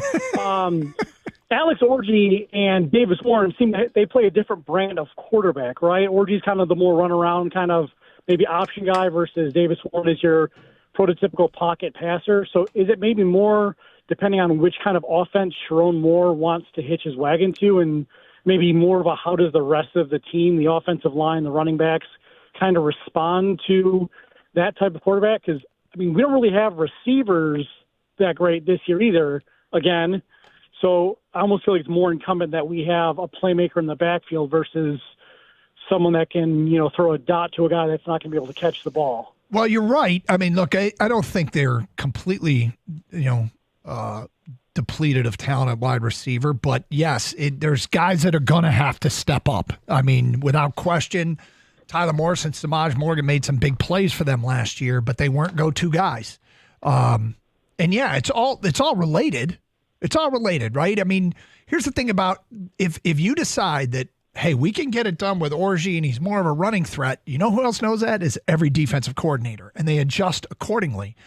Davis Warren isn't a statue, but he's probably not a guy that you're going to run a ton compared to Orji. So there's going to be, I'm guessing, Matt, even in week one, well, especially in week one, some experimenting and putting some stuff on tape for Texas. Because ideally, both quarterbacks show enough that it makes it harder for Texas to prepare. But, yeah, I think they're feeling this situation out. And this is one of the early challenges of Coach Moore's tenure is making the right call here. Yeah, and wouldn't it be easier to just work with this new offensive line on maybe run blocking for Orji? Who's even going to be his lead back and behind him, right? Wouldn't it be easier to just kind of teach these new kids to just smash forward as opposed to working on these all-pass concepts? Obviously they're going to have to, but I feel like the easier adjustment would be, Samaj Morgan, for instance, was really good doing the jet sweeps and all that stuff, right? Yeah, if we keep him doing what he was doing, then we kind of have that triple option with the jet pass, and we can kind of develop a passing game downfield. Because I don't know who this Tyler Morrison guy and you named two guys. You had Colston Loveland, so there's three people that might catch the football, north of 3 to 4 yards. So and that's kind of what I feel is going to be Matt, the biggest. You're right about some stuff there, and Sharon Moore. What did he always say he loved about being the offensive coordinator? What he liked to do? He liked to smash, and that's running the football. If he has it his way, I think that's the way it's going to be. And if your player's skill set dictate otherwise, right now if the offensive line is up to it, I think you're probably right. I think it's a better chance it'll be Orji and they just smash, and they have him as a running threat, and they've got others in the backfield that have to be accounted for, whether it be Donovan Edwards or Kalel Mullings or, maybe it's Jordan Marshall, the true freshman. But yeah, if you go on his past, it's a valid point. Running quarterback serves as another threat in the run, and so you keep him in there. You build your offense around him. More ticket text. Fresno would be the third best team in the Pac-12. That's from John in Lake Orion, which is hysterical because there are only two other teams in the Pac-12 at this point. So it's a true statement then, right? Well, here's this one. If you have multiple quarterbacks fighting for a spot, you don't have a quarterback. Michigan is in for a long season. Okay, that's not always the case. Alabama had Jalen Hurts and Tua Tagovailoa. They have multiple quarterbacks fighting for the spot, right? Michigan had Drew Henson and Tom Brady. They have multiple quarterbacks fighting for the spot. Neither of these guys are supposed to be that, but you can't just say a blanket statement if you have, because it can be two quarterbacks good, two quarterbacks bad. And, is it, I don't get the sense, I haven't gotten a read one way or another. Like they're happy with their two quarterbacks and they can win with either one, which is probably what they'll say publicly. Or it's two quarterbacks bad and that somebody please win this job. I haven't gotten that sense either. So, they might be very happy with their quarterback's progression behind closed doors, or they might be more concerned. I'll get behind those closed doors this week and pass it along. How about that? But I hate that cliche because it's not always true. 248-539-9797. Phone calls, feedback. Speaking of quarterbacks, we'll get into some stuff with Hendon Hooker next hour and his performance in the final preseason game. I don't know how many people saw this over the weekend, but I wanted to bring it up because it's kind of funny. Did you see what happened with Field Yates of ESPN? I guess the ESPN fantasy crew went to the Bahamas for a special fantasy football. I think they were doing a draft show or something. And to determine the draft order, it looked like they were doing, there was not a lot of details here, but it looked like they were doing some sort of obstacle course. And Field Yates tackled a tackling dummy, fell and dislocated his shoulder, and there's video out there. And there's two things I was thinking about this. One is the fantasy football stuff where people compete for top spots, like physically compete for the draft order. And two is like seriously hurting yourself doing something that you shouldn't seriously hurt yourself doing. Like that feels like a self-inflicted wound. Like you didn't need to do it. Adam Schefter's tweeted out the video.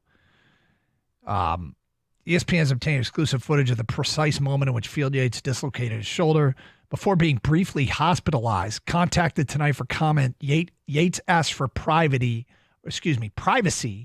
until he could reveal the full story Monday on Fantasy Focus.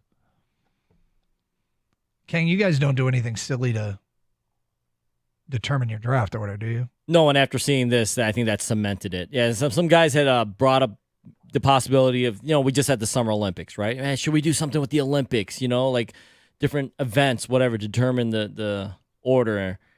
And I said no, because I think at a certain age, you stop racing, right? Stop running as fast as you can. Like who's faster? Like who cares is the answer. Yeah. And then you stop doing physical stuff like this there is no, this for my entertainment, everyone else, you want to do it? Go for it. And the leagues I'm in participating, I want none of this. We literally just draw cards. Like, hey, here's a deck, right?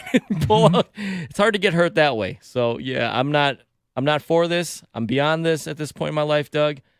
There is no injury report when you have kids and a wife and kids, right? Yep. You have to play every day. Yeah, you're always. There's no coach's decision. You're out. That's fair enough. You're right about that. 248-539-9797. More of your phone calls and feedback coming up. Champ and Chump last hour to get those votes in. I want to talk about Hendon Hooker and what we saw on Saturday. We'll get to that next hour as well here on 97.1 The Ticket.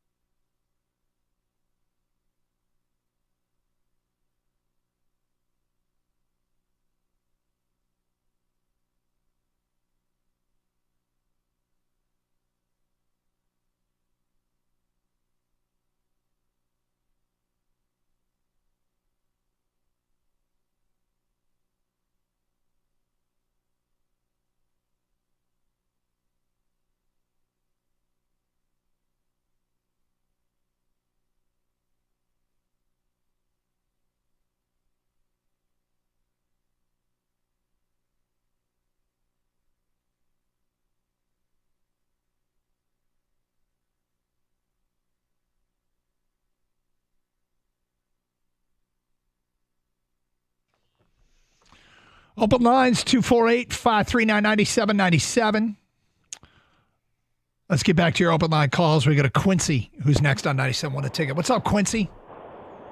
Hey, how you doing, Doing good, thank you. How are you? Well, I'm hanging in there. Good. Yeah, I just want to get a comment about the quarterbacks. You're talking about the Michigan quarterbacks and local. Well, I feel that they would have came out better getting that young boy from Belleville, man.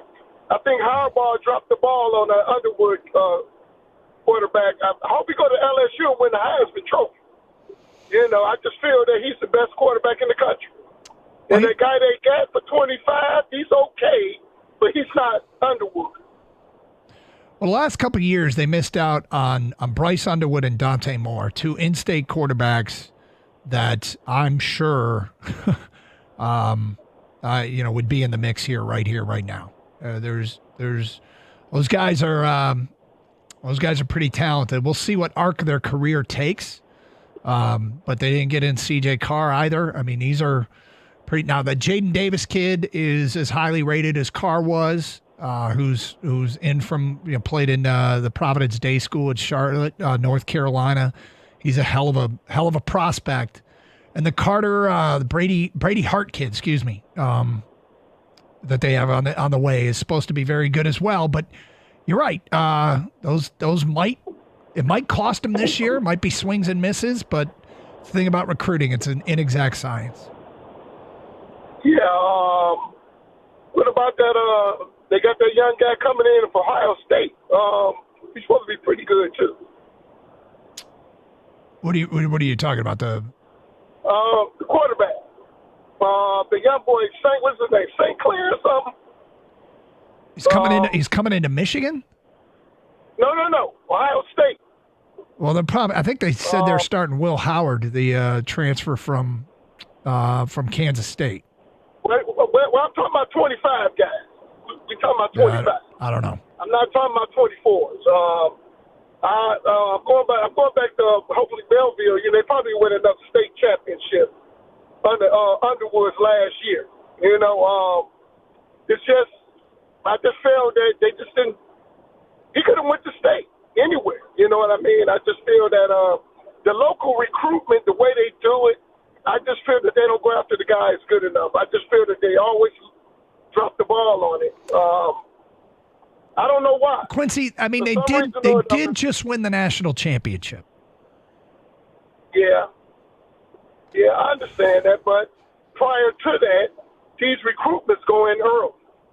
And these guys could have already been on the roster. They picked up some guy for 25. He's pretty good. He's supposed to be pretty good. Carter Smith. Like number 8. Yeah, like number 8 or something in the country. I mean, he's not no scrub now, but hey, we'll see what happens. We'll see what happens under Sharon Moore. Obviously, you would have liked them to recruit the state better. Missing on Dante Moore, C.J. Carr, Bryce Underwood. It does feel like a swing and miss when you miss all those guys, but they did just win the national championship. They have two highly regarded quarterback commits over the next 2 years. There's more than one way to get it done. Yeah, but he wants to win the recruiting championship, Doug. Well, where's that trophy? I mean, in some people's world, it's incredibly important. Yes, it is. Underwood is a hell of a talent out there. Belleville and Dante Moore. Missing out on him, he'd be in the mix now. But hey, man, what they did just worked. But if Harbaugh were still here, but he's not, we'll see how what a Sharon Moore program looks like over the course of time, and how they handle the in-state recruiting. But thank you, Quincy. Do appreciate the phone call. It would make Quincy happy. Well, look. You're going to miss on some guys. You just are. Some guys. I do think it's curious that they missed on 3 straight quarterbacks in state that were all pretty premium recruits, but Michigan football was okay. And now the question is, will they be okay moving forward? In this day and age with the portal, if you have a major issue, and look, there might be struggles at the quarterback spot. Do you know how dangerously close Iowa would have been to making the playoff last year under this year's format? And Iowa's offense was dreadful, but they had an elite defense that carried the day. I understand, like, you want to win the quote-unquote recruiting battle, but with transfer portal, NIL nowadays, like, it doesn't matter as much as it used to, Doug. It just doesn't. Guys are going to move teams all the time. And in fact, it might be better for you if you didn't have to deal with him as a freshman and you get him as a sophomore or junior. If you are a college coach and you are looking at quarterback possibilities, who you want to add to the roster, your choices are between this highly rated 18-year-old or this other kid that's got 2 or 3 years in college football. You probably should start leaning towards the kid with 2 or 3 years of college football. Look, I think one of the reasons Michigan won the national championship is because they held the roster together, and they had 4th and 5th year 3 and 4 stars that were beating other people's 1st, 2nd, and 3rd year 5 stars. And it's a little bit of men against boys. If you recruit well, let your players develop. Don't get your roster, and this is going to be the tough part, letting them develop, grow up, get the weight room work done, put on the necessary physical tools to be able to compete at the high level. I think it's a sustainable way of winning, but you don't want to keep missing on great in-state recruits. There is that. So, their formula worked before. I think Sharon Moore is going to try and, keep a lot of what he has intact, a lot of what they did in the past in terms of how they go after players. Harbaugh said something a few years ago about how they developed a recruiting system, a point system that kind of they developed over the course of time. And their better teams were at the end, more so in the beginning. At the beginning, they did land a lot of recruits. But I think they started valuing some other things more, and it worked for them. So we'll see. A lot of this has yet to be proven that Sharon can continue to do it. So, but promising. It is promising. 248-539-9797. All right, so Lions wrapped up the preseason. And there's so much to like about Hendon Hooker, isn't there? You could see the great potential that he has. You could absolutely also see the room for growth. Put the ball on the turf again in this game. But there was a play in particular where I'm like, that's it. That's it right there. Where when I first saw the play, I thought, good pass over the middle to Caden Davis, 15, 17 yards downfield. And then they showed the ground level replay, and you could see a defender coming free right up the middle was going to hit him in the grill. And Hendon Hooker stood in there and delivered on time over the middle to Caden Davis. And I was really impressed because these are the kind of throws you need to make. We've all seen him make plays with his feet. I like the arm strength. When you have to do that field side boundary throw where you have the ball on the left hash and you may have to make a throw to the right sideline. He's got the arm strength to get it there. And, there's a lot to like. But it occurred to me over the weekend that the Lions might actually have the quarterback incubator situation with Hendon Hooker.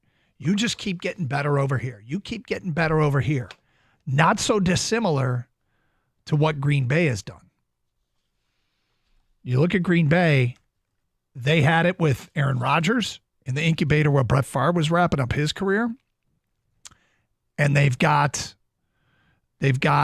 they had Jordan Love in the incubator while Rodgers was wrapping up his career. The timing might not be ideal because I'm not particularly interested in pushing Jared Goff out the door. I think he's got a lot of tread left on the tires. Additionally, you've got Hendon Hooker, who's 26 years old. So the timing might not be great. But here's what I suspect is going to happen at the quarterback position this season. I think they're keeping all three. And that announcement will be made sometime in the next day and a half here. I think they're keeping all three. I think Sudfeld's the backup. But I think they've got Hendon Hooker in the incubator, and literally there just gets to be a tipping point where he moves past Sudfeld, becomes the backup, and guess what? He's your backup moving forward. And if you develop and develop and develop, and he gets to be so good and is, commanding, like, I got to play, I'm not getting a chance here. And he's only under contract for 2 more years. But if that happens, then you got a trade piece. And if at the end of his 4 years in Detroit, he doesn't, Jared Goff is still slinging it. I mean, you can try and re-sign him, but my suspicion is he'll want his own job. But you just don't know what the arc of Goff's career looks like, what the arc of Hooker's career looks like. I think Jared Goff is going to be here for a while, so the timing may not work out. But hey, we got one in the incubator now, and maybe it'll work perfect. 248-539-9797. Phone calls, feedback, champ and chump votes, get them in. It's Carson Anderson here on 97.1 The Ticket. Hey, it's Doug for the University of Michigan Credit Union, which is my new credit union. I joined UMCU because team members there work really hard to ensure exceptional member experiences. I met with them recently, really impressed with the leadership. Now, they've also got some exciting new news to share with you as UMCU is teaming up with Will Johnson, national champion, cornerback, All-American. Strong candidate to be Big Ten defensive MVP, and you can be an MVP as well. MVP checking from UMCU, an unbeatable offer. MVP checking from the Michigan Credit Union gives you a chance to intercept your debt by becoming a member and opening up an MVP checking account. You set up direct deposit, you transfer existing loans from another financial institution, and bam, just like that, you get 2% off your current interest rate. It's obviously huge because 2% savings can start to add up real quick. Intercept your debt. Become a member today. Just visit umcu.org. Some restrictions apply. Visit website for full details. Insured by NCUA, University of Michigan Credit Union, proud partner of Michigan Athletics.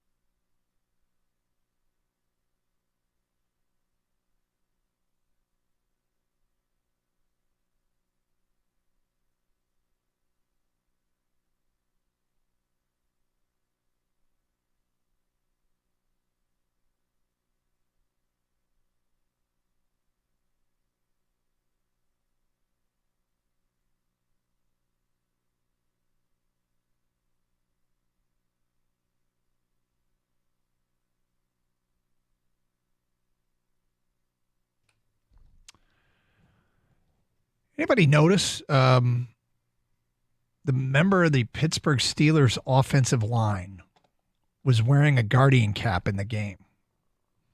It was the first time I was watching a game where I'd seen a player wearing a Guardian cap. It was the right guard, James Daniels, who's been around the league a little bit. Did you notice that, Kang? Guardian cap in game? Yeah, Jonathan Taylor wore one week 1 of the preseason.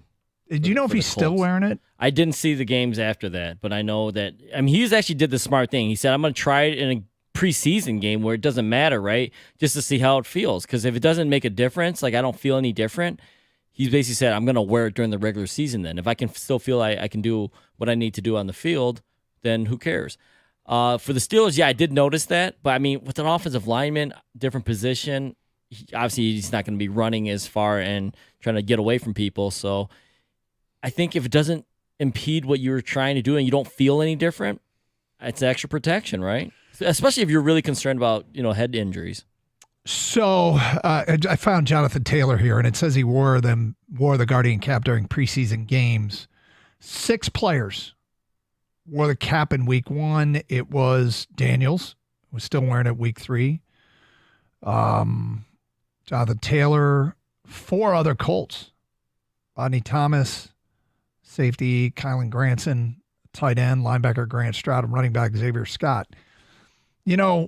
Certainly if it helps with player safety, I'm all for it. The aesthetics aren't great, but I guess who really cares? I mean, one of the cool things about football is indeed the football helmet and the helmet design. And it does lose a little something with the Guardian cap. But that's a really small price to pay. Yeah, the question is, can I get a little mini Guardian cap for my mini football helmet at home? That's the real question, Doug. Right. If I want to be, I'm a huge Jonathan Taylor fan, I got to get the Guardian cap for my little mini helmet. Yeah. It's pretty wild. I guess it makes sense. Players are like, all right, if I'm going to get a concussion, I don't want to get it in practice. Because almost everybody wears them in practice. And then almost nobody wears them in games. But saw that this weekend and thought it was interesting. Something else just got released. And I find this to be funny because it goes back to something that we had here at the station when we had fantasy football. And I'll explain. The Big Ten just announced its new tiebreakers, which we're probably going to have to get to know because with 18 teams, you're going to come nowhere close to playing everybody. And there are going to come some seasons where the spot in the Big Ten championship game with a guaranteed college football playoff spot is on the line. So a spot in the Big Ten championship game, I feel like more often than not is going to be one of the spots is going to be determined by a tiebreaker. So the tiebreakers are as follows. Tied teams will be compared on head-to-head, of course. It's the first tiebreaker. You played each other, who won the game. Second tiebreaker is the 2 teams that are tied will be compared based on a record against common opponents. Okay, so you look at the teams you both played. What's your record against them? If your record is the same, you go to the third tiebreaker, which is how did you do against the best teams that you both played? Right? So if Michigan and Ohio State finished tied for second in the Big Ten, and their common opponents' record's the same, then they go, okay, who are your common opponents? And let's say it's Iowa. And Iowa finished 4th. And Michigan beat Iowa and Ohio State didn't. Michigan will get the tiebreaker based upon winning the game against the highest ranked opponent. If they are still tied after that, the 4th tiebreaker is the teams are compared based on your cumulative winning percentage of all conference opponents. So that's your wins, your losses, everything. Who played the toughest schedule based upon the wins and losses of your common opponents. But here's the part I really like. If they are still tied, they go to the 5th tiebreaker, which is the representative will be chosen based on the highest rankings by Sports Source Analytics, which is a team rating score metric following the regular season. This makes me feel like the tiebreaker is the breakdown. In our fantasy league, there was money awarded for the breakdown, which is some formula that Valenti put together, and none of us knew what it was. But you had wins and losses, but you also had the breakdown. The Big Ten has their own version of the breakdown. The highest ranking by Sports Source Analytics, a.k.a. the breakdown. I love it. You got to settle tiebreaker somehow, Doug. Yep. And you got to go deep if, you know what I mean, if you're talking college football, right? College football. And then fantasy football, this is how we can relate, just as everyday Joes. Yep. How deep does your tiebreaker go? We had a breakdown, Doug. Although you didn't agree with the decision, I don't think you're very happy of how that turned out. We had something that we went to, the Valenti breakdown. Wasn't there money awarded, though, for the breakdown? Yeah. We didn't finish in the money, but Gator and I shared a team. We should bring back the Office fantasy football. I wouldn't be opposed to it. I was... Look, Mike is great at being an auctioneer, by the way, because we did auction style, and that's really fun if you haven't done that, people. Hire Valenti. He's good at it. He's really good at it because he's also bidding along with. Yes. I could never keep everything straight the way he did. But I almost felt like Mike Valenti was bred for that moment. Like his entire life was bred to be the auctioneer at a fantasy draft, and he killed it. And then he ran this league. Like I'm sort of a casual fantasy football player. This was not a league for the casual fantasy football player. Well, you got to be on top of it, Doug. Well, I know, but I figured that's why you had co-owners. I mean, if you can't be, physically or mentally into it as much as you'd like, you have your co-owner to lean on, Gator. Yeah, and we had waiver wire screw ups and noobs. Yeah, the breakdown and it was more money. And Mike's point was valid from this sense that he wanted people to take it seriously. So the amount of money we were playing for wasn't small, but neither Gator or I really put the time in. And it was where I learned probably one of my final lessons about fantasy football. You want to be in a league, at minimum, you don't want to be in a league where the majority of people take it more seriously than you do. There might be one or two that take it more seriously than you do, and you probably don't mind being the person that takes it the most seriously. But you don't want to be in a league where just about everybody takes it more seriously than you do. Because A, they think of you as an anchor, and B, you're just donating your money. But the Big Ten now has the fifth tiebreaker is essentially the breakdown. Sports Source Analytics will choose a team to go to the Big Ten title game. If after that, if the breakdown doesn't work, the representative will be chosen by random draw among the tied teams conducted by the commissioner or a designee. Those are the tiebreakers I like. The random draw? The completely randomness. Like in the draft, it's flipping a coin. Yeah. Like if they get to certain tiebreakers, they're like, oh, at this point, you guys just flip a coin to see who gets the better pick. I like, like rock, paper, scissors, shoot. I don't know. I like that stuff makes me laugh that it's billions of dollars into this and we're just going to go to a coin flip. Yeah. Do you guys have any coin flips in your fantasy league? We have tiebreakers, of course. I think the first one is head to head and the next one is the breakdown. No, points scored. And with the decimal system, it's almost like impossible to have a identical point scored. But if we got to that point where like the impossible happened, I think it'd be something to like, all right, we got to get physical now. It's either a race, a coin flip. It's got to be something like that. Race. I told you. I love it. I'm not for the race because you know how I feel about that, but I think that's where it gets to. 248-539-9797. Phone calls, feedback. Champ and Chump, get those votes in. Last half hour to do so. We post on our website on Tuesday who people select as the Champ and Chump of the weekend. Tight race at the top. Make sure you vote. Exercise your right to vote. It's Carson Anderson, Open Lines, 97.1 The Ticket.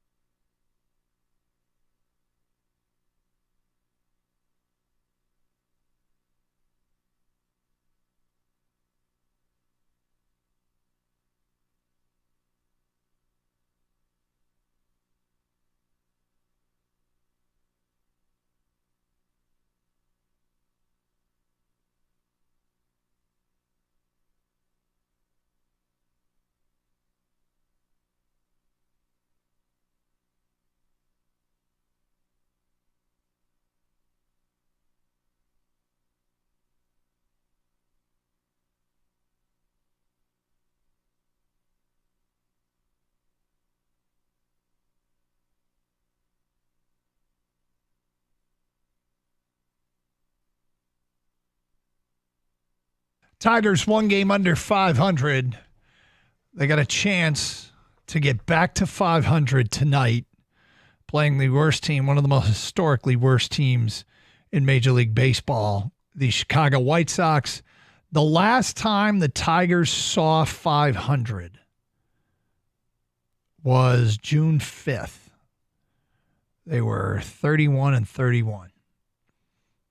And they got as much as, let me see what the furthest under was. It 7 games under? Is that the most they were underwater? They got within 1 game back on July 22nd. Yeah, I think they got 7 games under. Actually, they got 8 games under on August 10th. I don't know how long ago. Now they're a game away from getting it back to 500. Which is fun. Good product to watch lately. And look, I mean, a lot of seasons it would be kind of so what, but this year because they're breaking in so many new players, so many young guys. That's good to see. It's good to see. It's amazing they've done it with so few actual established starting pitchers. Johnny Holstaff starts at like 3 out of every 5 games. That was going to be my real champ of the weekend is just the Tigers pitching staff that's basically to be determined every day. Yep. And the fact that they're somehow winning games, and it doesn't matter to me whether they win or lose these games, but they're actually winning these games. Like, it's not uncommon to look up at the screen and find out pitcher A, first win of his career, right? Yep. First win of the season. Because these guys, who are these guys? They're just piecing together this rotation. Yep. So good for them. Game, of course, will be heard tonight here on 97.1 The Ticket, 248-539-9797. So we tweeted out a question today about guys that who do you think is going to make the Lions roster that at the beginning of the year you didn't think were going to make it, but they've won you over and you think they deserve a spot? And who's a guy you thought was going to make it, and now you don't know? Blake writes in, Isaiah Williams needs to make this team. Wouldn't be shocked if DPJ got cut. Isaiah Williams, undrafted free agent out of Illinois, seemed like he had some positional redundancy with where he would line up. But I think he's forced his way onto the roster. Kevin says, won me over. Isaiah Williams, have to find room on the 53. No way he makes it through waivers to the practice squad. Cut DPJ, job was his to lose, and he's done just that. Wonder if Holmes will trade a late-round pick to acquire a legit number 3 wide receiver. Kevin, it may happen. In fact, there's so much speculation about it from almost everybody. It's to the point where I'm pretty much expecting it to happen. Ukwu really won me over. I think he's probably a practice squad guy. That's from Girl 19. He's won me over too, and I think he's got a real legit shot at making the team. I think also Michu Agude has a real shot at making the team, which if they both made the team, you'd have to squeeze out probably James Houston. Like, I think James Houston's got a real shot at making the team, of course, but it wouldn't completely shock me if he was the odd man out. I think the fact that they tried him out at linebacker earlier this camp to see if he could, have some positional versatility, that didn't work out. They finally, all right, he's just a go get the quarterback type guy. I just don't know if he's done enough overall. I think he had a good game this past weekend, but overall, was it enough? You never know, man. This happens in football.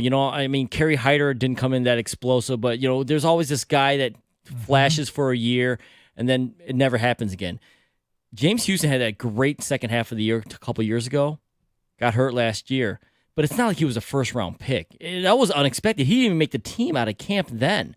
So I think he's just a guy to look for.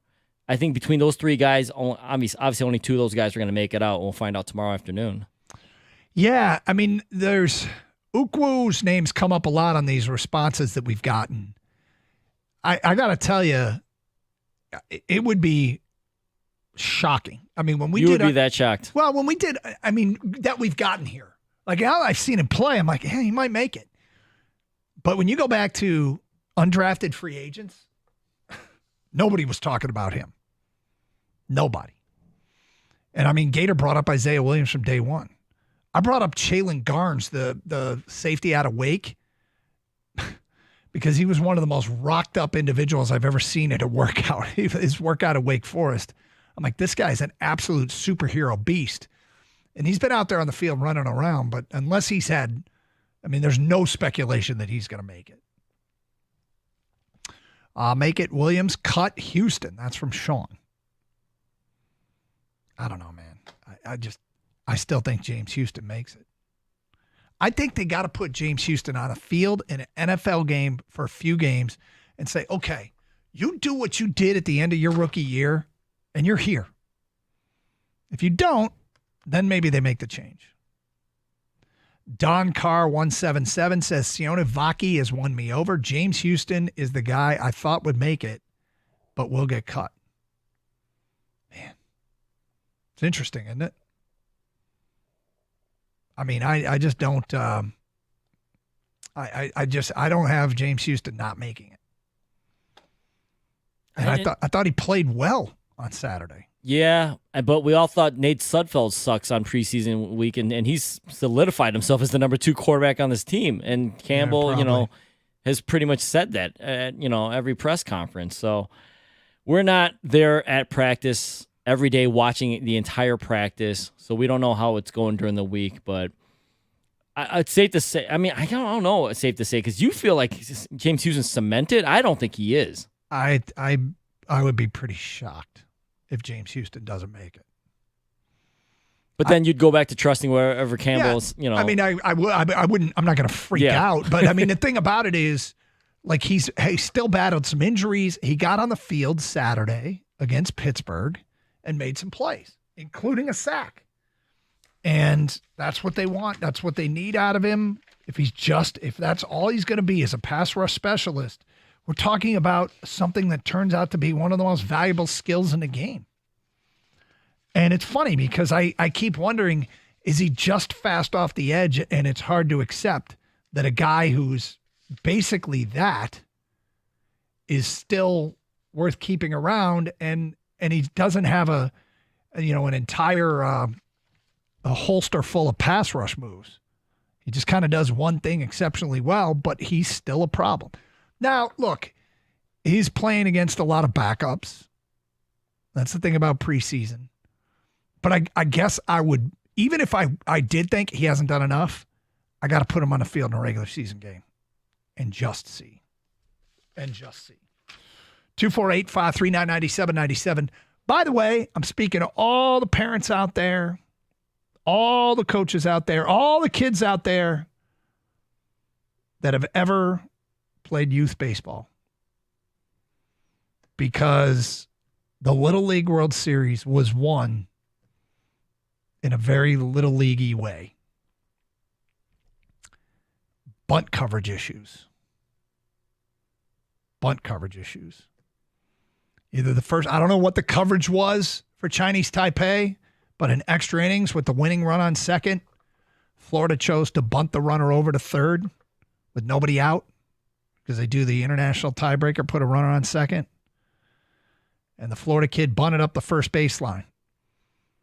Now, there are certain bunt coverages where the first baseman stays home and other bunt coverages where the second baseman covers first. The way that we would do it is the second baseman covers first. But the second baseman went to second. And the first baseman charged. The pitcher picked it up and threw the ball into right field because there was nobody at first. And there's not a team out there, not a youth team out there, that doesn't struggle with bunt coverages. And it happened in the final inning of the final game of the Little League World Series. And I felt terrible for the Taipei coaches and kids. But, it's part of the game. And it's funny because anybody that's had a kid who played, that's ever coached or even played themselves, it is bunt coverages can be difficult. And it's a credit to how well these kids play the game at that level that you're even surprised when they make a mistake like that. Well, apparently my advanced scouts tell me that Chinese Taipei is actually one of the more, they're very good defensively. Like their baseball IQ, Like they should have played earlier where the pitcher cut off the cutoff throw. The pitcher did and threw it to third to try to get the runner from get him out that was trying to take third on a throw home. But in the end, yeah, this is the basic stuff, and they're little kids, of course, but that stuff matters. That's why you practice that stuff all the time, right? Yep. And it's funny because I think it's some of the minutia and the tedious stuff that you got to do at practice, and everybody kind of like, oh, again. But hey, man, I whenever you see stuff like that, you go, oh no, bunt coverages. 248-539-9797. Phone calls and feedback. Carson Anderson, Gator out today. It's 97-1 the ticket.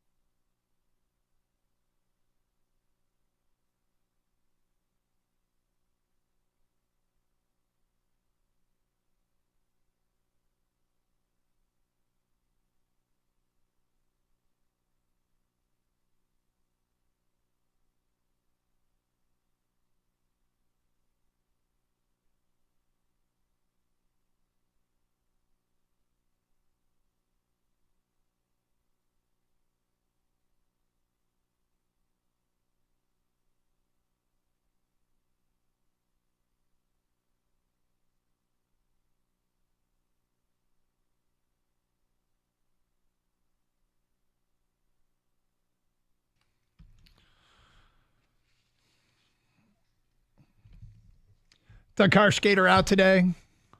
Whew. Busy time. Football's right around the corner. Lions got to get down to 53. I would not want to be the 53rd man. I mean, look, it's better than getting cut or getting waived. But if I were the Lions, like, here's the thing about Brad Holmes and, you know, an undrafted free agent wide receiver like Isaiah Williams making the roster shouldn't stun us. What Brad Holmes builds is great draft boards, right? And so 200 and whatever players get drafted. I don't remember the total. Whatever the total is of players that get drafted. When it's all said and done, the players that Brad Holmes has left is probably better than the players that other GMs have left. Doesn't it stand to reason?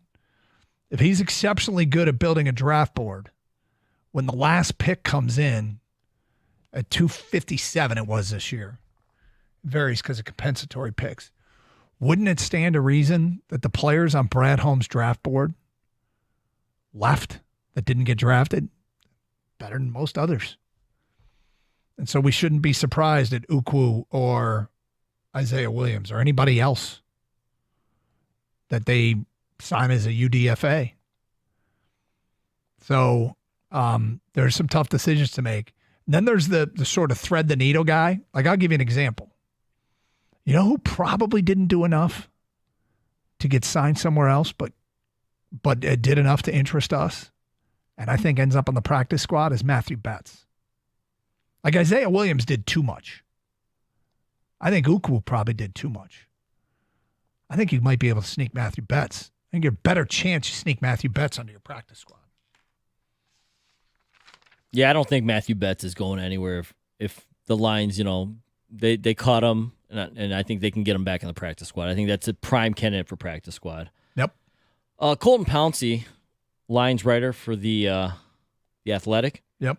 He tweeted out a video an hour ago about it's an old video. It's from March. Brad Holmes, I think it's at the meetings down in Florida. Yep. They have talking about James Houston and how he's a player on this team, you know?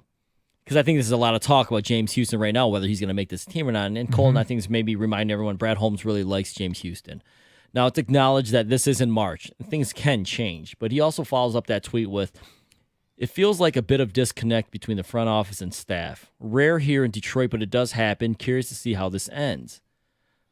So the reason I bring this up, Doug, is I asked you this question. Brad Holmes, he ultimately makes the decisions, I think, but he makes it talking to Dan Campbell, the coaching staff. Sure.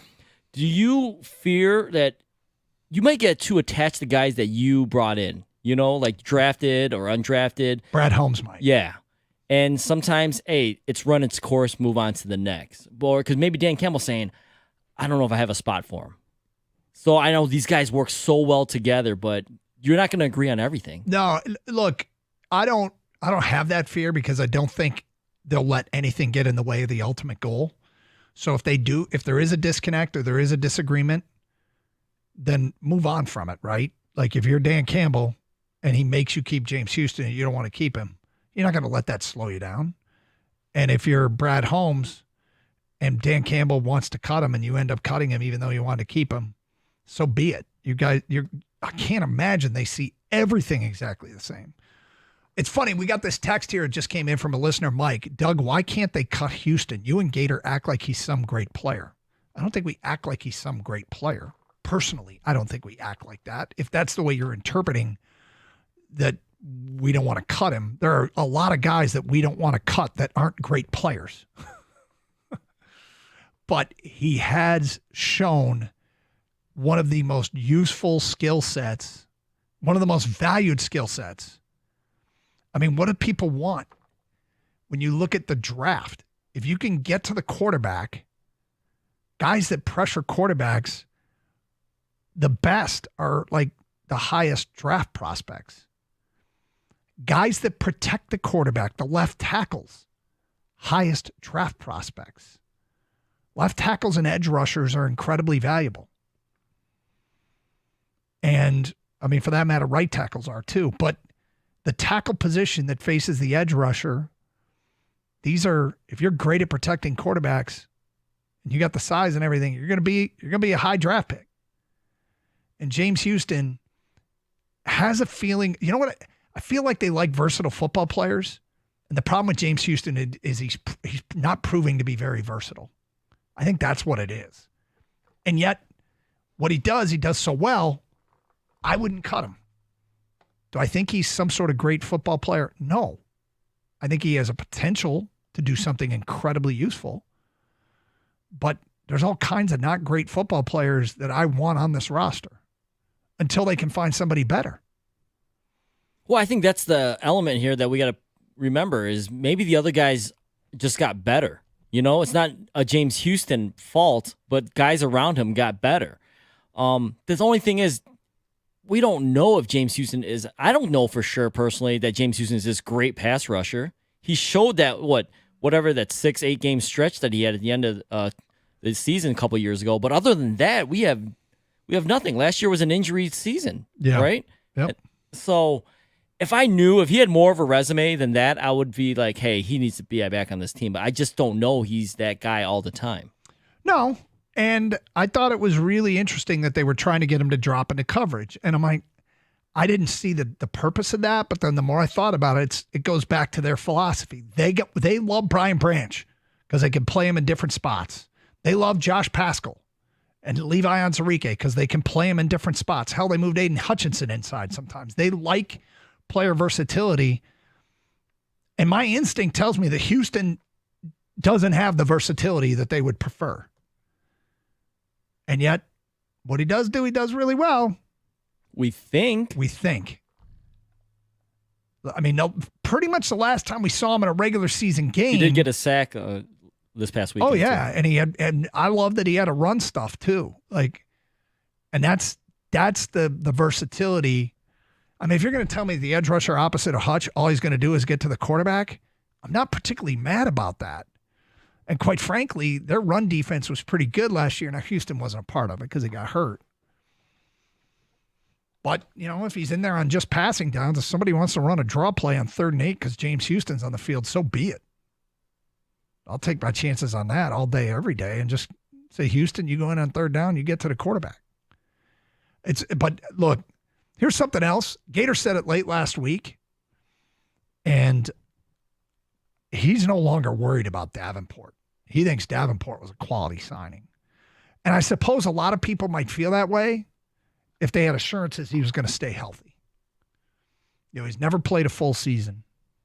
And last year was his most injury-riddled season with just 4 games when he was at Minnesota. But he's only 27. Is he a guy that's not injury-prone that just couldn't catch a break? Or is he injury-prone? Because there is a difference. There is a difference. So we'll see how it plays itself out. But I anxiously await the cuts tomorrow. 248-539-9797. Phone calls, feedback. Carson Anderson, 97.1 The Ticket. Coming up next is Mike and Rico. And Rico has sauntered into the studio. And Rico, I want to take this opportunity to ask you a question that we asked Michigan State fans as I keep refreshing to see if they've released their game notes. They have not yet. If they release a depth chart, which Jonathan Smith did at Oregon State, where will your eyes go first? That's a great question, Doug. Probably the offensive line. Yeah. Because that's, other than, and this is real geeky, Tanner Miller, the center who came with him from Oregon State, that's really the only guy who I think is solidified the job. Yeah. The other 4, don't know. And if you have a decent offensive line, you got a running game. But for the last couple of seasons, Doug, it's just basically as great as Michigan's has been, they are the antithesis. They are the exact opposite. They are revolving doors. Yeah. K9 made them look good for 1 year, but they really weren't. Yeah. K9 was the guy who wrote the paper, and you just got to sign your name on it and got the grade. All right. Yeah, that's certainly an interesting position battle. I mean, Michigan, to me, it's right tackle for Michigan's O-line. Sherrone Moore said today they're not close to naming They're not naming a starting quarterback yet, which should be surprising. I think for Michigan, it's the Texas game is the real starting quarterback. Whoever starts in this one, it means something, but I think Texas is the guy. I think you're saying we're rolling with you for the rest of the year. Or we're giving you the first crack at this. Or we're giving you the first crack at this. So, anyway. Either you're Andrew Maxwell or you become Connor Cook. What do you got planned coming up next? We're going to talk about Michigan and the things that happened to them over the weekend. Plus, we will probably touch a little bit on the whole Hendon Hooker stuff as well. And we'll also give you some odds on NFL MVP. Have a great show. Stay safe, everyone. Treat each other with respect. 97.1.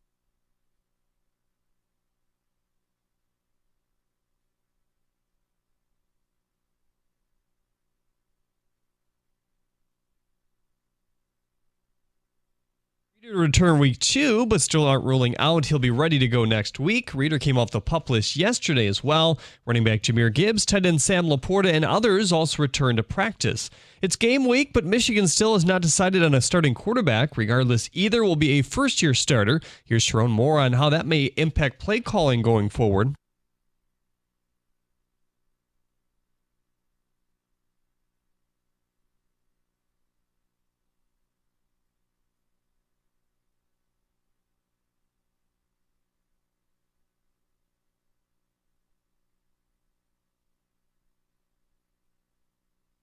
You can hear the Sharon Moore Show on WWJ News Radio 950 tonight at 7 p.m. The Tigers have an unusual series finale on a Monday tonight as they wrap it up with Chicago. They've already won the series, taking the first 3 games. Ty Madden is up from Toledo to make the start and his MLB debut today. The 24-year-old has split time between Toledo and Erie this year in AAA. Through 18 starts, he has a 7.97 ERA. The starting third baseman on the Tigers' 68 championship team, Don Wirt, has passed away at the age of 86. At the Corwell House Sports Desk, I'm Jeremy Otto from Oregon at 97.1 The Ticket or Odyssey.com.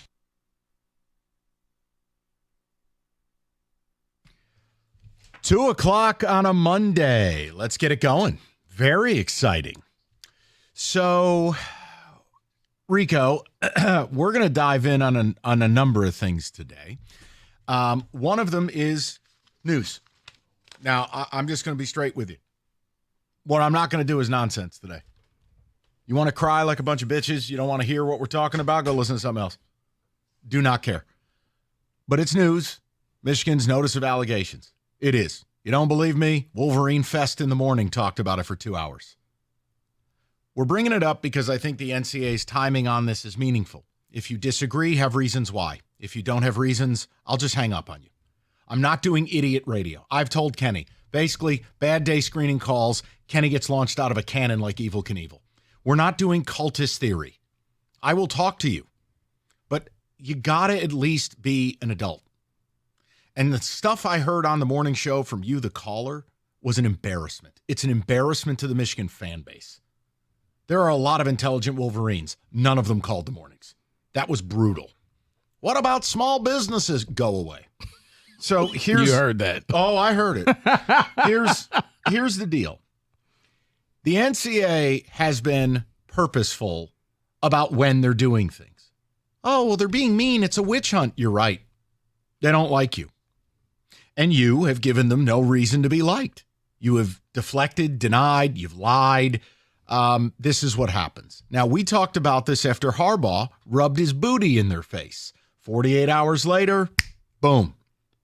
So now, week of your opener, and 2 days before what is sounding like a mockumentary, not a documentary, featuring a guy you've told me is a total nutcase, so why would I want to listen to him? The NCAA has come out and they dropped the notice of allegations, which, mind you, you don't get an NOA if you've negotiated in good faith, if you've cooperated in good faith. Mm-hmm. The NOA is after those things have fallen apart. Do you know why it's meaningful? Not just because it's the week of your opener. Do you know when your 90 days to respond will run out? Monday of the Ohio State game. Yes, the NCAA is trolling you. Yes, they are being penises about it. You've given them a reason. Yeah, that I didn't realize until you broke it down. I was like, you're right. And that's symbolic. It's meaningful. So for the Michigan fan. So guess what you're talking about if you appeal. And that's the point is, look, you can get as mad as you like. I don't want to talk about it anymore. No one's asking you to. Do whatever you like. And I haven't told you, nor has Rico told you how to feel. I don't care how you feel. That's the difference. You don't have to value it, and you can rewatch the Washington game. Your prerogative. The rest of the world, we feel a different way. It's news. And rather than bemoan the backup kicker or Hendon Hooker being garbage or, I don't know, Labor Day plans. No, this is actual news. Now, I think what's interesting in this, Rico, is Jim Costa attempted to do something, and I think we're just simply going to do a better job of it. He started with, hey, here's what I think penalties should be. Cool, what's yours? No. We're going to do something different. Do you know who has been right about this the whole way? It's an inconvenient problem. It is the Ohio State blogosphere and podcast sphere. They have been right on just about everything. From the timing to the crimes committed to when you'll get the draft to when you'll get guys. And look, if you say that is garbage, I don't trust them. You have every right to do whatever you want. You can do what you want. Not credible. Of course, it's a witch hunt. there are two places in specific that have been very on point with things. I'm not here to demean anybody, but there's a podcast called Buckeye Scoop and a website called 11 Warriors. Mm-hmm. Guys, a lot of college football stories and a lot of hires and firings, those things have been rooted out in the internet sphere.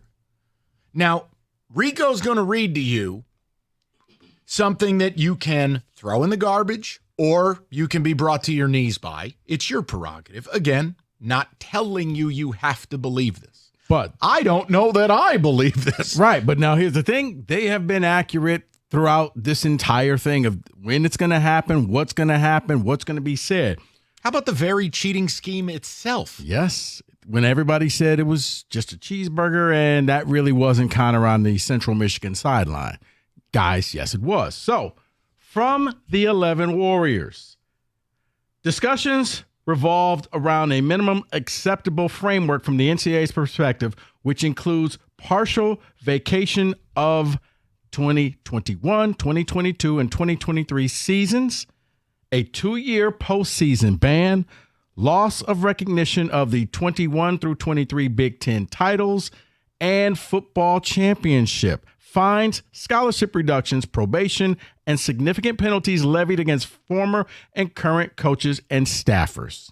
Now, the cynic in me, I just can't believe that because, I don't know, it just doesn't happen. But for a moment, here's my question.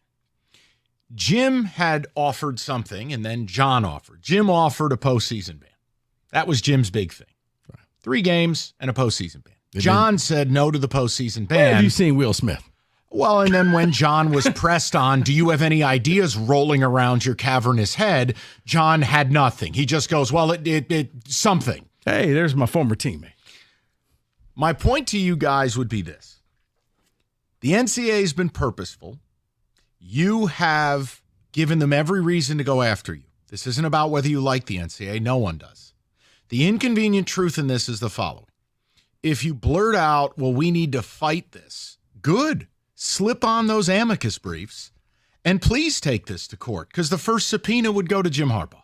You're not going to court just like last year when all your bluster ended up with you walking out with your tail between your legs when a former U of M player judge even was like, this is probably a bad idea. Yeah.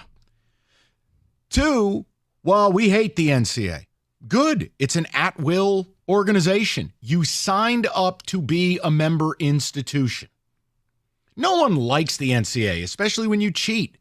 It's like you don't like your parents. I don't like this punishment. Well, you shouldn't have stolen your mother's car and hawked it for meth. But what about the people who own the gas stations? I won't be able to fill up the tank. I want to ask a question about, all right here, right now. It could be zero stock. It could be some stock. It could be total stock. What do you put into the, I'm going to say alleged, NCAA minimums that they are bringing to the table for U of M in this, knowing that these sources have been right at just about everything throughout this, and your bought and paid for media has been just about wrong in all of this.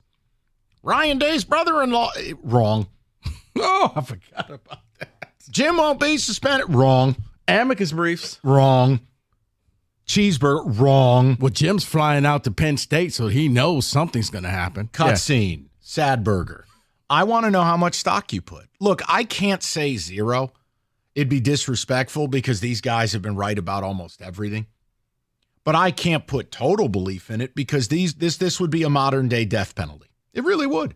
There is no such framework for an SMU thing in today's world. This would be as close as you got. But then you look at the crime that's been alleged, and it's pretty serious. It's something that we have never seen before. What about when Chris Rucker went from jail to practice? Okay. My point is off-field and on-field are two different things. No, I heard that idiocy on the morning show. I would have just given him 2 words. Google Patrick Kugler. There you go. I probably, on a scale from 1 to 10, give me the belief structure in this. I got to give them credit for being right so far. I'm probably at about a 6.5 out of 10.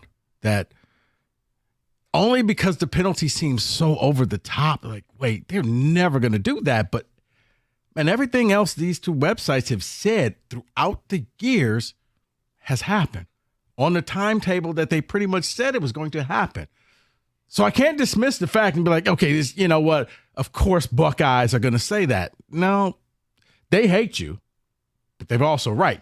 As we like to say on this show, both things can be true. Oh, yeah. Like, I went to Michigan State, but I ripped their ass on the regular because I'm not a bought and paid for lemming.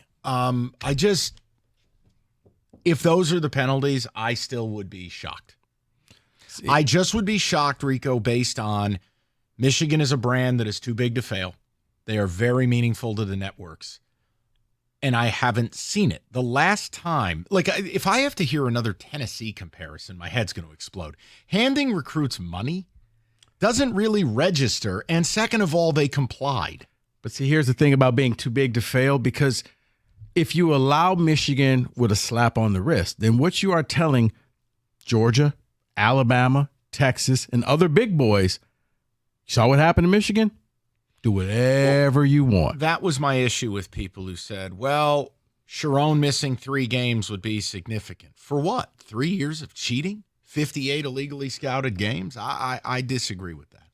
Now, again, if you don't want to punish future teams. Hold on. And real quick, before we get this call, well, everybody cheats. Okay, once again, if you have a television set, you can record a game and you can look at play tendencies and you can try to decipher what the defenses they're going to be in. When you have a system that sends you 2 games with spy glasses and phones and doing things outside of the parameters of the NCAA, nobody else is doing that. So for those who are going to say, well, everybody cheats, everybody didn't cheat the way you cheated. Because it's not cheating when everybody, okay, I can record this team play and I can look at film. Heck, some teams will even send you the film and you send yours back to them because that's just what you do. But when you have a system in place that sends people and a budget to go to schools that you are not playing, when you have one of your coaches on the sideline at Spartan Stadium for a game that had nothing to do with you, that's a level of cheating we've never seen before. And it was a turnaround from a coach who was about to be fired into, I'll just be open about it, one of the great 3-season runs in the history of the conference. There was nothing that changed other than this. You didn't start recruiting better. You didn't have $20 million in the portal to bring in Caleb Wood. It was this jarring. Mike, I think the record was like 40-3 in the final when Connor Stallions kicked it in. Fabulous. Yeah. 40-3. Like that was a difference for somebody who really was a nutcase, and everybody was listening to that nutcase. That's the other problem I have, because I feel like we're about to do another one of these Potomac 2-steps with not all Michigan fans, but the nutcases, that when this puff piece comes out tomorrow with Connor Stallion, right? You've told me how uncredible he was, right? What a nutcase psycho he was. Okay, fine. Then why would I listen to his platform tomorrow night? And I don't mean any disrespect. Just to show. And I don't know who does or does not appear on this thing. I know one of the people who will appear is Dave Portnoy. Dave is a massive Michigan fan. I did this. Listen. With a lot of money. Yeah. Look, all I know is The Last Dance didn't talk about Jordan's gambling. And Swamp Kings didn't talk about all of Florida's players getting arrested. Netflix does not have a great rep here in the sports world for giving you the real story. So for me, why would Connor Stallions talk here? I'll tell you why. It's going to be a very friendly environment for him. See, this is where if you tell me he's insane, don't tell me I have to take him serious on a documentary. So you got to just pick. So Rico outlined what is coming out of, yes, your mortal enemy Buckeyes, blogosphere, and podcast sphere. I am not telling you that it is an absolute. I can't. But I'm not going to discredit these people because both websites listed have been way more accurate than the bought and paid for Michigan media. So if those are the actual minimums the NCAA is bringing to the table, what is your reaction? We can have a conversation about it. And I'm on record. I don't believe that's actually happening. David, I show up at church on a Sunday because honestly, it would go from the what will happen to what should happen pile. That's the should happen. Mm-hmm. I've never sat here and told you it will happen. But that's the should. But it leads me to wonder, look, they've had information all this time. Did somebody give them, and this is what's in there? Can anybody find Matt Weiss? 248-539-9797. Hanging out with Mike Hart. We're going to just have a conversation and see where it goes. But I think the fact they dropped it before Stallions, Doc, I think the fact that it would set you up for the week of the Ohio State game to be this being the storyline, that's purposeful, guys. Totally purposeful. And you can be pissed. I have no problem with it. But it makes me almost believe, does the NCAA actually think they're going to nail you? I don't know. And then, yes, the minimums that people who have clearly had sources on this, and they've been right, I can't say that it's a 0% shot. It would just be stunning. Stunning. Because for once in this corrupt-ass world, somebody would actually get their comeuppance. I'll believe it when I see it. 248-539-9797. All right, America's place to watch football. Not sign stealing, football. It's Stadium Swim, located at Circa Resort and Casino. All the best games, best viewing experience right in the heart of Vegas. 6 pools, 3 levels. Perfect view with a massive screen, located at Circa Resort and Casino, downtown Vegas. Stadium Swim. Book your spot today at circalasvegas.com.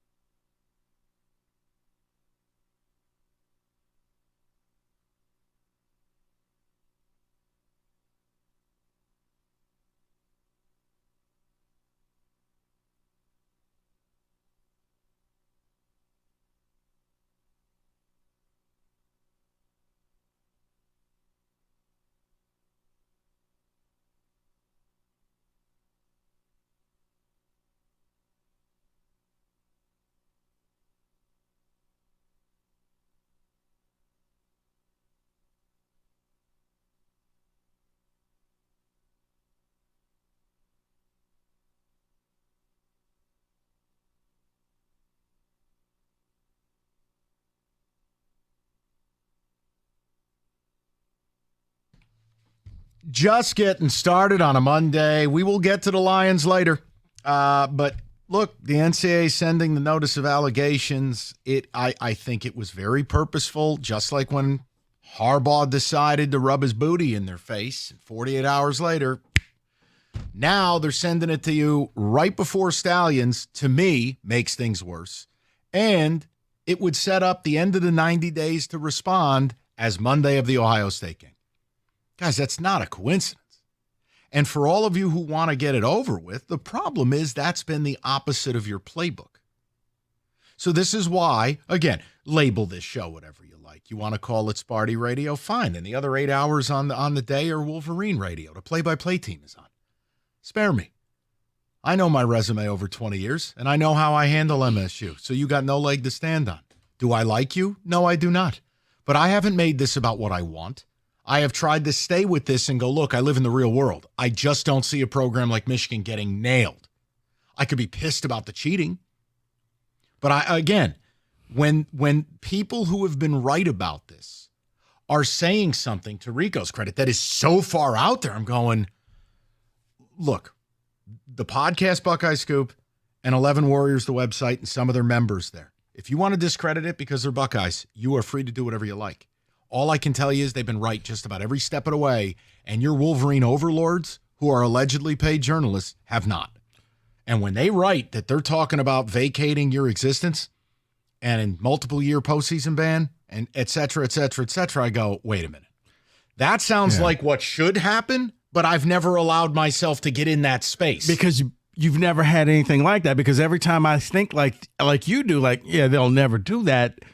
But then again, Michigan did something historical that the NCAA, it forced their hand into stepping up. We have to make sure that no one even thinks about doing this again. It's also, in fairness to Michigan fan, I will say this and they will not hear it. I have never disagreed with their mindset that this is the NCAA's Alamo.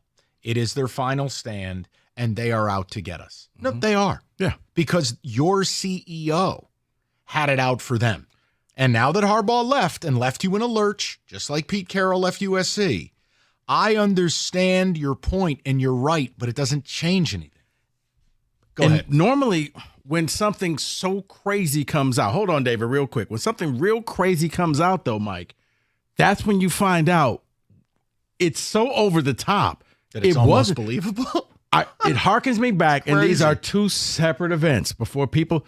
But when I first heard about the whole Jerry Sandusky thing, like, no way. When I first heard about the Mel Tucker situation, no way in the world.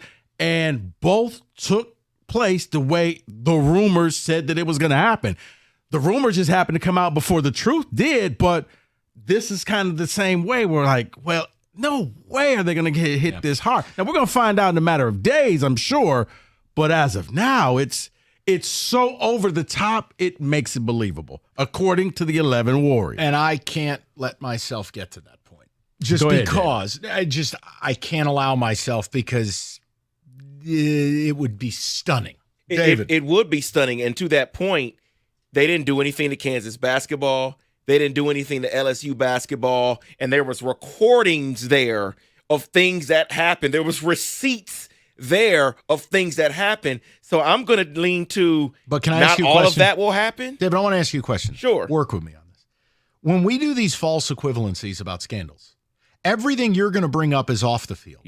What I'm bringing up is on. Correct. It has never been seen before. Correct. Which is what leads me to the other point. And the only point that I agree with John Jansen on is the timing of this. If the NCAA doesn't bring the hammer, that means it's still Sharon Moore's program, which means just take the penalties. Because if you let the timeline happen, 90 days and then 30 more or 60 more days until they can then respond, that means you're into the offseason again to your next year. Just let it go. Well, the other problem is this. You've had some of these coaches not roll over, but they've cooperated, right? They've taken the penalty. Correct. But when you have guys like Minner and Clinkscale involved in this, but yet they've moved on and allegedly cooperated, well, because Minter has coaching prospects. Jim Harbaugh has no reason to cooperate because he didn't care if he burnt you to the ground. I hate to break that myth to you. But these other guys, like whether Sharon, look, like the bluster routine doesn't do anything for me because if I text Kenny about pizza, I'm not deleting those texts. Your coach is in photos and videos standing next to Connor Stallions, sliding a headset off, going diddly doodly doddly, and then doing the Macarena, and you get a critical stop. What do you want me to say? And even though he's saying, well, I can't wait for these to come out, then why did you delete them? That's my first question. I can't wait. And you're going to see, then why did you delete them? Which leads me to my other thing. And I know.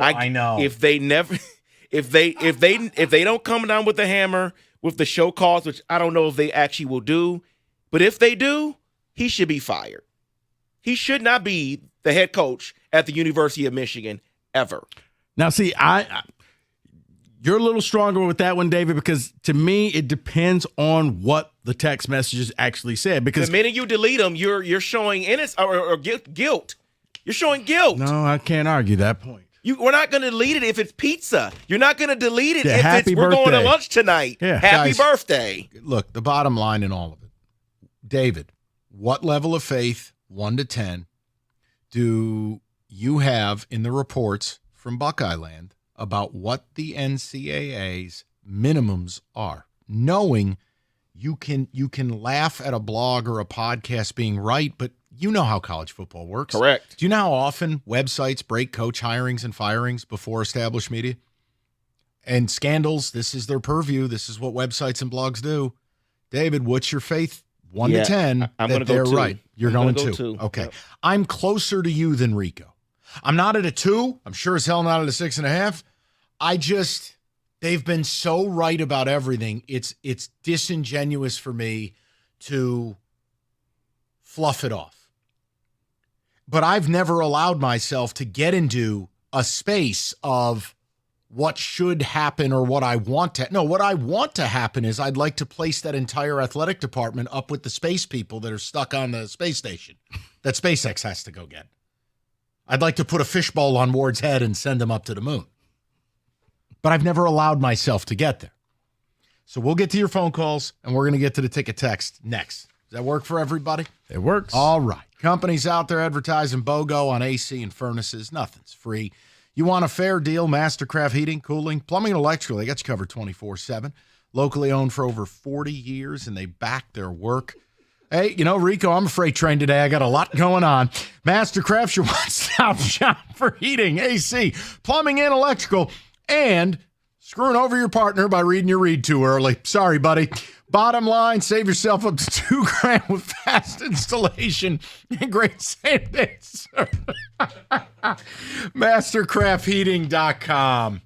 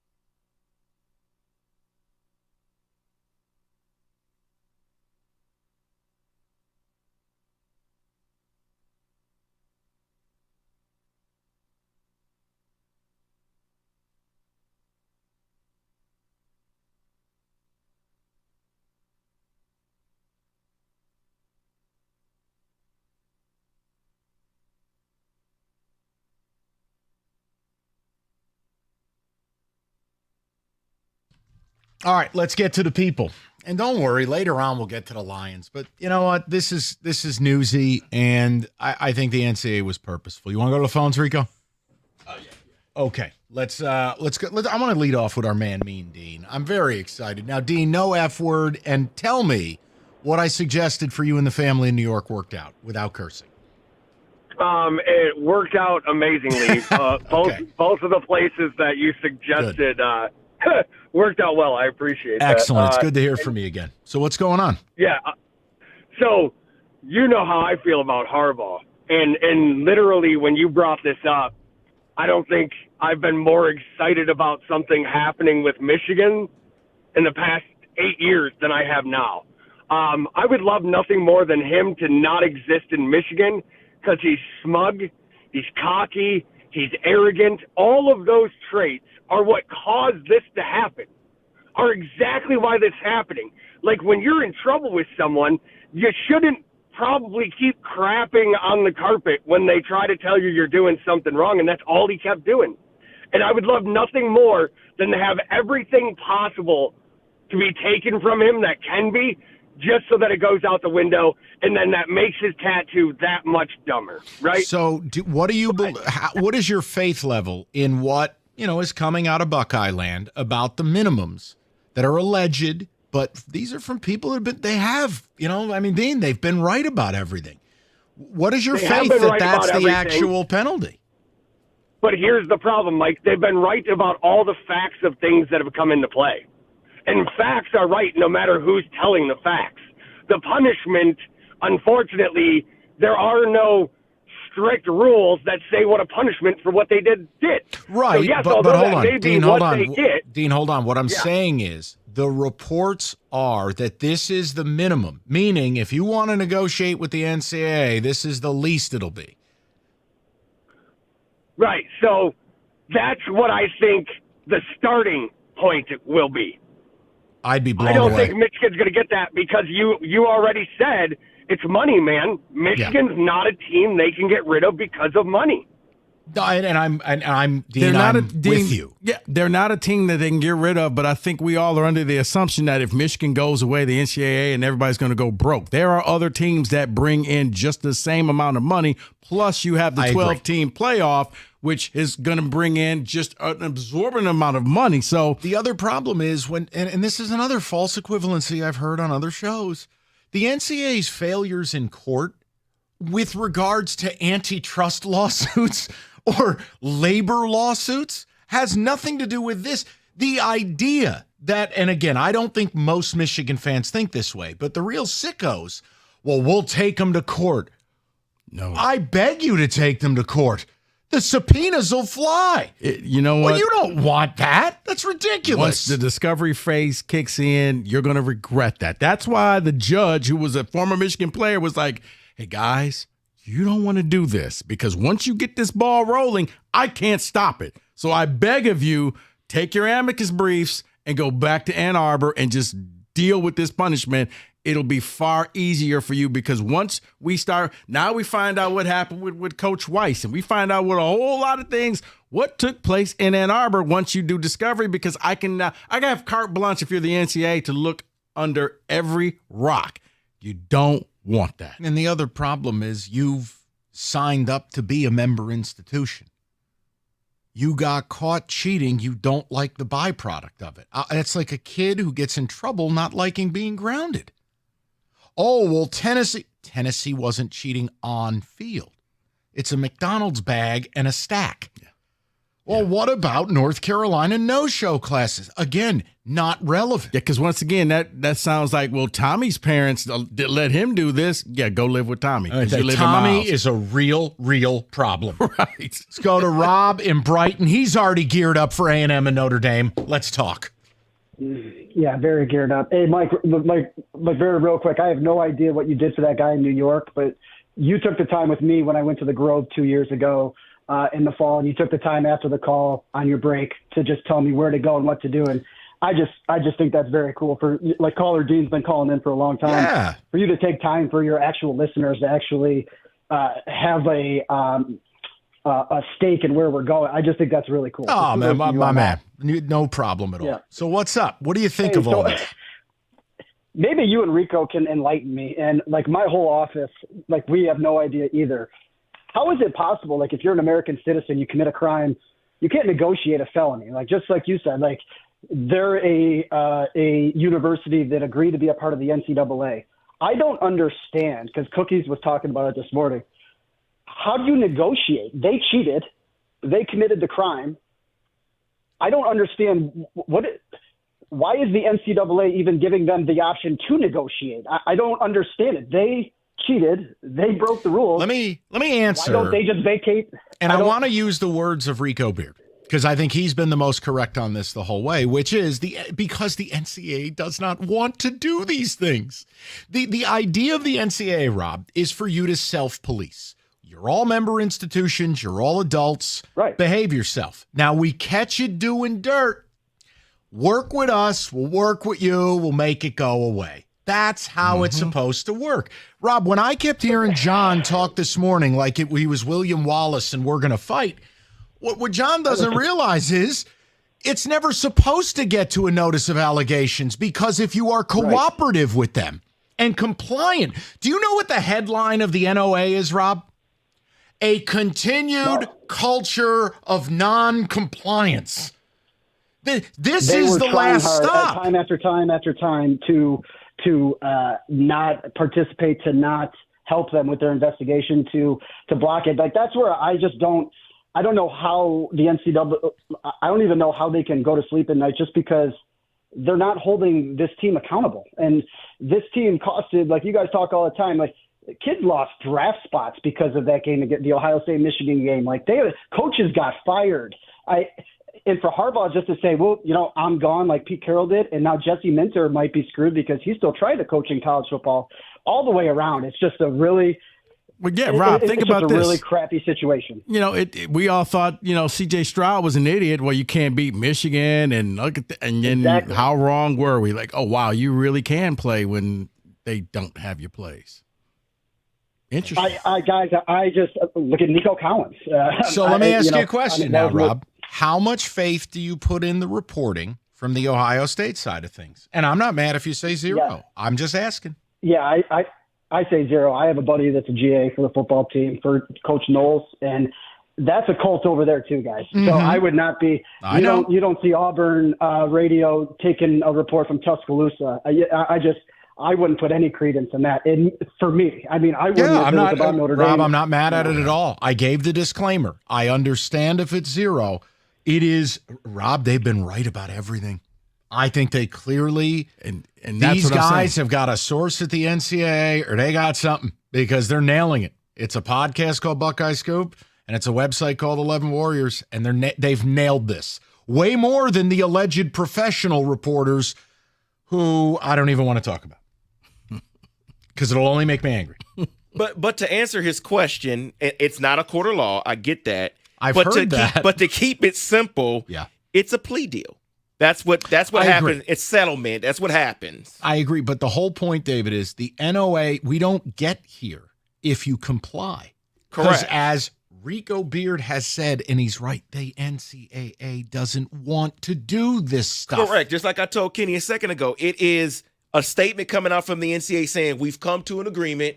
This is the penalty. It's all over. David, think about this. If Jim Harbaugh would have just accepted everything last year, we're not talking about this. It goes away. It is the slap on the wrist that you probably thought Jim would have maybe had to sit out a couple games. His pride, his arrogance got in the way. You will not say anything to me. You will not touch me. But here's Do you know who I am? And this is for you because you're besties with ADs. But, this is a situation where, who's looking to help Michigan? I mean, if I'm a member institution in the Big Ten, I've been affected by this. I want them burnt to the ground if I'm an AD. Look, ADs live in a world where it's not about, we're doing radio. I have tried to shoot you straight from the start of what should happen and will happen to me are two totally different things. If you're an AD, all you're harping on is what should, because you are a member institution. Who the hell in the Big Ten is going to be on U of M's side at a Big Ten level? They weren't. None. Not in the Big Ten. And they will be pounding the desk for justice. No? It's why they had the suspensions at the end of the year. The ADs didn't get what they wanted, but that was the Big Ten's compromise. The ADs came out and said, no, they cheated. This is wrong. You knew about it. Punish these guys. And instead, it was Harbaugh gets the coach during the week, but just missed 3 game days. I mean, that was a laugher. That was always a laugher. That was never a real penalty. And also, by the way, that's a penalty from the Big Ten, not the NCAA, which is another thing. No, John I'm can't saying tell the ADs between. contacted the Big Ten, and that's what the Big Ten came up with. Right, which was pathetic because Tony Petitti don't have a spine. But no, they were upset. 248-539-9797. We'll continue with your phone calls. Rico's talking to people who have had an advanced screening of the mockumentary tomorrow night. We may or may not delve into that, depending what Rico says to me during the commercial break. 97.1. David, is this me? Mike's not going to take this? Okay. I'm sorry. Let's talk about the Chevy dealer in the area that's leading the way, Hamilton Chevrolet and Warren. Even if this spot gets a little bit later, don't worry about it, because Andrew and his sales staff want to be your Chevy dealer. And right now, there's unbeatable deals at Hamilton, including the August Rico deal. It's time to check out the all-new 2025 Chevy Trax. The Chevy Trax has been turning heads with the new body design, sleeker and sportier and more stylish than ever. It's the perfect blend of form and function and ready to take on the city streets or whatever your next adventure is. And get this, you can pull off the lot in the Rico deal for just $259 a month for 24 months. You walk in with $995 down, you will drive away with 10,000 miles a year. Yeah, Hamilton Chevrolet is making it even easier for you to upgrade your ride. You know, the best deals are found at 14 Mile and Mound. Go and see my guys at Hamilton for details. More at HamiltonChevy.com. Chevrolet, together, let's drive.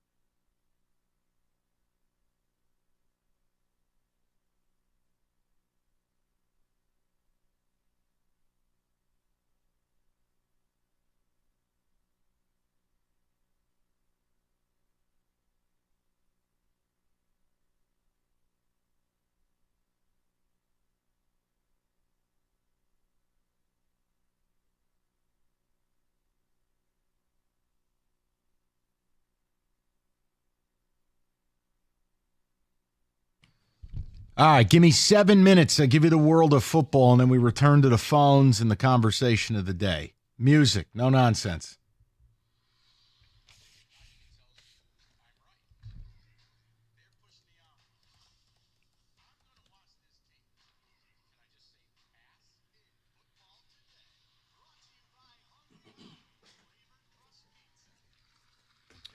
Mike, NFL season starting up in less than 2 weeks. And I think this is right in your wheelhouse. Let's talk NFL MVP odds. Oh, God. According to FanDuel. All right, I'll listen. Go ahead. NFL MVP, guys, it's kind of like the Heisman Trophy. It's popularity. And it's only for really one position.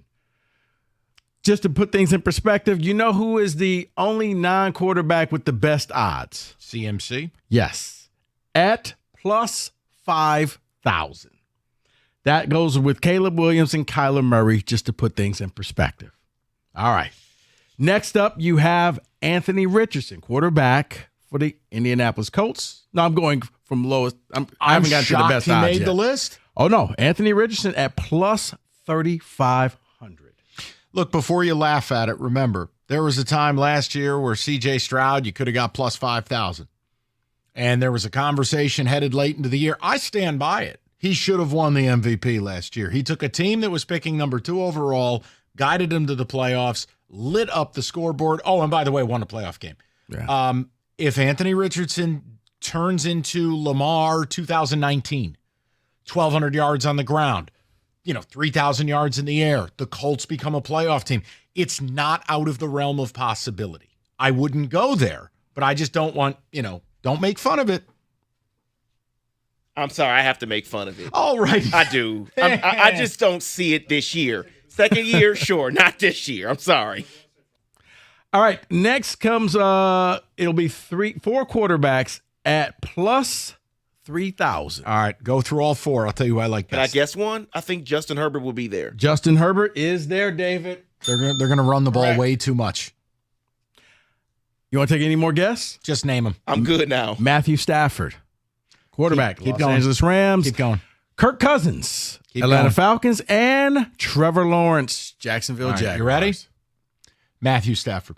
Oh. When you look at the Rams, think about this. I've already said I think the Niners are showing some cracks in the foundation. If Stafford's able to get the Rams to a division title, they added 2 new guards.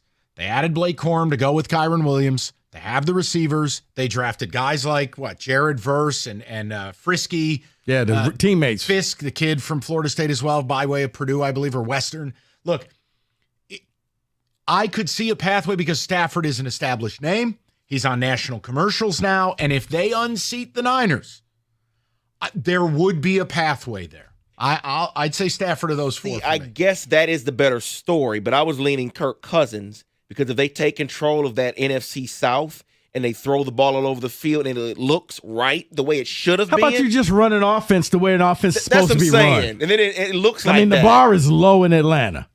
All right, the next 2 are tied at plus 2,500. Who would you take between Jared Goff and Aaron Rodgers?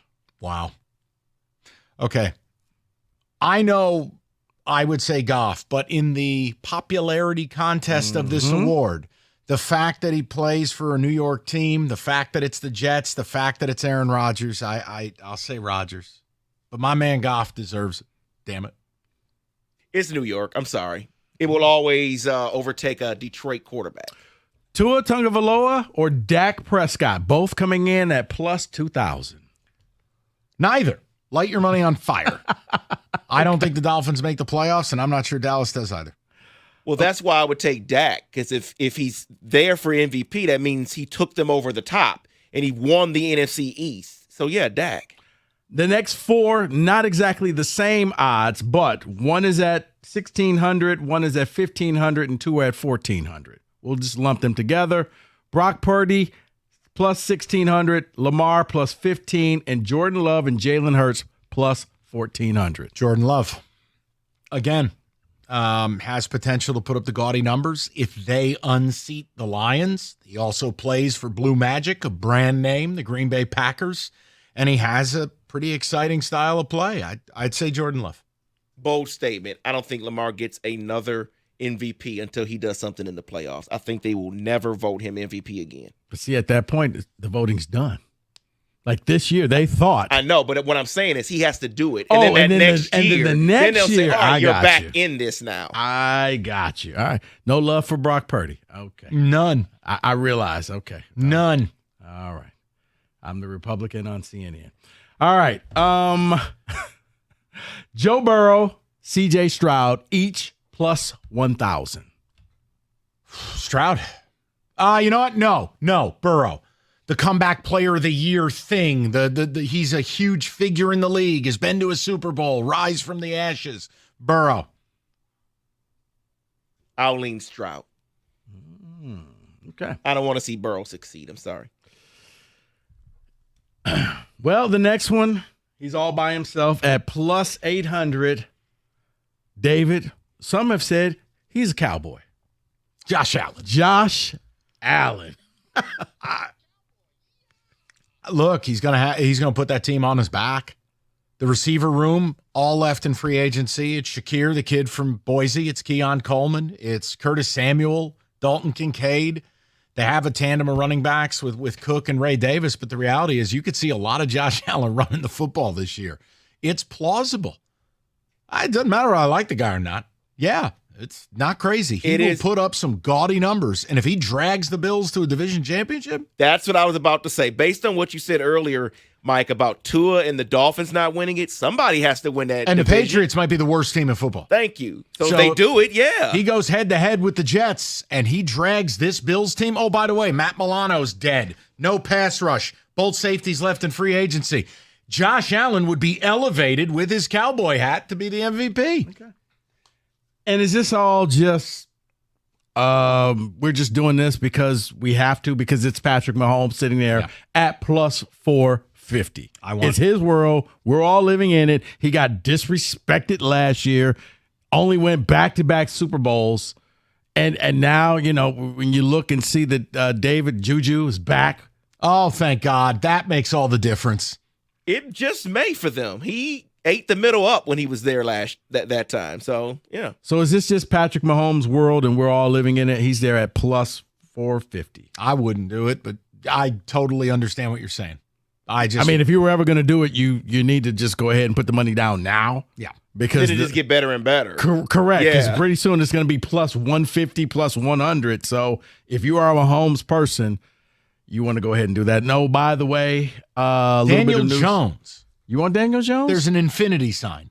Let me see. It's off the board. I'm Daniel kidding. Jones, no, plus 15,000. Not nearly enough. Right up there with a guy, Mike, CeeDee Lamb, who just signed his deal with the Cowboys. How big? I think he got a $38 million Second highest signing bonus. non-QB. Oh, my God. I thought you were saying 38 a year. I went 36 a year, I believe. What? Yeah. Yeah. Amon-Ra, the best value in the league. Yeah. And John Lynch, the angriest GM. Like, I know we should have signed this contract with Ayuk. All right, we're done. All right, so there's your Vegas odds, 97-1.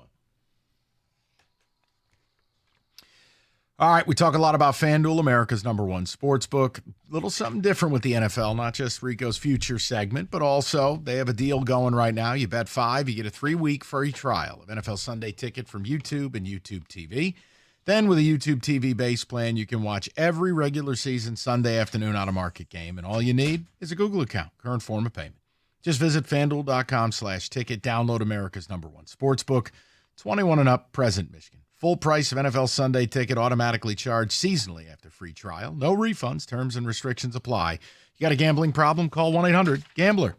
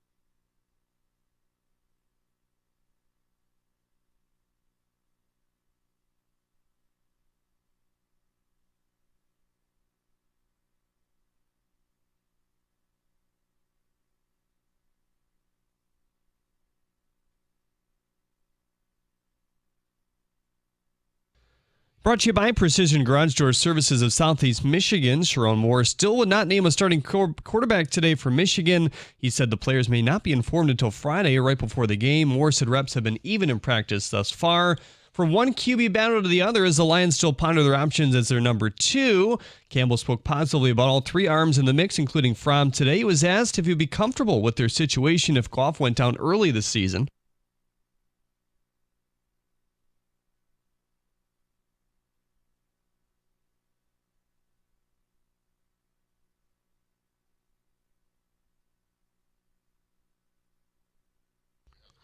The Tigers' number 16 overall prospect Ty Madden is getting ready to make his big league debut on the mound today. Madden mainly uses a fastball and slider. The heater tops out at 98. Here is start right here on 97.1 The Ticket at 8:10 versus the White Sox. Dusty May has finalized his first Michigan basketball roster by adding his son in the last spot, Charlie, transferring from UCF. CeeDee Lamb's contract dispute with the Cowboys is over. He's inking a 4-year, $136 million deal, $100 of which will be guaranteed. Finally, Seattle Mayor Bruce Harrell told reporters today the city is closer than ever to securing an NBA return.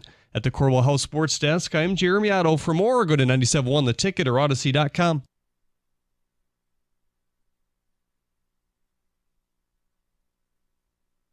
All right, we got a lot of people with a lot to say, so I will be brief. We are going to get to you. If you're looking for Lion stuff, it'll be later in the show. Frankly, I don't really care about Hendon Hooker. So the notice of allegations, we'll get to it, Rico. Notice of allegations from the NCAA. Why is it news? Simple. It's the timing. They waited till your season opener, and the 90 days that Michigan has to respond coincides with Ohio State week. They also got it out before the Connor Stallions mockumentary, because I've said to you for weeks now, I don't believe this will be a legitimate documentary, and it's not. Rico has talked to someone who's had an advanced screening of it. We'll get to that in a second. The bottom line is this. We have asked a question to you. I think this show, no matter how you want to slander this show, because Rico and I didn't go to DeVry University, we have kept this in the what will happen, what should happen are two separate things.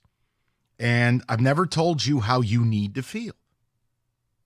You could go and enjoy your playoff run and not care. I never asked otherwise. But the deal you make is you don't get to say a damn thing. If David goes out and cheats on his wife and 3 kids, he doesn't get to tell her she can't be angry about it. Not that that would ever happen. David's a wonderful man. The point I'm making is you don't pay your taxes. You can't tell the IRS not to be mad. That just made me uncomfortable. I got you. David, I didn't even want to look at you, David. Look at that man right there. And he likes to share. The point I'm making is, I'm kidding. The point I'm making is, you can't not pay your taxes and then tell the IRS how to feel. Mm-hmm. That's not how that works. Mm-hmm. So we've talked about this. The people that have been right about this are very unlikely candidates, meaning highly biased, mortal enemy Buckeyes. Mm-hmm. If you don't want to believe any of it, you have every right to say, guys, no mas, no more. But a Buckeye podcast and a Buckeye website have been on this since fall. Breaking news, presenting evidence, timing, horizons, when things are going to happen. One of them is a podcast called Buckeye Scoop. One's a website called 11 Warriors. You know the equivalents to the Michigan sites or Michigan State sites or whatever it may be. Mm-hmm. They have reported, and it sounds like they've had a source inside the NCAA. That's me saying where they would get this information from. You want me to read it again? Yeah, the minimums in the NOA. I'm asking you, how much faith do you put or validity into this report? I'm on the lower end, just because this would be too glorious. Yeah, this is from the 11 Warriors minimum acceptable framework from the NCAA's perspective, which includes partial vacations of the 2021, 2022, and 2023 seasons, a 2-year postseason ban, loss of recognition of the 2021 through 2023 Big Ten titles and football championships, fines, scholarship reductions, probation, and the significant penalties levied against the current and former coaches and staffers. That's according to the 11 Warriors. So, if you say, nope, those guys are nobodies, I don't believe them, I'm not mad at you. I'd caution you on saying, well, it's gospel. But I can't say it's 0. But once again, I can't allow myself to get into a space of that being true because it'd be actual comeuppance. The last 10 years or so, Mike, it's almost become the more ridiculous the story and the penalties and all that, the more truth that's there because it's too ridiculous to make up. And these penalties, it leads you to believe that, okay, the NCAA's never done anything like this before, but then you take a step back and you're like, well, no other team has ever done anything like this before. So maybe they're just trying to make the punishment fit the crime. You went out of the box with yours, we're going to go out of the box with ours, and here you go. Here's the solution, and here's what you're going to have. Like I said, out of a scale from 1 to 10, I'm probably at a 6.5 out of 10 just because I got to give these guys credibility. They've been right this entire time. Now, yeah, is it slanted? Is it biased? Do they hate Michigan? Absolutely, yes and yes. But both things can be true. Look, it's just a different conversation because, I talked to Costa about this so I can say it on the air. It's just like Jim's out here going, well, 3-game suspension for Moore and 1-year postseason ban. And I'm like, no vacating of wins? Nah, that doesn't work. John goes 3-game suspension for Moore, and it was like they were throwing the guy in the electric chair. And then Jim is like, well, it can't be all. And John's like, well, I don't know what else you want to do. It was scintillating. He was basically like time served. He've already served some time, and why are we doing this? No, that was for a recruiting violation. Oh, that's a separate. See, it's hard to keep your scandals straight. You really do need a pencil and a piece of paper. Program. So that's where we are. And a lot of people want to talk about it, and that's what we're going to do. And Rico, if you want to share what's on that Netflix doc, why don't you do that here? Do it here, and then we're going all calls. Yeah, so I talked to Lee Thomas from Channel 2. He's an entertainment reporter, so he gets advanced screenings of things. Okay. And he said a lot of it is what you thought. It's all about Connor, and it's about the whole how he's gone through this, and they follow him around. So, yes, it's very Connor Stallion-centric. But he did say there is a point then afterwards where Connor's sitting in front of the NCAA, and they're like, hey, Connor, is this you at Central Michigan on the sideline? Huh? Is this you at Central Michigan? Who are we really type of thing? Like he just couldn't answer the question yes or no. His lawyer kicks in and is like, hey, you know what? Hey, we're done with the questioning here. Why don't you guys kind of go find out who this person is? We're not going to help you.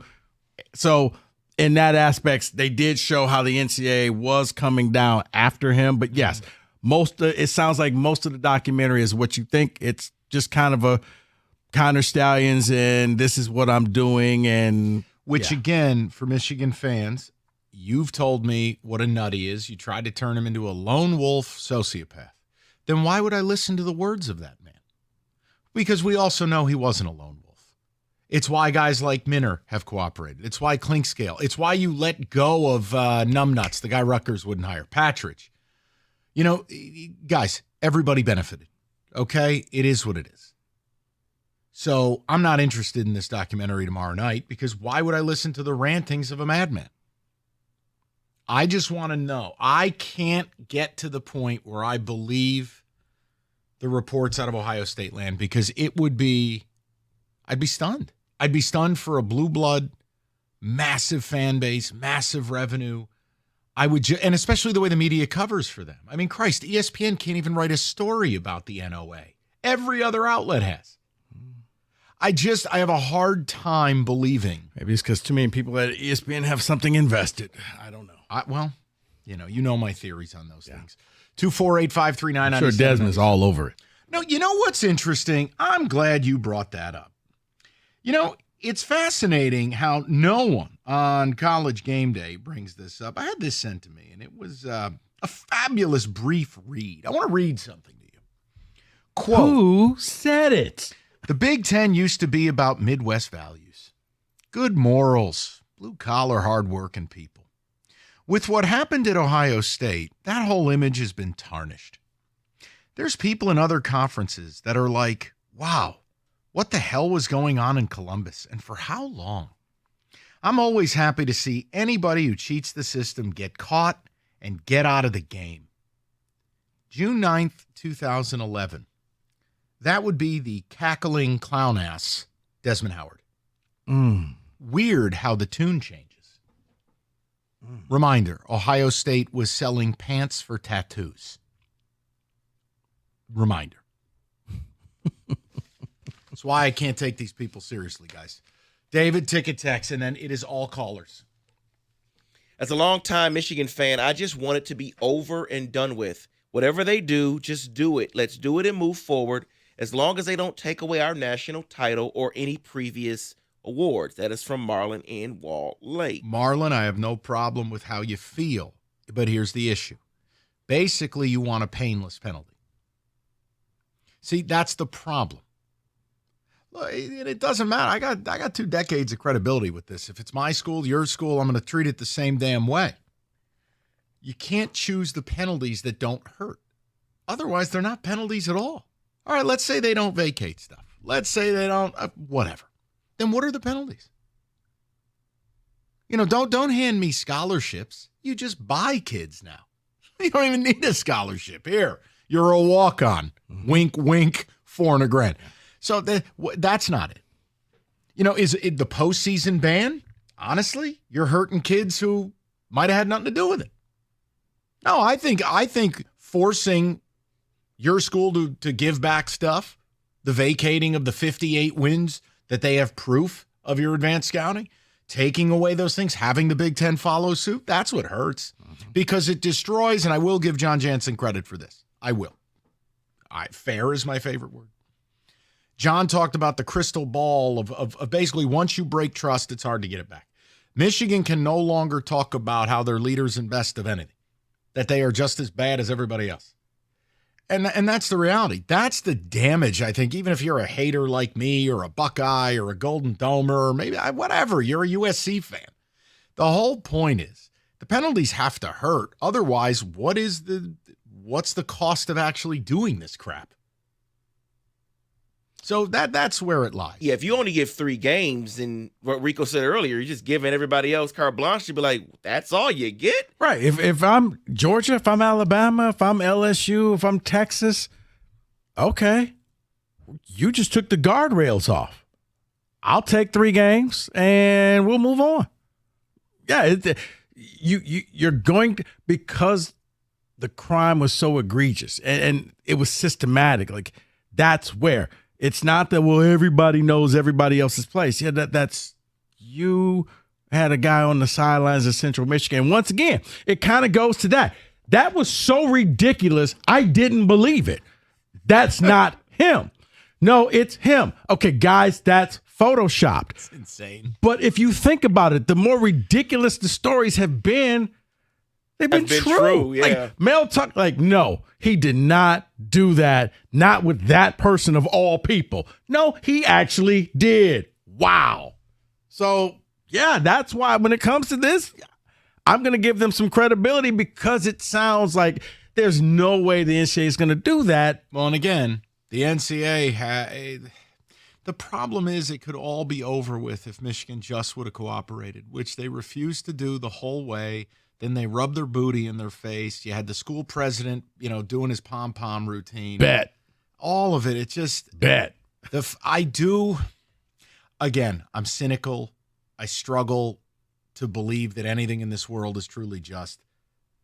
But the timing of what the NCAA is doing, maybe these guys are right. I don't know.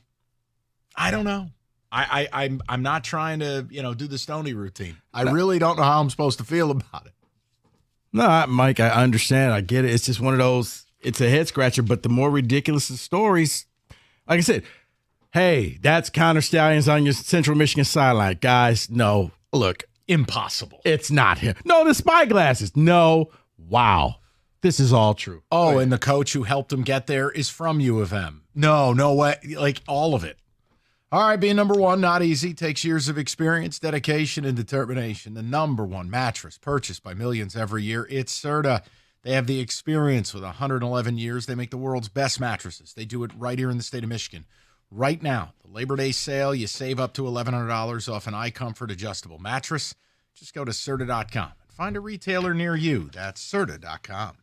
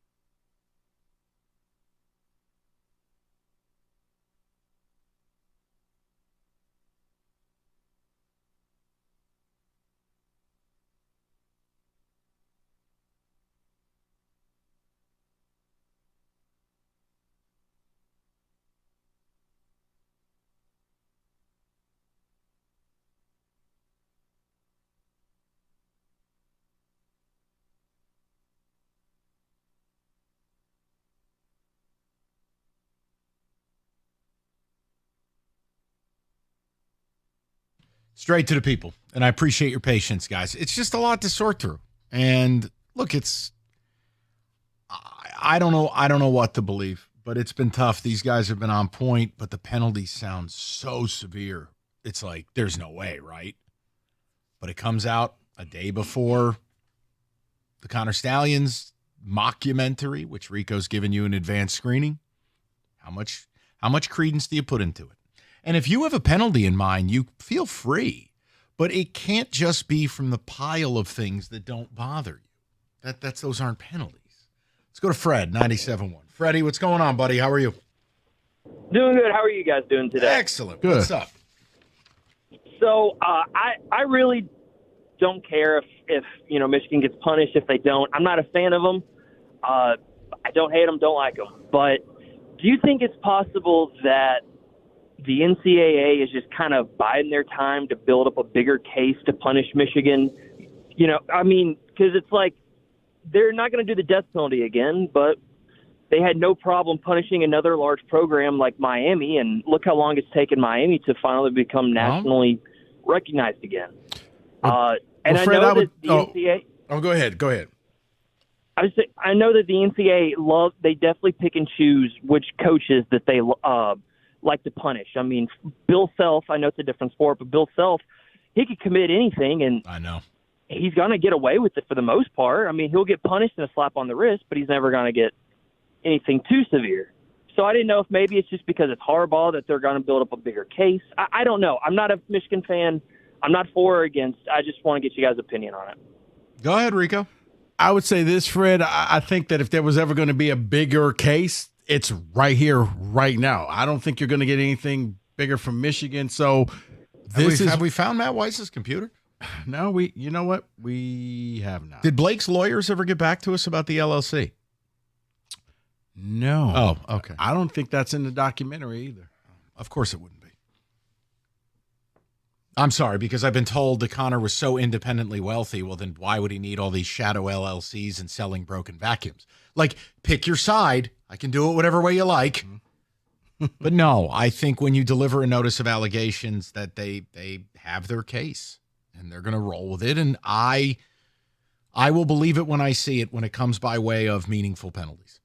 That's all I can tell you. I just don't have a lot of faith in the execution of it. I think we all know what Michigan did. No, but after you go a certain ways, like even the caller said, I mean, back in the day, Miami was all that, and the NCAA was like, yeah, you're running a rogue program. We're just going to have to shut this But thing factually down. speaking, once again, I don't want to defend Michigan fans, but let me say this on their behalf.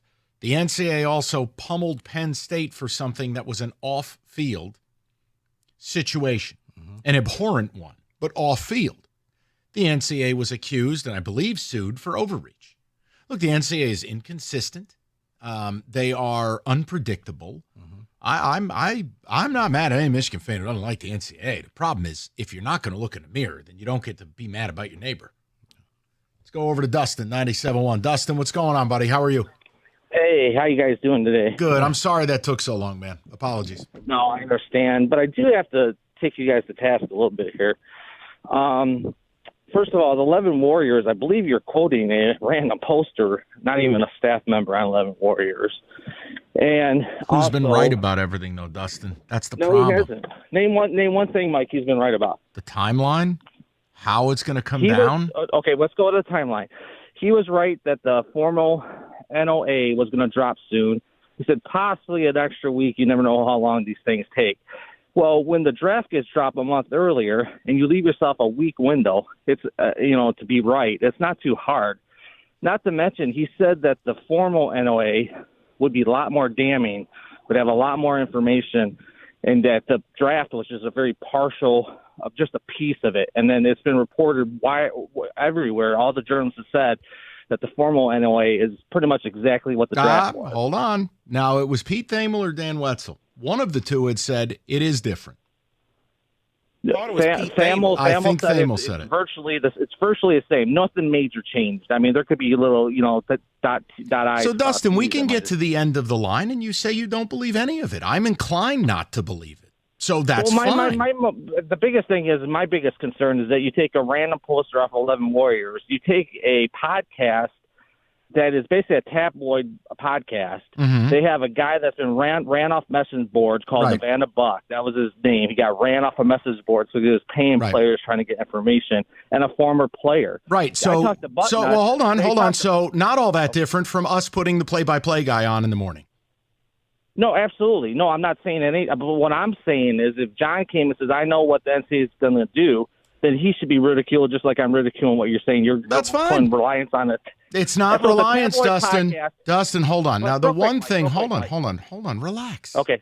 I'm not Sure. going anywhere, neither are you. Just chill out. Hey, I appreciate you for letting me talk. No, of course, man. Look, understand something. This is a conversation point. I have said, if you believe zero of it, that is more than fine.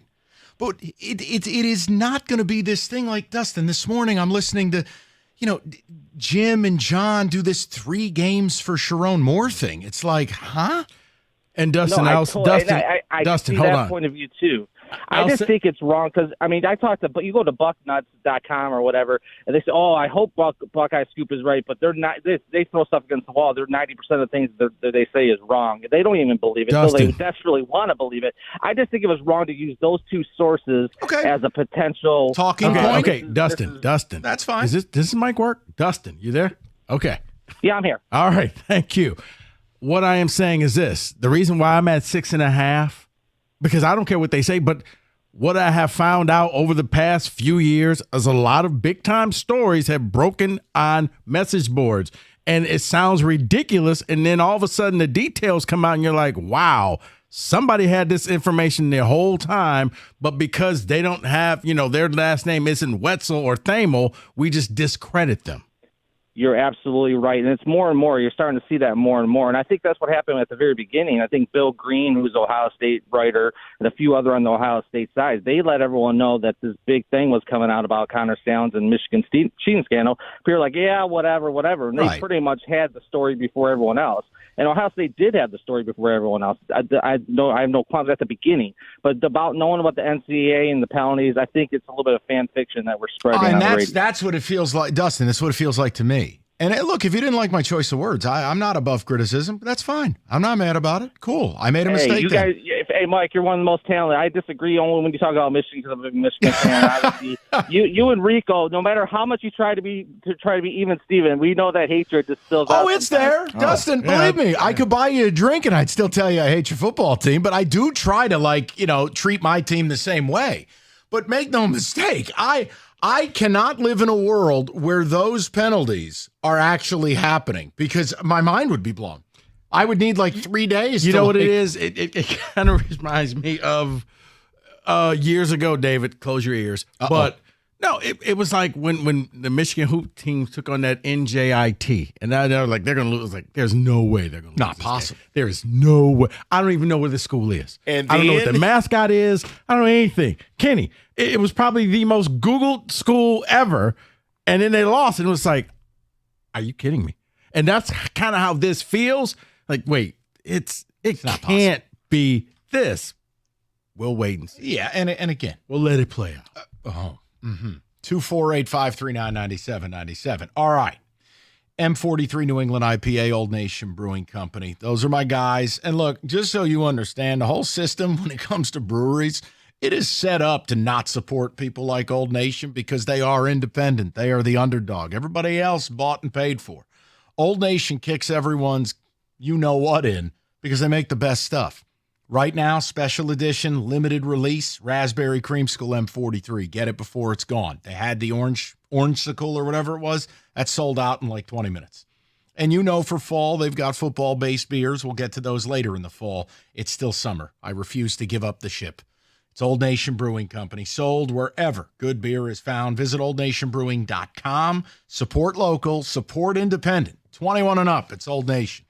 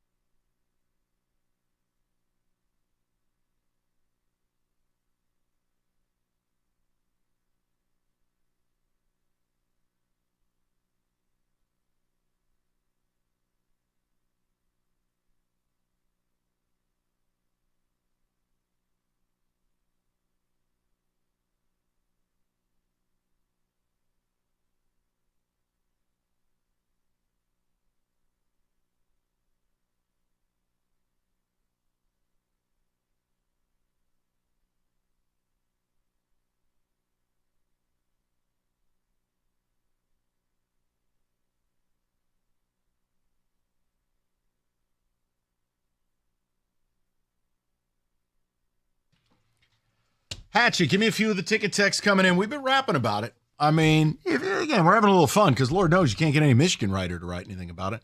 But the whole point is, notice of allegations is out. And you're hearing a lot of the whispers from some Buckeye blogosphere and podsphere, and we're having some fun with it because they've been right about a lot. And if they're right about this framework of penalties that is being listed, first of all, I can't arrive there. My mind would be blown. But it's fun to talk about because I think the NCAA was purposeful in what they just did before the Stallions documentary, and your 90 days to respond would be Monday morning breakfast the week of Ohio State. I mean, I can't sit here and tell you, what will the penalties be? I have no idea. What should they be is a different conversation. No, the 90-day thing is interesting because if you fight this thing and you appeal, then yes, the decision will probably come back that week. So that's what's going to be talked about. Not the week of the game and how this could affect you, but that should be the first question, but it probably won't. It'll be who's going to be the quarterback. Dave in Grand Blanc says, Mike, Rico, the Block M makes the member schools money, makes the networks money. If you burn U of M down, the conference is worth less. But that's a Purdue guy's opinion. But here's the thing. I think that's a lazy opinion. And it's not anything against Purdue guy. I've heard a lot of people saying Michigan makes them too much money. Guys, the checks have already been written. The money's there. It's like baseball. If no one shows up to watch the Tigers don't care. They've already gotten your money. Season ticket packages, you've already paid for this stuff. So when people say, well, Michigan makes them so much money, and you've done that already, thank you so much. We have the check. Now we can go ahead and do whatever we want to do. But to make them seem like you can't touch them because they're the golden child, no, there's other schools out there that can make just as amount of money. Ohio State can, Oregon can. There's schools out there. So yes, you're a valuable member of the Big Ten, but you're not that valuable. You're not as valuable as you think you are. I stand with Purdue, Pete. I agree with Rico's principle. I just don't agree with the scumbags at the network and how the NCAA works. Who knows the network better than me? You've blamed me for everything. I know it's true. You can't pick. You can't. Both things can't be true here, Mike. I'm just acting. If it's my fault that we ruined this, I'm just acting like you a have Michigan to stand fan. I get with to say me. whatever I want. You have to stand with me. All right. Stand with me. David, go ahead. I love it. Why isn't the national media following the money on this case? How did Stallions finance this? And will we ever get an update from Corm's attorney on his involvement? Because here's the thing. Here's why I don't think a lot of people want to follow the money, because you may find out something. And then you're going to have to report something you don't want to say. You're going to have to all of a sudden bring what else down. is the function of investigative reporters? Bruh, that ended a long time ago. Okay. Because now it's all about, yucks, and I'm on campus, and here I am, and I got the exclusive. So, yeah, investigative reporting, gone. Okay. That's fine. I guess if okay, case in point. How many people write about college football? I mean, wouldn't there be a story that could make a career if you crack the code on this? Right, but it's amazing to me. It really is. But if you go outside the circle, you're going to be deemed a pariah, and people are going to be like, oh, you're just doing this. It's sensationalism. You're doing it for clicks. And we've given up the truth for everybody to like you. So that's what happens. If you go outside the cult. I guess I missed that memo. If you go, Mike, if you do, I mean, think about it. The first person that writes that story, oh, no, you know this. It can't be true. This is agenda driven. It's coming from a rival fan base, blah, blah, blah. Or maybe it's just the truth. Here's an idea. Well, hold on. So you got a beat writer. You got people who cover Michigan football as their sole beat. Where are they? You don't need to be friends with these people. Who cares? Access. What access? Who the hell's reading a game story? You won't find out who the starting quarterback's going to be. Great. And then you just do what everybody does. I can confirm from the 17 people who have already said something that something is something. Like, the reality is it's football. You're not curing cancer. This isn't the New England Journal of Medicine. Yeah, but they'll tell you, well, we're busy working on this other story. It's like, okay. But this. No, you're right. But that's what happens. That's why I stopped caring and I laugh at all this. It's stupid. All of it is stupid. Go ahead, David. I'm sorry. It is such a circus nowadays. It's just ridiculous. It really is. I mean, look at it. You get that idiot Desmond Howard on national TV, and it's like, hey, Des, here's what you had to say about this. Where are you at with this? He's a great information source. Okay, you're number one. Yeah, well, that was a long time ago, and of course you're gonna bring that up, Sparty, and then he gaslights you and he flips the table, and it's just like we stopped talking about what he actually said, and it's where you went to school, and it's tribalism. My question for Michigan fans is, if this was Ohio State, what would you want the punishment to be? Let's see, castration. Orbital ramming, death by 1,000 paper cuts. Wait, you mean the Block O doesn't have some type of prestige when it comes to college football and the NCAA? Michigan. You mean the Block O doesn't make fans money? wanted Tressel out of the sport. They wanted Urban gone because his assistant was a scumbag. Like, please, you know what it would be. That's why I always laugh about it. These fans act like this is some absurd behavior that people who don't like you don't want good things for you. So let me get this straight. The same people that said that Urban Meyer should have known who he hired and who was on his staff and what he was doing. But not Jim Harbaugh. Yeah, when he had the crazy wide receiver coach who Zach was doing Smith. Yeah, doing all that stuff. And it's just like, oh, well, see, that's a lack of institutional control right there. Meanwhile, the headline of the NOA is a consistent, like a culture of noncompliance. But Sparty Radio. Ah, we stink. I mean, who cares? Of course I'm upset. My team's terrible. We don't run the touchdown play. If you want to hear Wolverine Radio, Odyssey Rewind, just go back to 6 o'clock this morning. There you go. It'll make you feel good about yourself. You can talk about restaurant etiquette. David, he kind of said it all. What do you want from me? People would 100% delete messages if they overreacted and thought, I don't want to be associated with this guy. They have the messages, so why would he say there is nothing to it if there isn't? Well, first of all, I don't think the contents of those messages will ever go public.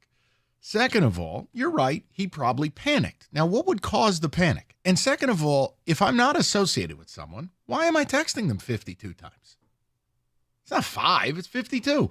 The whole not a court of law thing, as stupid as it is that we made a song about it, it's the truth. Sharon, I got you on video this guy's standing next to you feeding you stuff. And it ain't popcorn. That's it. That's all I need. Mm-hmm. Duck, meat, quack. That's it. Mm-hmm. And magically, look, Michigan had every answer at every turn for 3 straight years. Yeah. But here's where I don't have faith that the Buckeyes fear is going to be right. Because if the NCAA didn't so much as interview Sonny Dykes or the TCU coaching staff, who apparently did the reverse of the reverse of the reverse, and Michigan's cheating is what got them in trouble, then how serious is that investigation? Why wouldn't you talk to TCU and go, teach us? According to Sonny Dykes, they never interviewed. That just seems weird to me. I've never believed major penalties would come out of this. See, I don't think they wanted to go that deep with it. I think they just wanted Michigan to say, hey, guys, come on. Don't make us do our job. You're going to make us do our job, aren't you? Don't make your father raise his voice. 248. I will turn this car around. 248-539-9797. We'll get a little football in the mix. We'll get some NFL as well. Something different for you with FanDuel now through September 22nd. All FanDuel customers can bet $5, get a 3-week free trial of NFL Sunday Ticket from YouTube and YouTube TV. YouTube TV base plan, you're going to watch every regular season, Sunday afternoon, out-of-market game. If you want to cozy up and watch Dan Jones F my Sundays into oblivion, FanDuel's got you. You can do it for free. It's FanDuel.com/ticket. Download America's #1 sportsbook, 21 and up, present Michigan. Full price of NFL Sunday Ticket will be automatically charged seasonally after free trial. No refunds. Terms and restrictions apply. Gambling problem? Call 1-800-GAMBLER.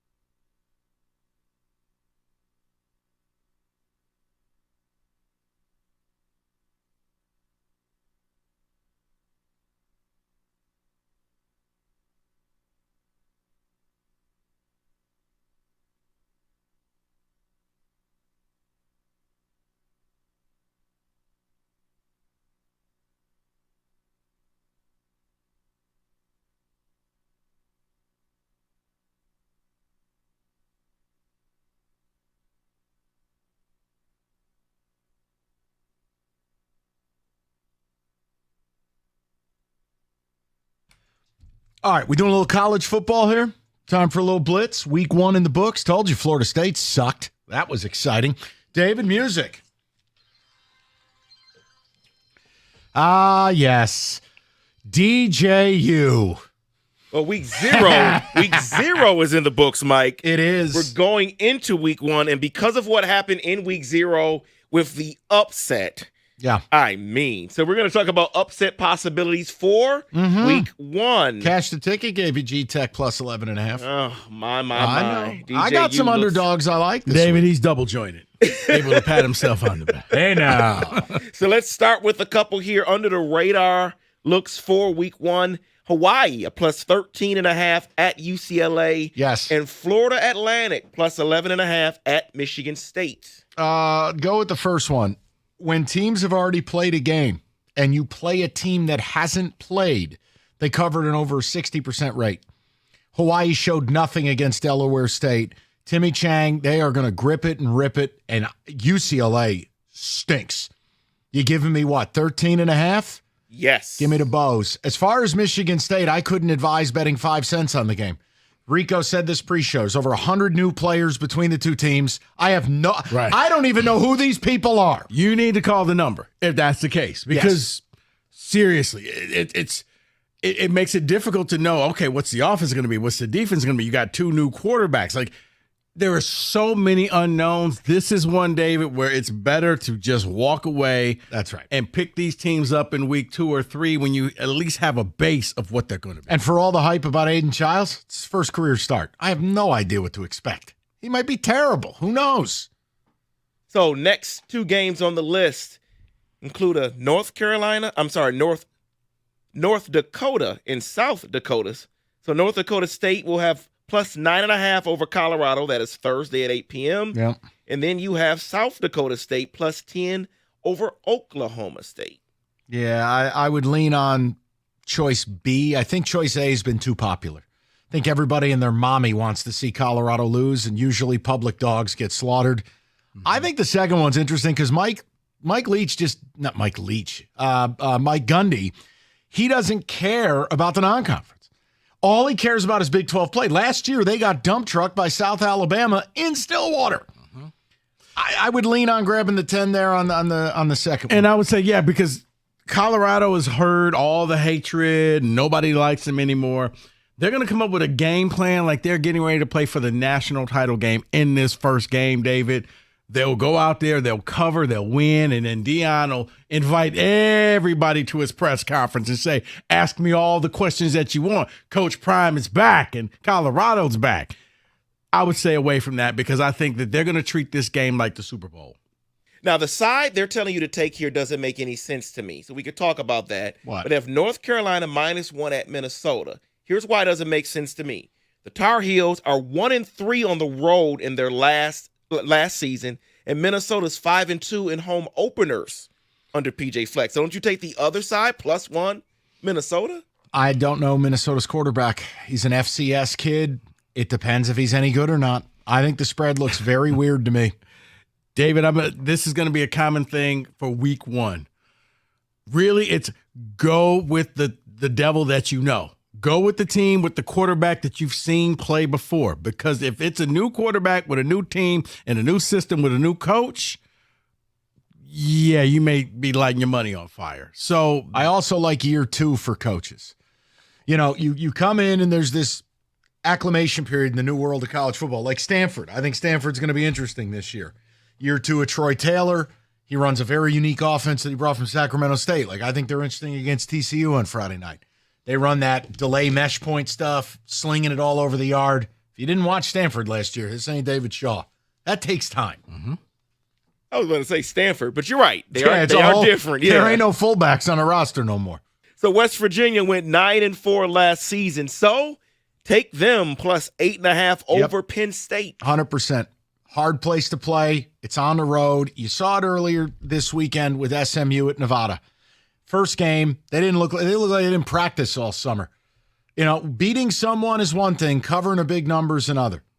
I think West Virginia, you take the points and you hope that Penn State's offense still looks like, well, Penn State's offense. So, Mike, what would you do? David, real quick, what would you do with this game Illinois State, I'm out, plus 22.5 over Iowa. No. The answer is no. I keep scrolling. I don't.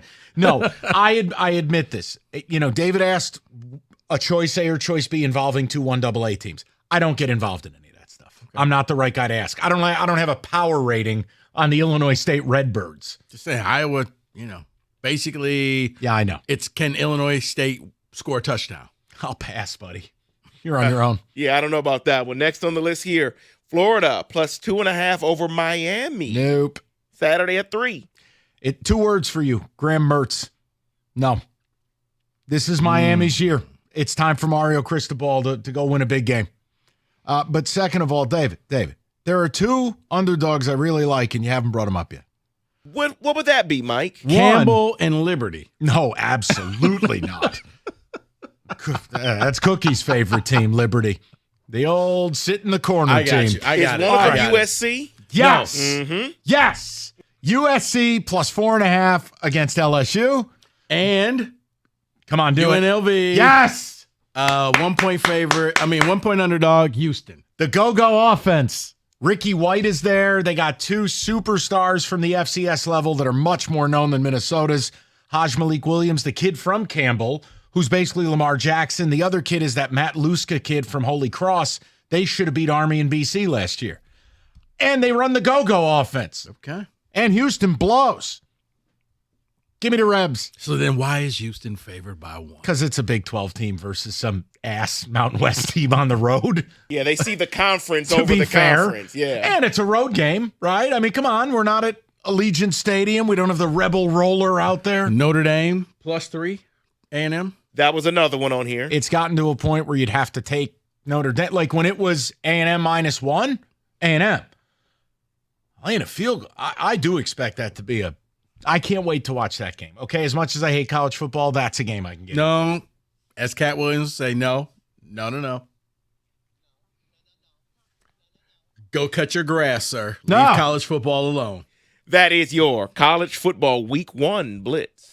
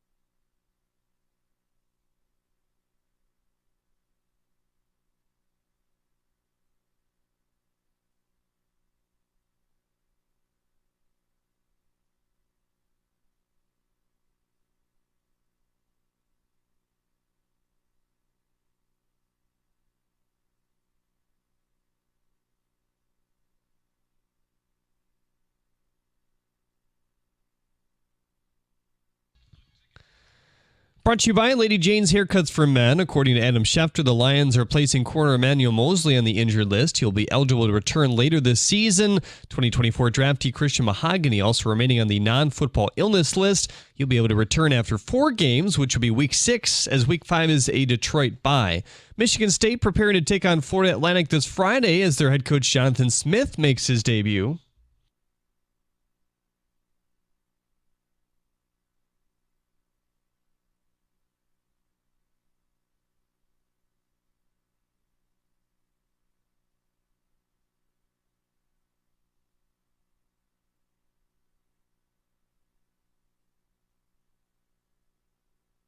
The Tigers face the White Sox tonight in Chicago to wrap up a 4-game series. Former first-round supplemental selection Ty Madden getting called up from Toledo to make his MLB debut tonight. Hear the game right here on 97.1 The Ticket, pregame at 7:45. Browns running back Nick Chubb hit the PUP list today and is expected to miss at least the first 4 games.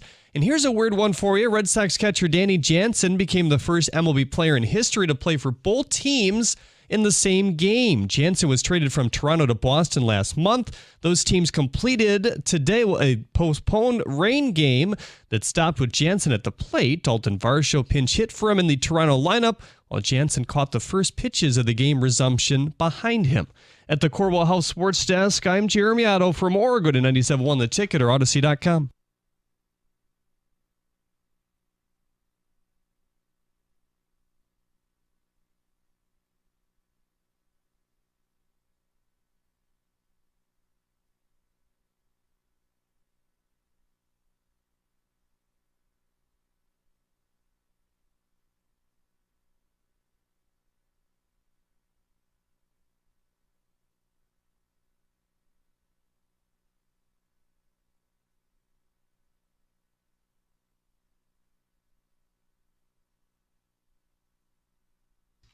God, I hate that song. All right, let's turn our attention to the NFL. Couple of notes, couple of things. And look, the Lions preseason game, thank God the preseason's over. Now you just have practice and camp and the countdown. These games are morbid. But 2 things jump out after the last game, and I want to know which of them you're more concerned about, because I think I know what my answer is. I don't get it with Hendon Hooker. I mean, I watch. Wow, did you see him scramble for 6 yards? Yeah. Vanilla schemes. You're playing dudes that are going to be working at Sherman Williams next week.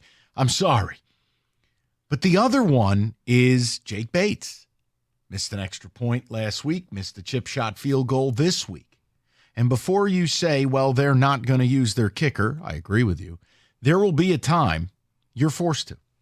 There will be a time where the analytics can't save you, and with 18 seconds left on 4th and 4 from the 39-yard line, I got to take a 55-yarder, 56-yarder.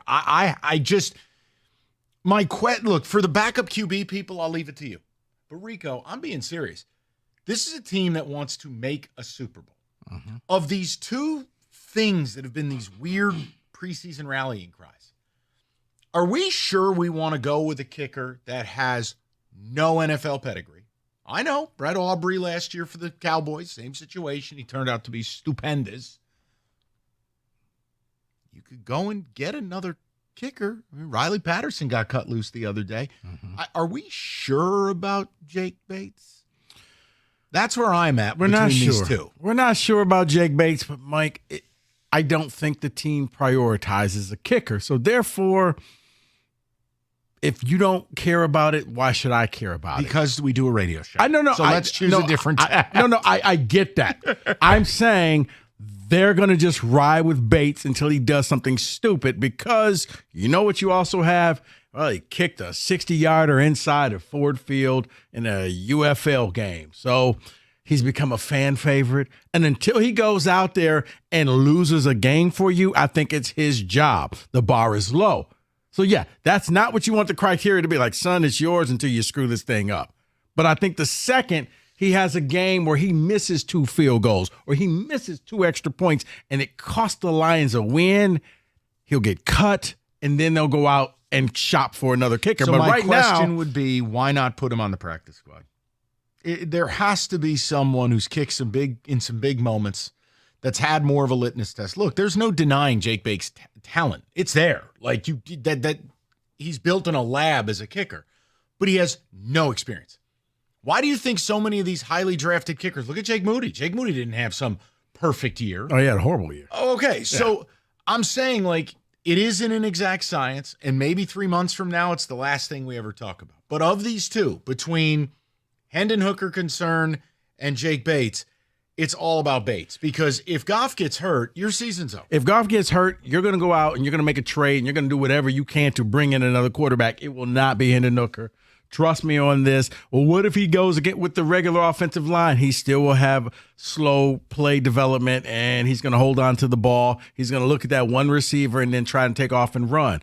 Well, look how he ran against the Steelers. They played a vanilla defense, and those were the 2s and 3s out there and a bunch of guys out there from Walmart and Home Depot. Like, they're not going to be on the team. If I was in the D.C., I'm going to just throw blitz packages at him and say, I dare you to beat me. And if he gets off a big play, fine, I'll live with that. The kicking situation terrifies me. It terrifies, but I don't think with the kicking situation, Mike, because there are so many kickers out there, until you screw up, then we'll be forced. We won't lose the season because we may lose a game because of him, but you won't lose a season. If Goff goes down, then yeah, chances are you're going to be picking in the top 5 next year. See, that could be the difference, though, Rico, between the 1 seed and the 2 seed. It absolutely can. And that's going to be a downfall for them. Between the two, of course, the kicker is most important. But I'll say this about Hendon Hooker, because there's a lot of Hendon Hooker lovers out there, but he was just one read, staring at that one read, and that's all he did. Oh, you mean in college? That's all he did Saturday. Oh. Yeah, weird how that's that what works. he did Saturday. Right, he's staring at the guy for 4 seconds. Hurry up, get open, get open, get open. Like, Hendon, okay, the play's over. Like, I don't want to hear from people saying, well, he's not playing with the ones. He's not playing with the best offensive line. That has nothing to do with playing with the best offensive line. It was his decision-making, David. I absolutely agree with you. I got into an argument all day on Saturday over there. Like, no, if you give him the receivers and everything, he'll do better. Like, no, he won't. Because if he stares down Amon-Ra, Laporta's probably standing there wide open, but he never got to him. And the defense is there in less than 3 seconds. So, but the kicker, yeah, you're right. It could be the difference between home playoff games or having to go and play, wild card weekend in Green Bay. But I know you said they don't prioritize kickers, Mike, but I just think that, yeah, they would probably just go for it anyway and just hope that, can you kick extra points? That's all we really are bringing you on this team for. Kicking some extra points, and maybe, just maybe, if there's 3 seconds left in the game, we'll put you out there for the game-winning field goal. But if there's, 28 seconds left, you know what? Let's just try to drive down the field and score a touchdown. That's not how it works. Okay. No. I know it's not how it works, Mike. It's just the Lions have turned field goals into the 4-letter word. That's fine, but sometimes you like to use the 4-letter word. Like, I'd like to use it right now. The point I'm making is you're trying to win an effing Super Bowl. I understand. You don't get to dictate terms every week. You're not the 72 Dolphins. Hey. Not you. I'm saying Say it with your chest. I just get so flustered because I can go along with the analytics, but you know what how many times have the Niners needed a big kick in this glorious run? Dozens. Yeah. You don't get to choose all the time. Right, where, you know what, it's in the Super Bowl. He set a record, and then the Kansas City kicker set another record. Like, yes, you take the 3 points. I understand that. Like, why not sign Riley Patterson, who under 50 is money? He's not going to hit a 60-yarder, but under 50, you can go analytics bananas. And if I set up Patterson for a kick, he's going to make it. Do I know that about Jake Bates? No, you don't. But I think for Bates, the novelty is if we need to kick that long field goal, they're more apt to kick a 58-yard field goal, Mike, than I think a 48-yard field goal. So therefore, Bates is now advantageous to keep him around. People, tell me where you're at with it. 248-539-9797. This is the one day this week, and it'll be the one day probably before the season that we even talk Lions from here on out because it's done. But Hendon Hooker, I wasn't impressed. I didn't like anything I saw. I don't really evaluate preseason ball, but Rico's right. Hendon Hooker reading a defense looked like Dexter Manley reading a book. And as far as the kicker goes, look, it's 2 weeks in a row Bates has missed a kick. It's problematic. And it's a guy that's a fun story, but like, are we sure chips down this is the dude we're going to have kicking you into a Super Bowl? Or to David's point, keeping you, like, you know what it takes to be a 1 seed. It's damn near perfection. So I'd like to hear from the people on it. I mean, Kenny, do you have a take on this, or were you too drunk by the time to see? No. Yes, I do have a take. I am I'm on Team Rico on this one. I'm more concerned about Jake Bates, primarily because if you see a backup quarterback in a Lions game, your season is likely over, and there is going to be an opportunity for Jake Bates to potentially hit a few big, game-winning type kicks. And if you don't have that locked down, I mean, I get it. He's Dan Gamble, and he's going to go for it a lot more than most coaches. But you need a reliable kicker, and I just can't tell you that Jake Bates is that right now. I have no problem with your Patterson idea. Because here's the thing: what do you prioritize more? Because if you're the Lions, I think it's extra points. But with Bates, I don't know if he's going to hit that extra point, which could come back to bite you. If we're doing analytics, why don't we just go for 2 every time? Isn't that the analytics move? I'm shocked that they don't, to be honest with you. See, but I keep leaning in the direction here, and I know Brad Holmes can do no wrong in this town, but being the smartest man in the room and the arrogance of Brad Holmes seems to be the downfall in my mind. When over the weekend after the game, the James Houston conversation comes up, oh, he may not make the roster. Okay, well then why didn't you get someone? And the same thing with the kicker. You're just arrogant enough to think, I got the guy. He played for the UFL team here. I got him. Instead of trying out other kickers. David, you knew when he kicked that, 63-yard field goal or something like you. At that point, he's going to be a Lion. It was destiny. He did it in Ford Field. We're going to bring him into camp, and then everybody got injured, and he had no competition. It worked out for him. It's going to work until he blows a lead, and then that's when you're going to say, and David, that could have been the game. Because trust me, a game in week 3 can be the difference between you having a 1 seed and you in Green Bay. I totally agree. Or Frisco. Yeah. Or wherever. No, I agree with you 100%. It's so strange to me. Look, the pass rush thing, David, look, I've let go of it because they did bring in help up front. Let's be fair. They want versatility. They move Pascal around. You have Marcus Davenport. Am I surprised the James Houston stuff is this bad? Yeah. Does it make you wonder even more? Okay, should they have? Could they have? I can let it go because I do think they're going to generate pressure by blitzing. It's part of who they are. But the kicking thing is something that just feels so easy. The Hendon Hooker thing doesn't bother me because if I have to see him, I'll already know that that's a loss. The kicker thing, I'm with Rico, and I wonder where you guys are at. We are about to embark on the most important season in Lions history. Full stop. You have a Super Bowl caliber team, and we're trusting a guy who's the equivalent of Wild Thing from the California Penal League in Major League. Jake Bates is nobody from nowhere versus guys that have kicked in this league for money and have at least lined up for big moments. I wonder if a lot of this is what David said, though. If you change your kicker now, you have to admit, okay, we really didn't know we were doing all this. I disagree with that.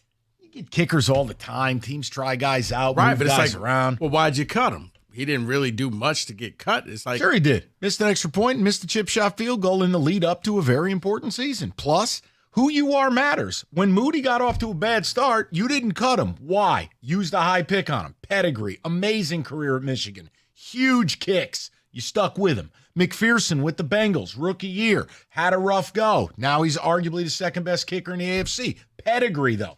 This guy you found next to a copy of Lethal Weapon 3 in a DVD bin. He might be the aces, but I'd like an insurance policy.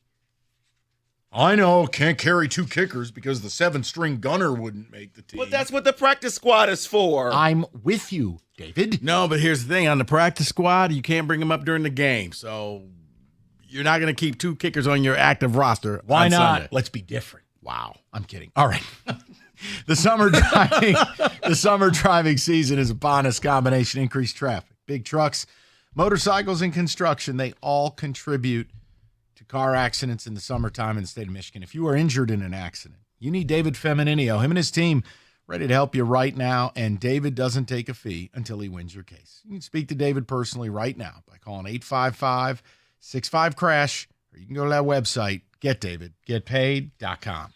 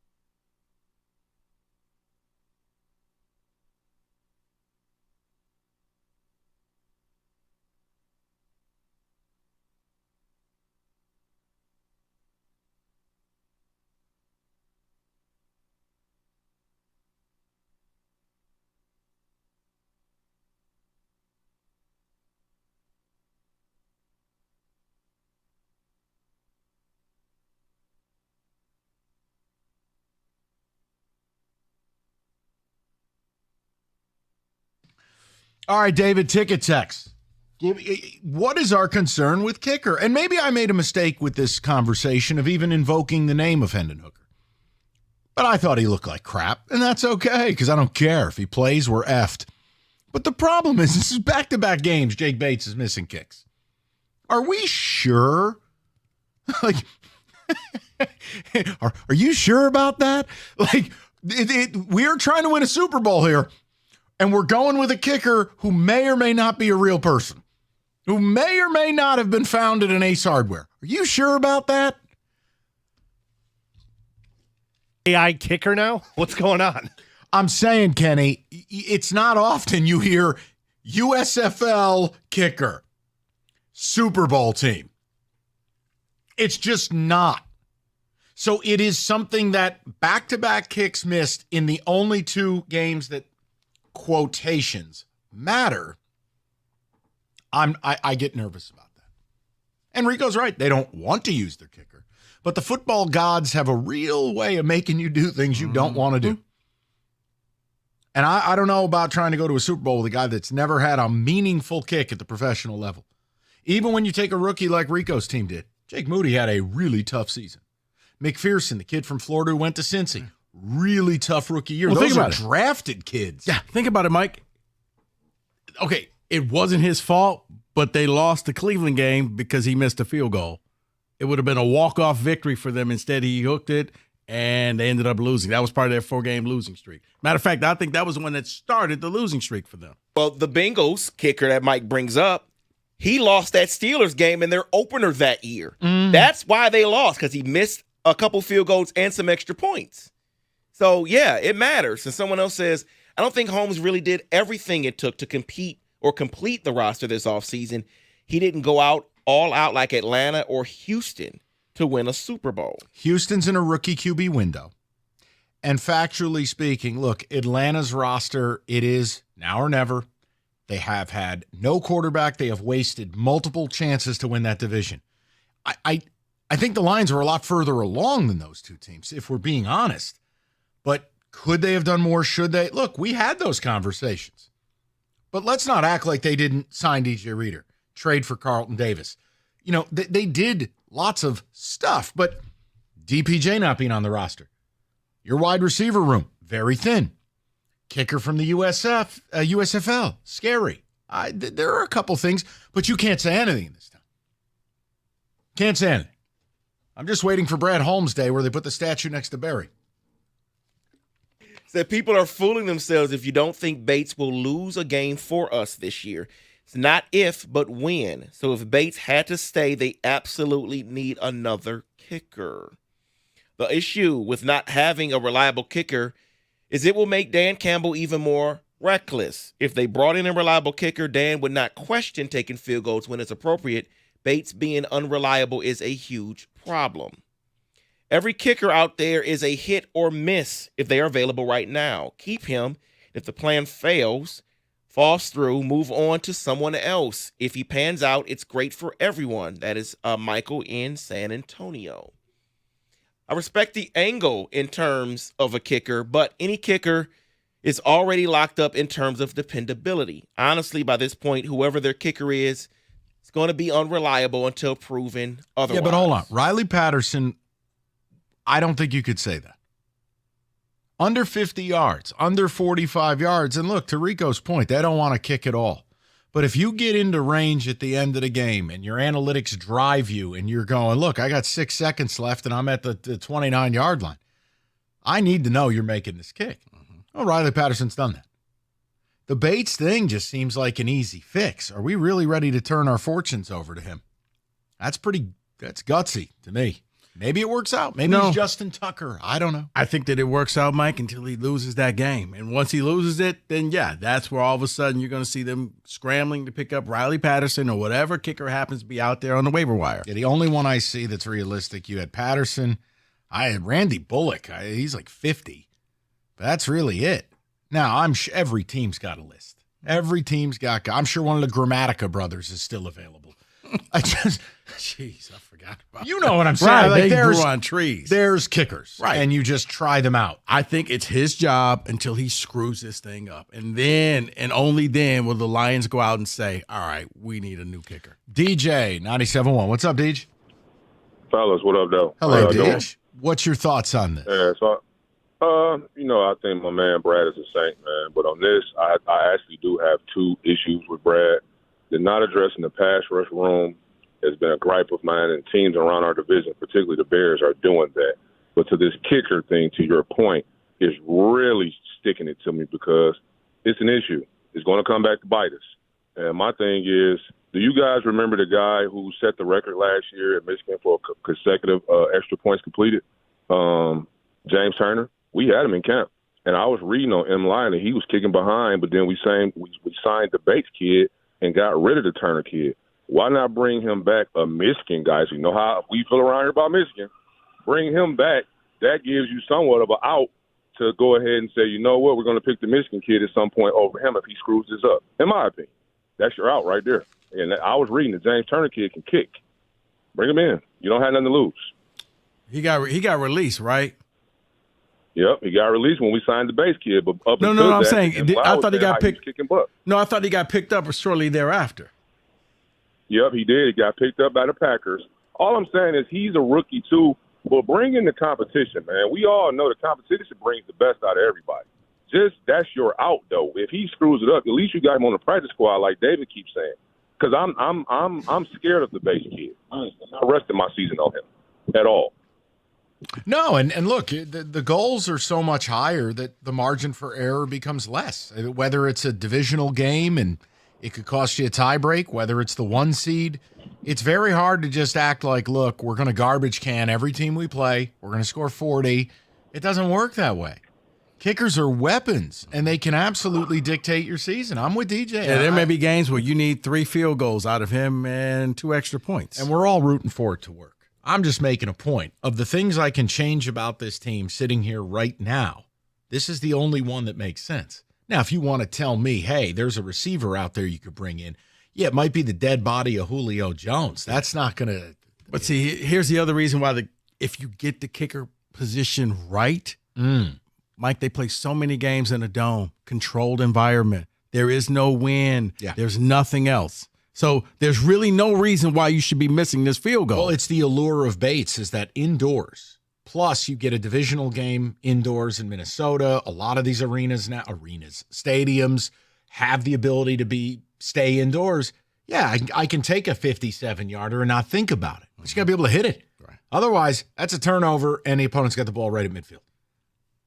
I just thought the Bates thing was interesting. The James Houston thing is alarming. That was a guy. Didn't see that coming. That was a guy that a lot of people thought was going to be a mainstay. Oh, that's all I heard. He's going to be. We don't need to get anybody because Houston's going to be on the opposite side of Aiden Hutchinson until he's not. Right. We don't need Montez Sweat. All right. 248-539-9797.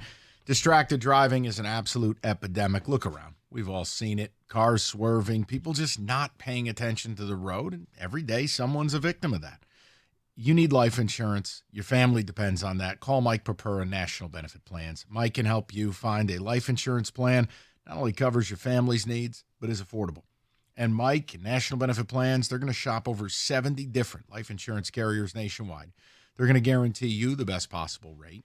And with over 30 years of experience in the game, they'll get you the best price guaranteed. Call Mike Papura now, 877-734-2200, or on the web at nbphealth.com. Remember, National Benefit Plans would like to be your health and life insurance agency for a lifetime.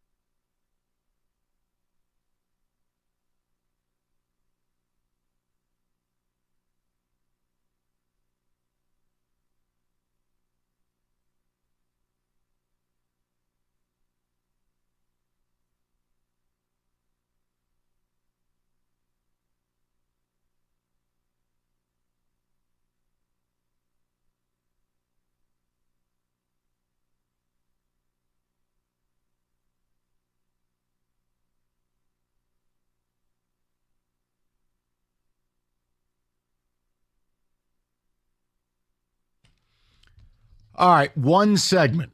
I got to do this. We're just going to have some fun. Everybody turn your computers off. No phones. We're going to have some fun. This is not even, you're calling us out. No.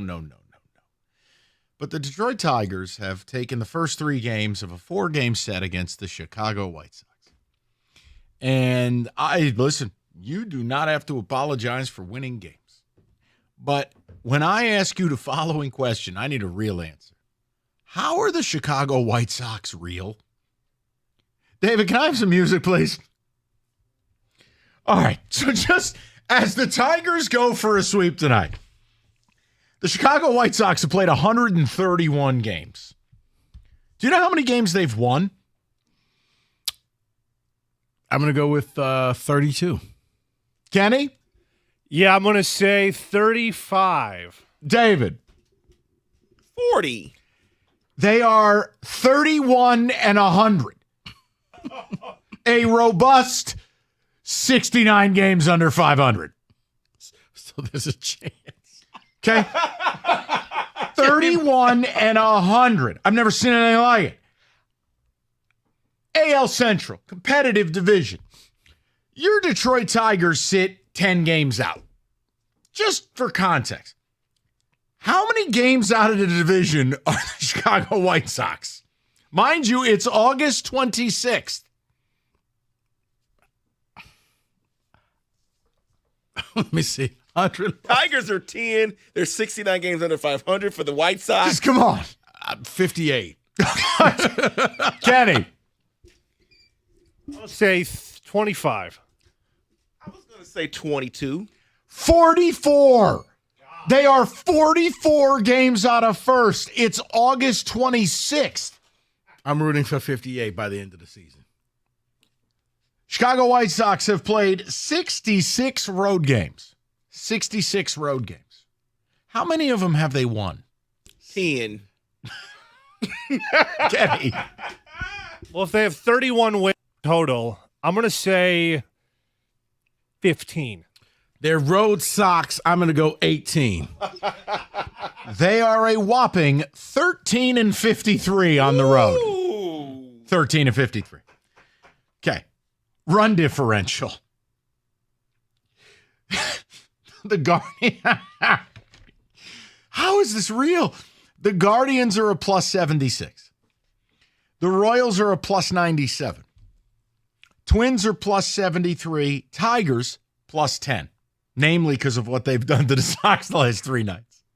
What is the Sox run differential? Minus 140. Okay. I was thinking more like minus 30 or 40, so I'll say 40. Okay. I'll go in the middle, minus 60. Guys, are you ready? No. They are a negative 276 runs. Stop it. Minus 276. Stop it. I win. No. So I said to you, they're 31 and 100. The next worst team in the sport is how many games better than the White Sox? I'll even give you the team. I don't care. Miami Marlins is the next worst team. How many games better are the Marlins? I'm going to go 20 games better. Okay. You're saying 20. Kenny? I'm going to go 15. Okay. David? I'll go in the middle, 18. The Marlins are 16 games better at 47 and 83. It is not that the White Sox are bad and or historically bad. They are historically bad. To be eliminated before Labor Day is... They're the only team with the little E next to their name. Dead. I think we knew that 4th of July. You knew that April 5th. I was about to say. Now, again, we're not trying. Hey, you're in a division. You play who you play. Hey, clean up on this team. Lord knows the Tigers. Aren't the Tigers like 9-0 against this team this year? Yeah. What if a win today and they're at 500? Yes. 66 and 66. I think they're 8 games out of the wild card. When you look at those numbers, like, guys, you can kill the music, David. Thank you. When you look at those numbers, we do sports for a living. You deal in numbers. It takes a lot to really surprise you. Right. That's just like when you look at this is where, man, if I'm Scott Harris, I'm calling up all my young guys. I want you to feel good about yourself. So everybody's going to get a play in the White Sox series, and then I'm going to send you back down so you could say, yes, you were in major leagues and you didn't go out there and have to face some dominant team. Because, yeah, if there was a such thing as a homecoming game in baseball, it would be the White Sox. You just schedule them because you know it's a guaranteed victory. I've never seen anything like it. Yeah, it's the Get Right series. Yeah. Yeah. I mean, the only thing their Prairie View minus the band. You know that's your homecoming game. Go ahead. Because I think they play the White Sox again. That's when you want to go down to Comerica Park and buy tickets because you know you're going to watch a victory. You're going to see this team go out there and win and probably score a lot of runs. 31-100. Okay. I mean, slick back hair Kenny. Daiquiris. It's daiquiri time. That's the best time to go. 31-100. That is outrageous. I think it just makes it even more embarrassing that we're not going to make the playoffs knowing we were handed 15 free victories. But hey, if you want to support this nonsense and buy daiquiris and support this ownership group, God bless.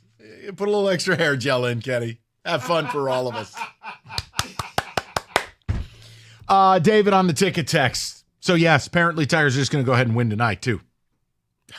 Yeah. Someone says, how many games more versus the White Sox? Maybe the Tigers could make a run. I think they got 3 more against the White Sox. They do to end the season with a 3-game series. Yes. Go down there. They will go 3-0. I've never seen something like this. And if you think about history. Oh, wait. Is it the final games? Yes. See, maybe the Tigers will be like, we don't want you to set the record, so we'll throw the games. Yeah, remember the Tigers were bad. They had to catch fire just to go 43-119. Right, but I remember that final game. It was the Twins were like, yeah, we don't want you to get the record, so we're just going to go out there and put the batting coach out on the mound. Rico, this team's going to lose 120 games.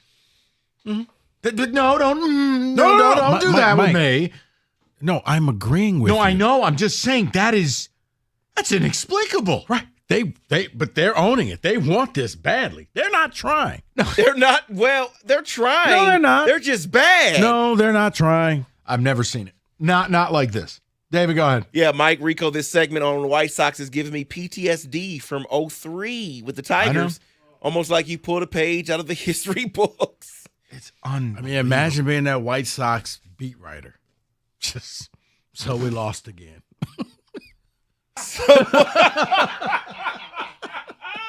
Here, hold on. I got the Tigers right here. 43-119. You know, oddly enough, all right, so now the White Sox are going to smash this. The Tigers that year finished 47 games out of first. White Sox are going to obliterate this. That's why it will be historically bad. You might as well just own this. The run differential, they're going to give a run for their money. The Tigers in that 2003 season, do you know what their run differential was? No. Negative 337. I think the White Sox may smash that too. Think about it. You got 32 games. If they lose each game by an average of 2 runs, which would be considered competitive baseball for those idiots, they'll still end up worse than the Tigers. Let me give you, here's your prop bet. White Sox victories. Yeah. Ohtani home runs. Wow. I'll take Ohtani. I just, what do you want me to say? No, I'm just saying that when you want to put it, because I was going to say Aaron Judge, but you're not going to get anything because he's going to hit about 700. And the Tigers had to play above 500 baseball just to get to 43. Yeah. So Ohtani's sitting at 40 home runs. Yeah. Which would you take? Ohtani or White Sox? I'll take. Got to be the White Sox. Got to be Ohtani. No, I'm taking Ohtani. They got to win 10 games, right? No. Ohtani's sitting at 40 right now. Oh, you're saying total? Total home runs. Oh, Whoa. So, like, if he got to 50 and the White Sox win 49 games. Oh, Right. Ohtani. Right. Ohtani. Well, I was going to say Aaron Judge, but that's not fair. Aaron Judge is right nut over the White Sox. Like, are you kidding me? Jesus. Here, Colt Keith home runs. What's he at, 12? How about Akil Baddoo games in the majors versus White Sox victories? Yeah, total feet Akil Baddoo's balls traveled. David, go ahead. And then we'll get back to business. I'm sorry. It was something where I look at this and you're like, how is this real? Yeah, someone's saying based on their seasons, what is crazier, the White Sox season or the Aaron Judge last 100 games? White Sox season. Yeah, I think so. Look, we've lived through a lot, and I'm not diminishing what Aaron Judge has done, namely because he'll probably choke in the playoffs. But the point is, we've never seen this. This is a White Sox team that I think has a more than credible chance to be way worse than the Tigers of 03. Like by games, plural. That's insanity. And when you factor in that it is not some, Kenny Cott hillbilly ass market, it's Chicago. That's even worse. Yeah, if someone wants to know what's worse, the 23-24 Pistons or the 2024 White Sox? White Sox. There's nothing. The White Sox. Okay, That may be a push. It's a push. That's a push. It's push. That's a push. The judge from Russia gave it a 9.4. All right, it's push. All right, we will collect ourselves, get back to business next. 97.1.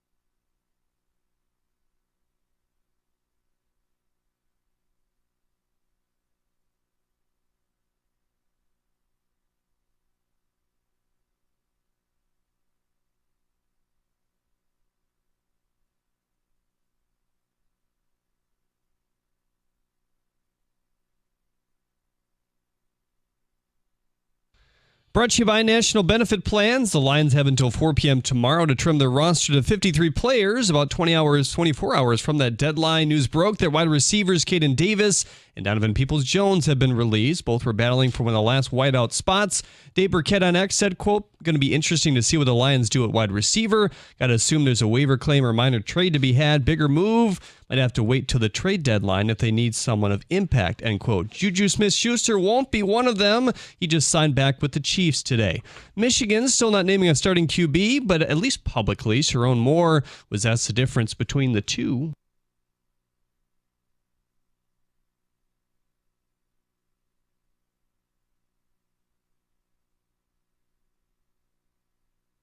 Ty Madden makes his MLB debut for the Tigers tonight as they look for a sweep against baseball's worst team, the White Sox. Hear the game right here on 97.1 The Ticket. First pitch at 8:10.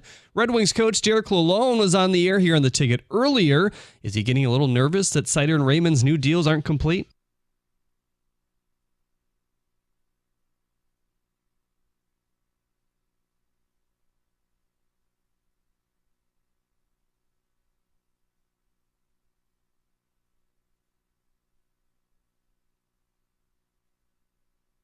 The Wings announcing their promotional schedule today as well. November 21st will be Pavel Datsyuk Hall of Fame night. Fans will receive a commemorative coin. At the Corwell Health Sports Desk, I am Jeremy Otto. More at 971theticket.com.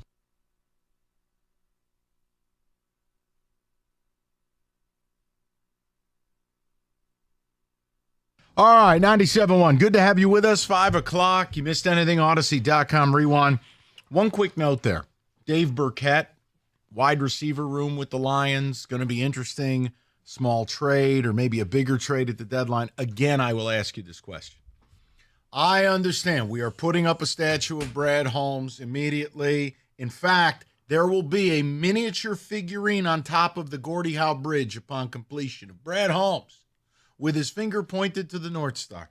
But why are we having a conversation about making a trade or potentially a deadline trade when we sat here and took a developmental tackle in the fourth round who didn't have a picture? Or better yet, hey, when you drafted Hendon Hooker, do you know who the next player was? Tank Dell. I'm just throwing it out there. Now, I'm not going to freak out. I think you're loaded with weapons. But injuries happen, and it won't take much to upend the way the offense looks. Truly.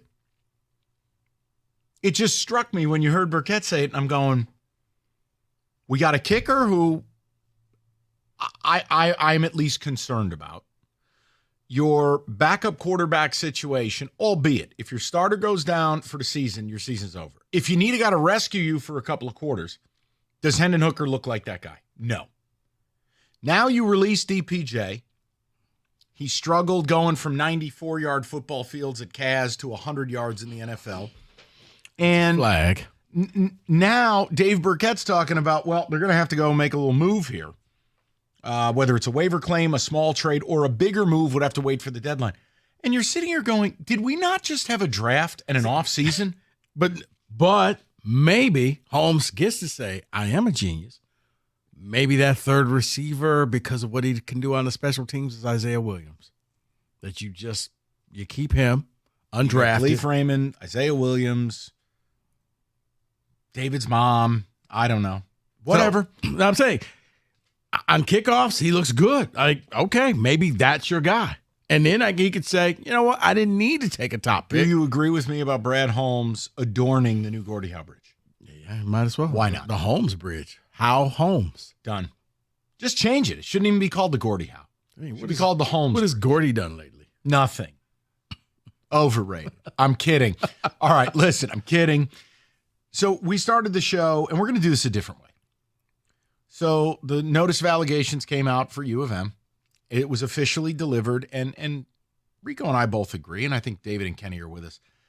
The NCAA did it purposefully, just like they did after Harbaugh rubbed his boo-boo in their face. And it's right before the Connor Stallions documentary, where Rico has already given you some intel from an advanced screening. But it also would set up that the 90-day period for you to respond runs out Monday of the Ohio State week. I don't think it's accidental. What none of us know are what are the penalties. Now, we did start the show and we had some fun, and we did a little grain of salt radio where, look, from the Buckeye blog sphere and podcast sphere, they've been on top of this thing. Like, Rico, to your point, at the start, where did the whole Connor Stallions was on your sidelines thing emanate? Ohio State blog and pod. Yeah. The vacuum salesman and the LLC stuff. Yeah. And long story short, there are some people in that sphere that have been on top of this stuff. Now, doesn't mean they'll continue batting 1,000. But one of the things coming out of that was this grandiose list of penalties. Penalties I don't believe are going to happen because it would just be too delicious. But here's how we want to do it now. They tried this in the morning, and no one wanted to help poor James Anthony Costa. Cookie said, here's what the penalties should be. He said a 3-game suspension for Sharon Moore and a postseason ban this season. James Anthony Costa. John Jansen said 3 games for Sharon and, well, things. Nothing. We'll fight it. Well, here's your problem. And no, that's the beginning of the negotiation, but you never accept the first offer. The problem is the beginning of the negotiation happens before you get the NOA. Mm-hmm. If you comply and you're a part of the process, you could do what Kirk Ferentz just did, which is, my bad. Yep. I'm accepting the punishment. Let's move on. So here's my question. Later in the week, it's all about football. It's Fresno State for you and Florida Atlantic for us and whatever. Good games. What should these penalties be? You're tired of hearing about it. We're tired of talking about it. But, it does have to come to some form of resolution. And the one thing Jim didn't go into this morning, and I was surprised. Look, I understand the postseason ban thing. You don't want to hurt kids who maybe they didn't play a role in it. That's fine. But what you can do is there's no school in America who cares more about stupid stuff than Michigan. A faux sellout streak. Beating up on the school for the deaf so they can get to 1,000 wins. Look, you illegally scouted 58 games? Cool. You're forfeiting all those. Your Big Ten titles? That's great. Big Ten doesn't recognize them. And your natty doesn't really matter because we all know what happened. You got your memories, we get our ha-has. If you want penalties that don't hurt the future, just do that. The easiest damn thing to do. And we always joke about it because vacated wins don't mean anything if you were at that game. But to us, there's no school who's entangled more in their mystical reputation than U of M. Mike, it would hurt them to the core. It'd be hilarious. Because then you would have to admit you were wrong. You would have to admit you got caught cheating. You would have to admit all of this stuff publicly. So what should the penalty be? David, you've been on this about the Sharon Moore thing. The problem I have, though, is if he's a repeat offender and he took part in the scheme, i.e. he benefited from Connor Stallion's stuff, he's standing right next to you, feeding you things. It's just like Jesse Minner, except Minner's not here and Minner cooperated. We haven't heard that Minner deleted 52 texts. Correct. Oh, but they recovered them. I don't care. Innocent people don't delete texts. Exactly. So my question as a Michigan guy, how do you thread the needle and come up with penalties that both are meaningful and not overbearing and are meaningful and not a free ride?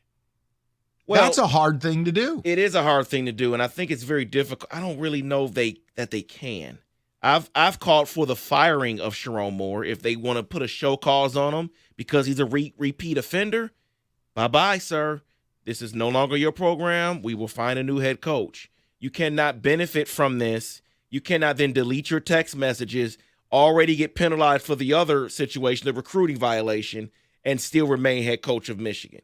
So mine would be get rid of him, which would probably punish the kids that had nothing to do with it. It does punish the kids that had nothing to do with it because they expect to be at Michigan and for him to be your coach. No, but a lot of those kids are still there. They've been. A lot of them are. So yes, if you're going to do this, David, do it now because you only have a handful. I mean, you got the incoming freshmen and maybe a few transfers. But other than that, everybody on the team benefited. Everybody got their championship rings because of this. Correct, and that's what I'm saying. It's hard to kind of weave that line there where you're not going to punish new kids and you're going to punish the old kids. And I would also say I would vacate wins from the period where Connor Stalions was there. Now, I know what people say. I'm not saying Big Ten titles. I'm not saying the national title. No, David, you can't have it both ways. If you vacate wins, then they all go away. See, I think, my opinion, Michigan would rather have 3 years not in the postseason. You stop it right now. But they get to keep their titles, they get to keep their rings, and they don't have to apologize to anybody. That is a proud school. Can I say two? Look at the coach who left. He's spitting in everybody's face saying, we did nothing wrong. I'll take two. I'll take two, and I'll keep the national title. He would take 2 years of postseason ban. Oh, okay. Yeah, hey, listen. If State won a title, I'd take 10. Are you kidding me? I don't care. Right. Or, here's the thing. David, I'd also say we cheated. We all, right, but that's just it. I have. We all saw. Now, the easiest penalty is give us back the trophies, give us back all that stuff. That is the easiest one. Correct. You can play in all the postseasons, no reduction of scholarships, but you just have to admit you cheated. That's it. I will admit that they won't. David, get up before the congregation and say you've sinned.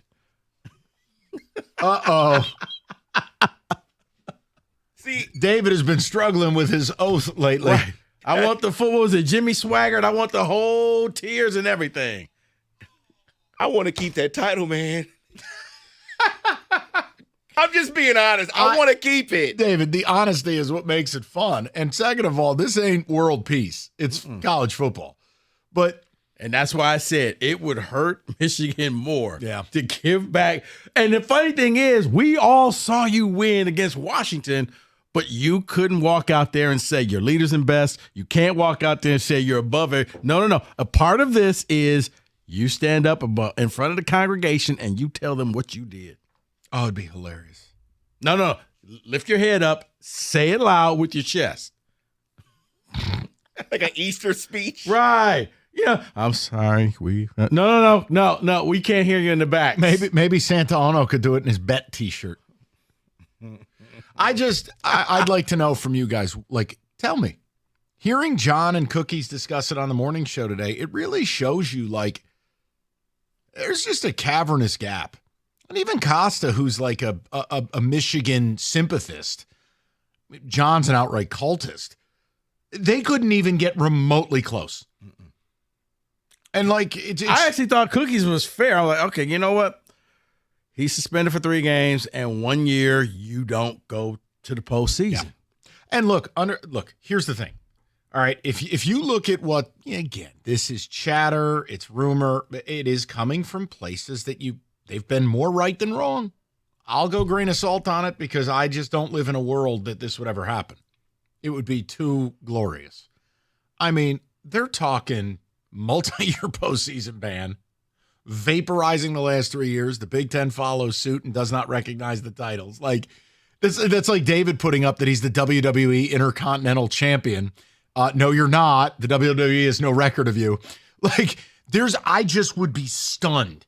Not that it's wrong, because that's in the what should happen pile. But I left what should happen decades ago. But everything about this is just so stunning.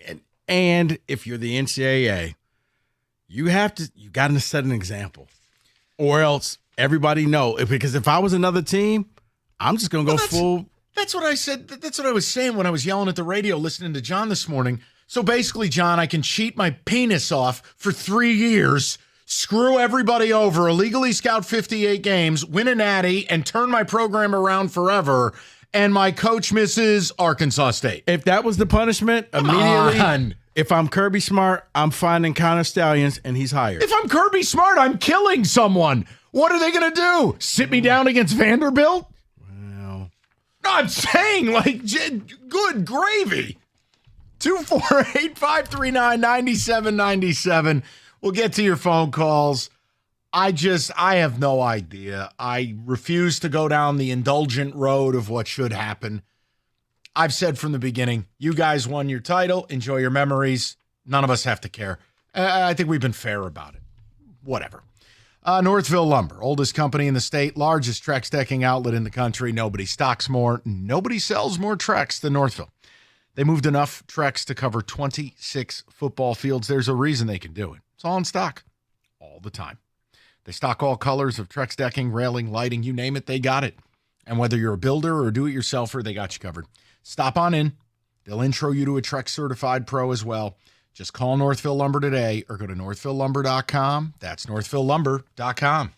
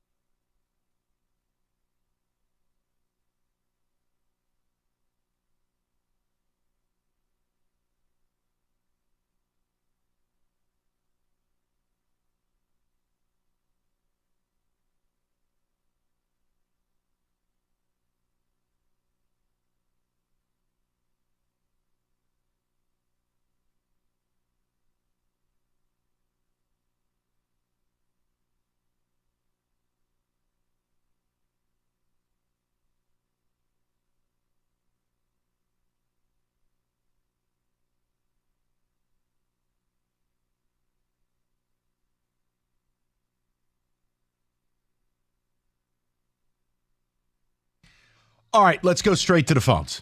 And we've done this a different way than the start of the show. It's just, what should the penalties for Michigan be? Now that the notice of allegations is out, what should it be? And again, Rico gave you an advanced preview of the Connor Stallions documentary tomorrow night. I don't think it's anything that could be taken seriously. You've said Connor's a nut. It sure seems like he's a nut. Why would I want to listen to a nut? No, thank you. And there is a scene in this where he is shown a picture of him at Michigan State and You won't answer the question directly. His lawyer chimes in and shuts it all down. So I don't know. Like I said, I've been underwhelmed with the Netflix side of it. I think I'd be much more inclined if it was an ESPN 30 for 30. I think they do better work. Swamp Kings was underwhelming. The Manziel thing was underwhelming. They don't cover critical things. And I also don't understand giving this guy an audience. So whatever. I think the NCAA beat you to the punch on that one. We'll go to Chris, see what he has to say. Chris, what's going on, buddy? Hey, what's happening, guys? You tell me. I love the show. Mike, I got to say, Rocco, that was too funny when you said that. Got to bring it up. My thought is that they cheated in 3 years, right? 20, 21, 22, 23, 24, and then won a natty. That's why they cheated. Take the natty from them. Sorry. You get no natty. Nothing. I mean, listen, it's not the hardest thing to do. Here's your problem. I mean, the NCAA doesn't have to recognize it. It would be then upon the CFP, would they go along with it or not? I have no idea. Well, at that point, Mike, their money's already made, right, off the natty and all the attendance and everything, right? Exactly. And again, the fans' memories. You can't take away if you were there. It's like when Auburn lost their title. Well, I was there. I saw us beat Oregon. You know what you do, though? You can take away the trophy in the field house and everything else. And when they would go to recruit people, obviously NIL, you can buy people. I've heard you say this numerous times. So I watch you guys' show all the time. And it's awesome. Say hi to David and Roberto as well. Yeah, and understand, look, it is something where I think we have said this from the beginning, and I don't think we've ever strayed. Rico and I have not told you how to feel, but you don't get to tell us how to feel. Like, no, it's sports, and I don't like U of M, and I think I know what you did, and therefore I laugh. But I'm not mad if you wanted to take your father to the national title game and make a memory. The whole point is, I guess for me is like, I want to have fun with the fact, like, no, you can't display something that's not real. Or you can't wear one of those trashy T-shirts. You can, but just know that. Oh, we all get to laugh at you. Right. That's fine. And part of the punishment, the hardest thing would be, okay, you get it all taken away, and you have to admit you cheated. We're going to take back the trophies, and Sharon Moore can keep coaching. Everything go business as usual. Admit you were wrong to everybody. And I'll say it again for the record. I will believe it when I see it. I have never had faith that they would get what they deserved. I still don't have faith in that. And I will not allow myself to be deluded into what I want to happen versus what will. I'll have both conversations with our audience, Rico, but I have never gone down this path of pounding the dead. This is what should and will. No, because I don't believe in anything anymore. The whole world is crooked. Mm-hmm. It really is. So, they may just execute the caper. I don't know. But it's clear. See, I think they could have executed the caper, Mike. Had they just played ball. Yeah. You know what? Serve up Connor. Admit you at every. But the reason they couldn't serve up Connor is because every assistant seemingly is tied into this. Think about last year's team. Minter had to play ball. Mm-hmm. Harbaugh had to leave. That's 2. Clinkscale had to play ball. That's 3. Partridge got let go for telling kids allegedly to lie. Mm-hmm. That's 4. How many guys do I have pictures of talking to this guy, getting fed stuff? Yeah.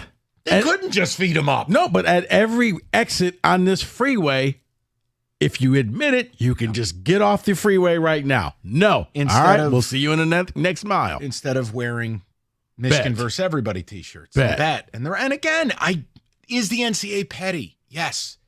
Are they inconsistent? Do they overreach? All of the above. But you're giving them reasons to do this crap. And instead of talking about we won a national title and we're playing Fresno State. But see, here's the thing. Mike, maybe they overreach again and say, now it's up to you. Go ahead and sue, but we're going to drag your nice name through the mud. So, yeah.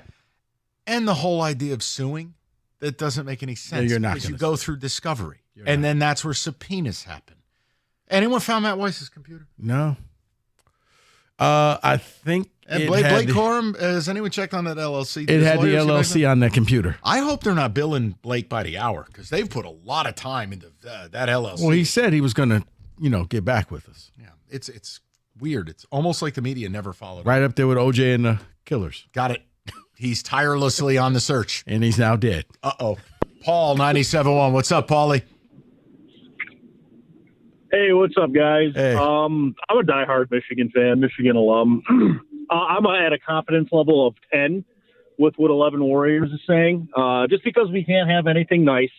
And of course, we have to deal with this BS after winning a fake natty that doesn't really count. I mean, it's tainted. I mean, I haven't really, when we won it, I was just like, yeah, whatever, dude. Like, we won a fake natty. Cool. It doesn't even matter because we cheated. We cheated our asses off, and it didn't make our hot mic from my. Oh, and of course, because everything is the way it is. This has to come with all these strings. The more this drags out, the more I hate Connor Stalions. Blow this thing up. Fire everybody, start from ground zero because we're screwed. Everything's going to get vacated, and we're going to get a multi-year postseason ban, and I will bet my life on that. Okay, Paul, listen. I'm not. No, Paul. Look, I stuck with you even though your phone was going in and out because you were so. I haven't heard a conviction like that from a U of M fan. Look, I mean, Paul, I can shoot you straight. Like it's sport. It's sports, right? We're not curing cancer. Like obviously, what you're saying, I would find to be like the lottery. I'd be like, wait, they're actually going to get popped? But you got to forgive me for I need to see it to believe it. He's not a real Michigan fan. No, what do you mean? That's you. You're not a real Michigan fan. Don't drag him into your mess. Wow. Floor's yours. You have sure? Yeah, you're a real problem. Are you sure? You don't have anything? Oh, well, you know what? Guy makes one mistake today. Specs at LTU. Hey, you've heard me talk about this. You want a career in radio, TV, graphic design artist, Specs at LTU. They offer classes year round. You don't have to just wait until the fall. Classes have already started, but you can get your name on the register for the next class. And Specs at LTU can help you in those beginning stages of getting into radio, TV, or graphics design. You're going to be taught by people like myself who work in the business, and with the hands-on approach and expert faculty, you're going to learn the practical skills you need to succeed in today's media industry. What do you need to do? Be curious. Visit the website, ltu.edu/specs. You're going to learn more about the broadcast media arts, digital media arts, and graphics communications program taught through Specs at LTU right here in Southfield on the campus of Lawrence Tech. So once again, what are you waiting for? Be curious. Visit the website, ltu.edu/specs to learn more. Then make magic by enrolling in Specs at LTU certificate program today.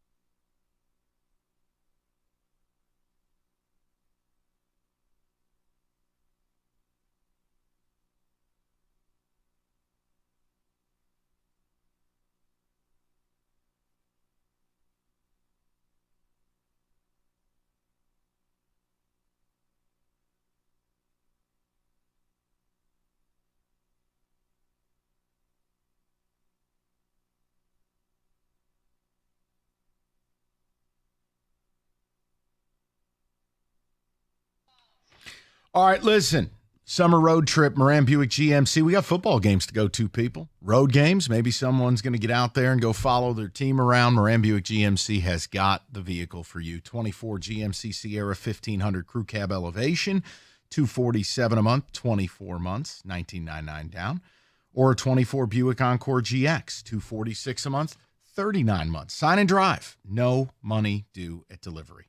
New stock arriving daily. It's Moran Buick GMC, where you always get the best price, period. It's on Telegraph, just north of Eureka and Taylor, or visit them online anytime at MoranExpress.com. It's Moran Buick GMC. We are professional grade.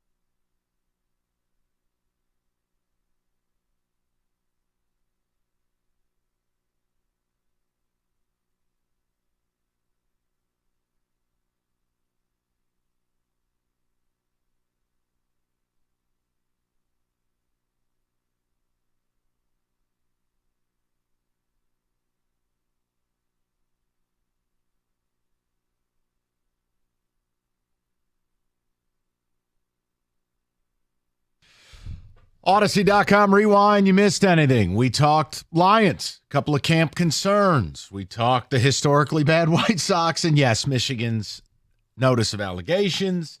We'll go to Anson. He'll get the final word on the matter before Kim Jong-un comes in here at 6. All right, let's go to Anson. Gentlemen. How are you, sir?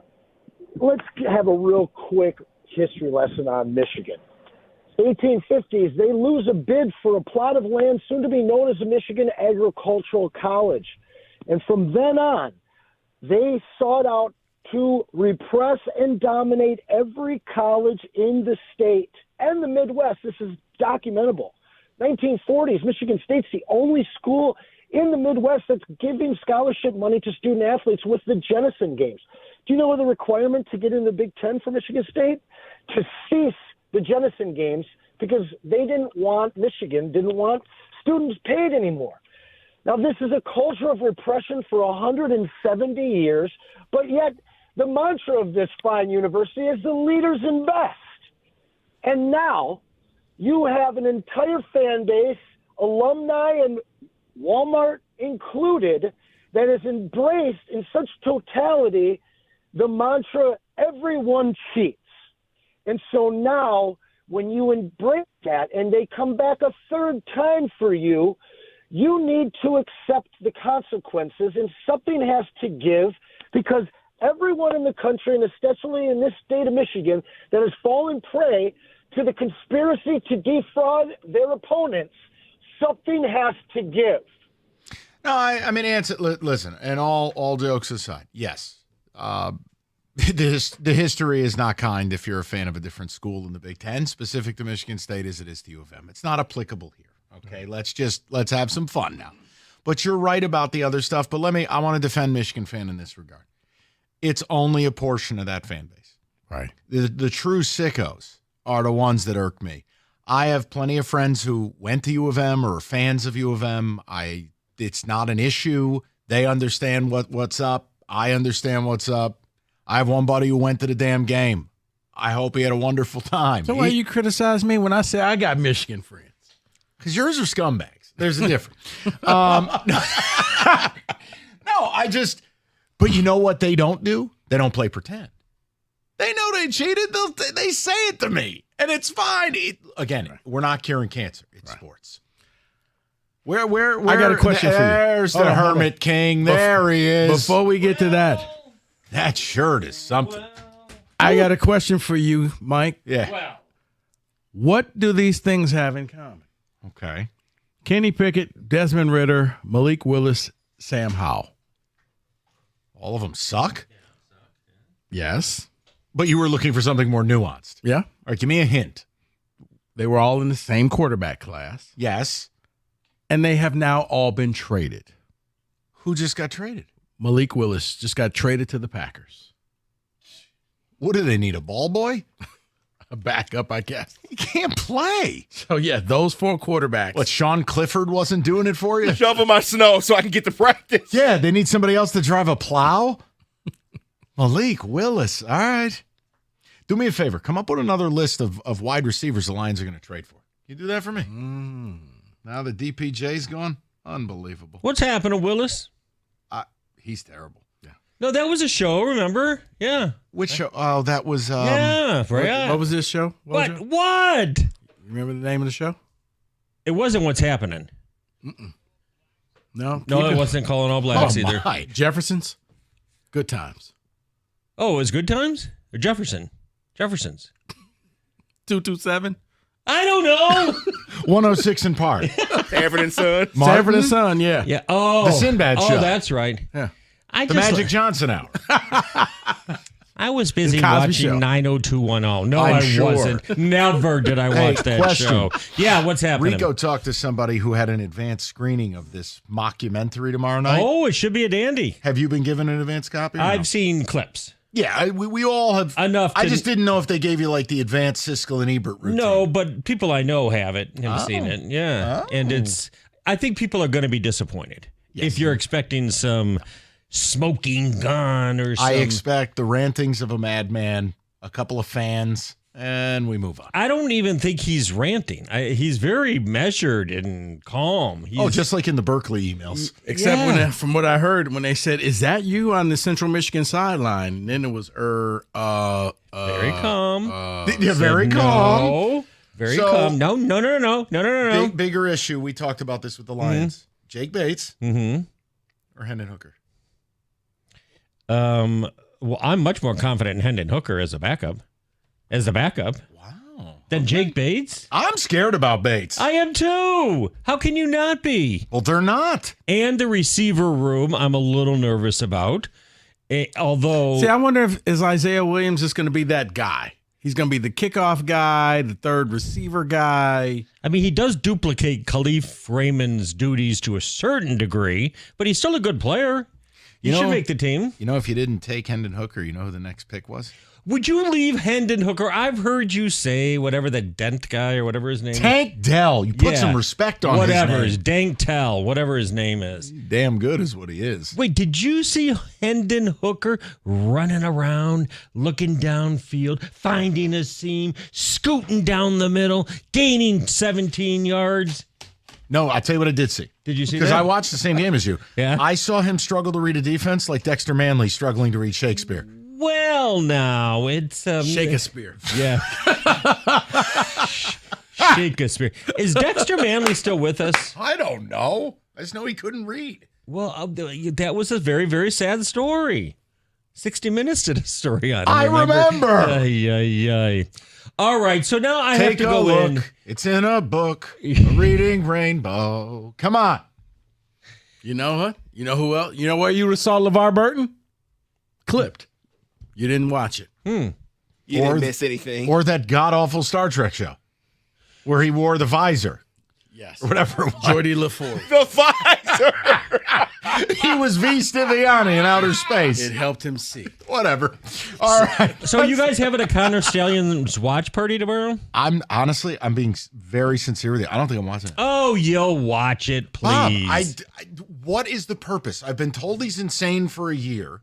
He has shown himself to be insane. You can determine his own level of insanity. This is one where for yourself. It's going to take other people to say, no, you really need to watch I guess I was waiting for the initial reviews as to whether I want to watch. I mean, it's worth watching. Because here's the other problem. I've been so bitterly disappointed in the Netflix sports stuff. Right. Swamp Kings, awful. Right. The Johnny Manziel thing, awful. Right. I didn't watch the Manziel It's one. propaganda pieces is what it is. Yeah. They just haven't done a good job. Like ESPN 30 for 30, those are done different. No, that's true. But I think this is a case where somebody who no one has really heard from. I mean, you've seen the clips, but he was just a name, not a face and a voice or anything else. And I will admit this. The athletic piece really guided me towards going, I'm not watching this. But really?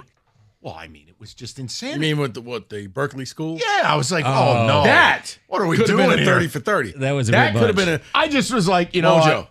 Did you read it? That could have been a 6-part series on any show, and I would watch that. Yeah. What do you mean I'm fired? I will not surrender Sir, my position. You don't have a Sir, position. You've never been hired, so technically we've never fired you. So see, I'm not fired. He's a determined kid, okay? He's a psychopath is what he is. Now, What's wait next? a minute. I listened. Do I have to, in all seriousness, What? because I've been busy with other stuff, do I have to go to bucknuts.com No. or something to get the latest? No. Because there is no latest. No. Okay. We No, had no, no.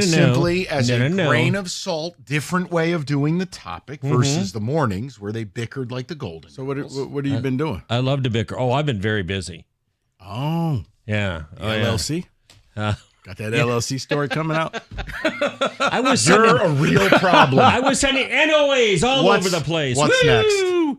I'll give my little update on the Harbaugh Michigan situation, and then we'll talk some Lions. Yes. And then we have Lions review at 6:45. And let's talk about Jake Bates. You want him gone?